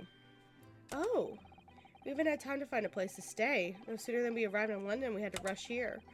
All our traveling cases are still with the bailiff. I was originally planning to spend today in search of lodgings. At this late hour in the day, I'm afraid we may be out of luck. Don't worry, though. I have a plan. Worst comes to worst, I've heard of a lovely park where we could spend the night. Please tell me you're not thinking of McGilded Park. I know it may be a little chilly this time of year, but our youthfulness will see us through. I'm not so sure about that. I think a midwinter London night will freeze a young person solid just as easily as an elder one. Oh dear, that doesn't sound agreeable. Now I'm starting to regret turning Mr. McGilded down. That 1,000 guineas would have paid for a lovely warm room or mansion. Please be done. And so, the trial to determine my worthiness for the study tour was over by the end of our first day in London. However, as we were soon to learn, there were more trying times ahead, just as the Reaper of the Bailey had warned. The case was far from over. Oh my gosh, okay, thank God. No, no? Oh God. What is... Bring water, quick! How did this happen? I don't know, sir. By the time I got here, it was already engulfed. No one was supposed to be allowed in here before we started investigating. There's somebody inside? No. Oh, good God.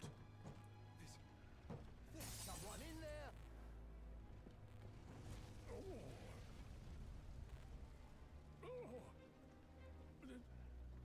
This can't be.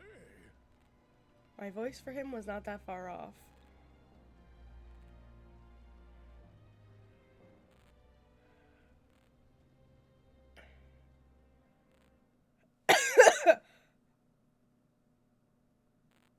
Well, that was insane. And now I get to leave and go to bed.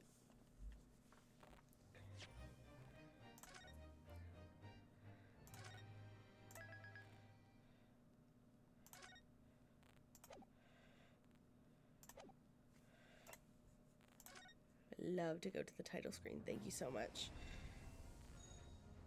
Okay, I would love to exit the game. Alright. Well, that was something. Hopefully next week I will be in better health and not just like lose the ability to function a third of the way in the stream. Yeah, sorry, that was like lower energy than usual. I will do a better job with voices when I'm not sick and paranoid that I have cerebrospinal fluid leaking out of my nose, which I definitely don't. But WebMD Google is a dangerous place. Anyway, I'm gonna go flush my sinuses and then go drive back to walk this dog and then go to sleep. I mean, it shouldn't be saline. I haven't put any kind of saline into my nose in many weeks. So unless that's been in there for like over a month,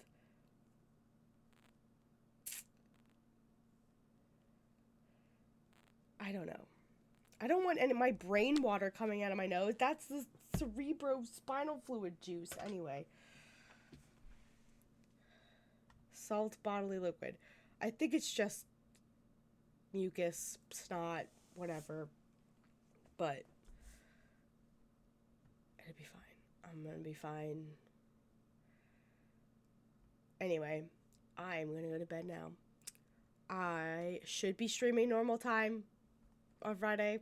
I say that all the time, and then shit pops up that disrupts my schedule, but I would really like to stream normal time next week. If something happens, I'll let y'all know via Twitter. But thank you guys all for watching and hanging out. You're the best. I love you guys very much. I hope you guys have a great, great rest of your Friday night and a fantastic weekend. And I will see you guys all next week. Okay? Goodbye.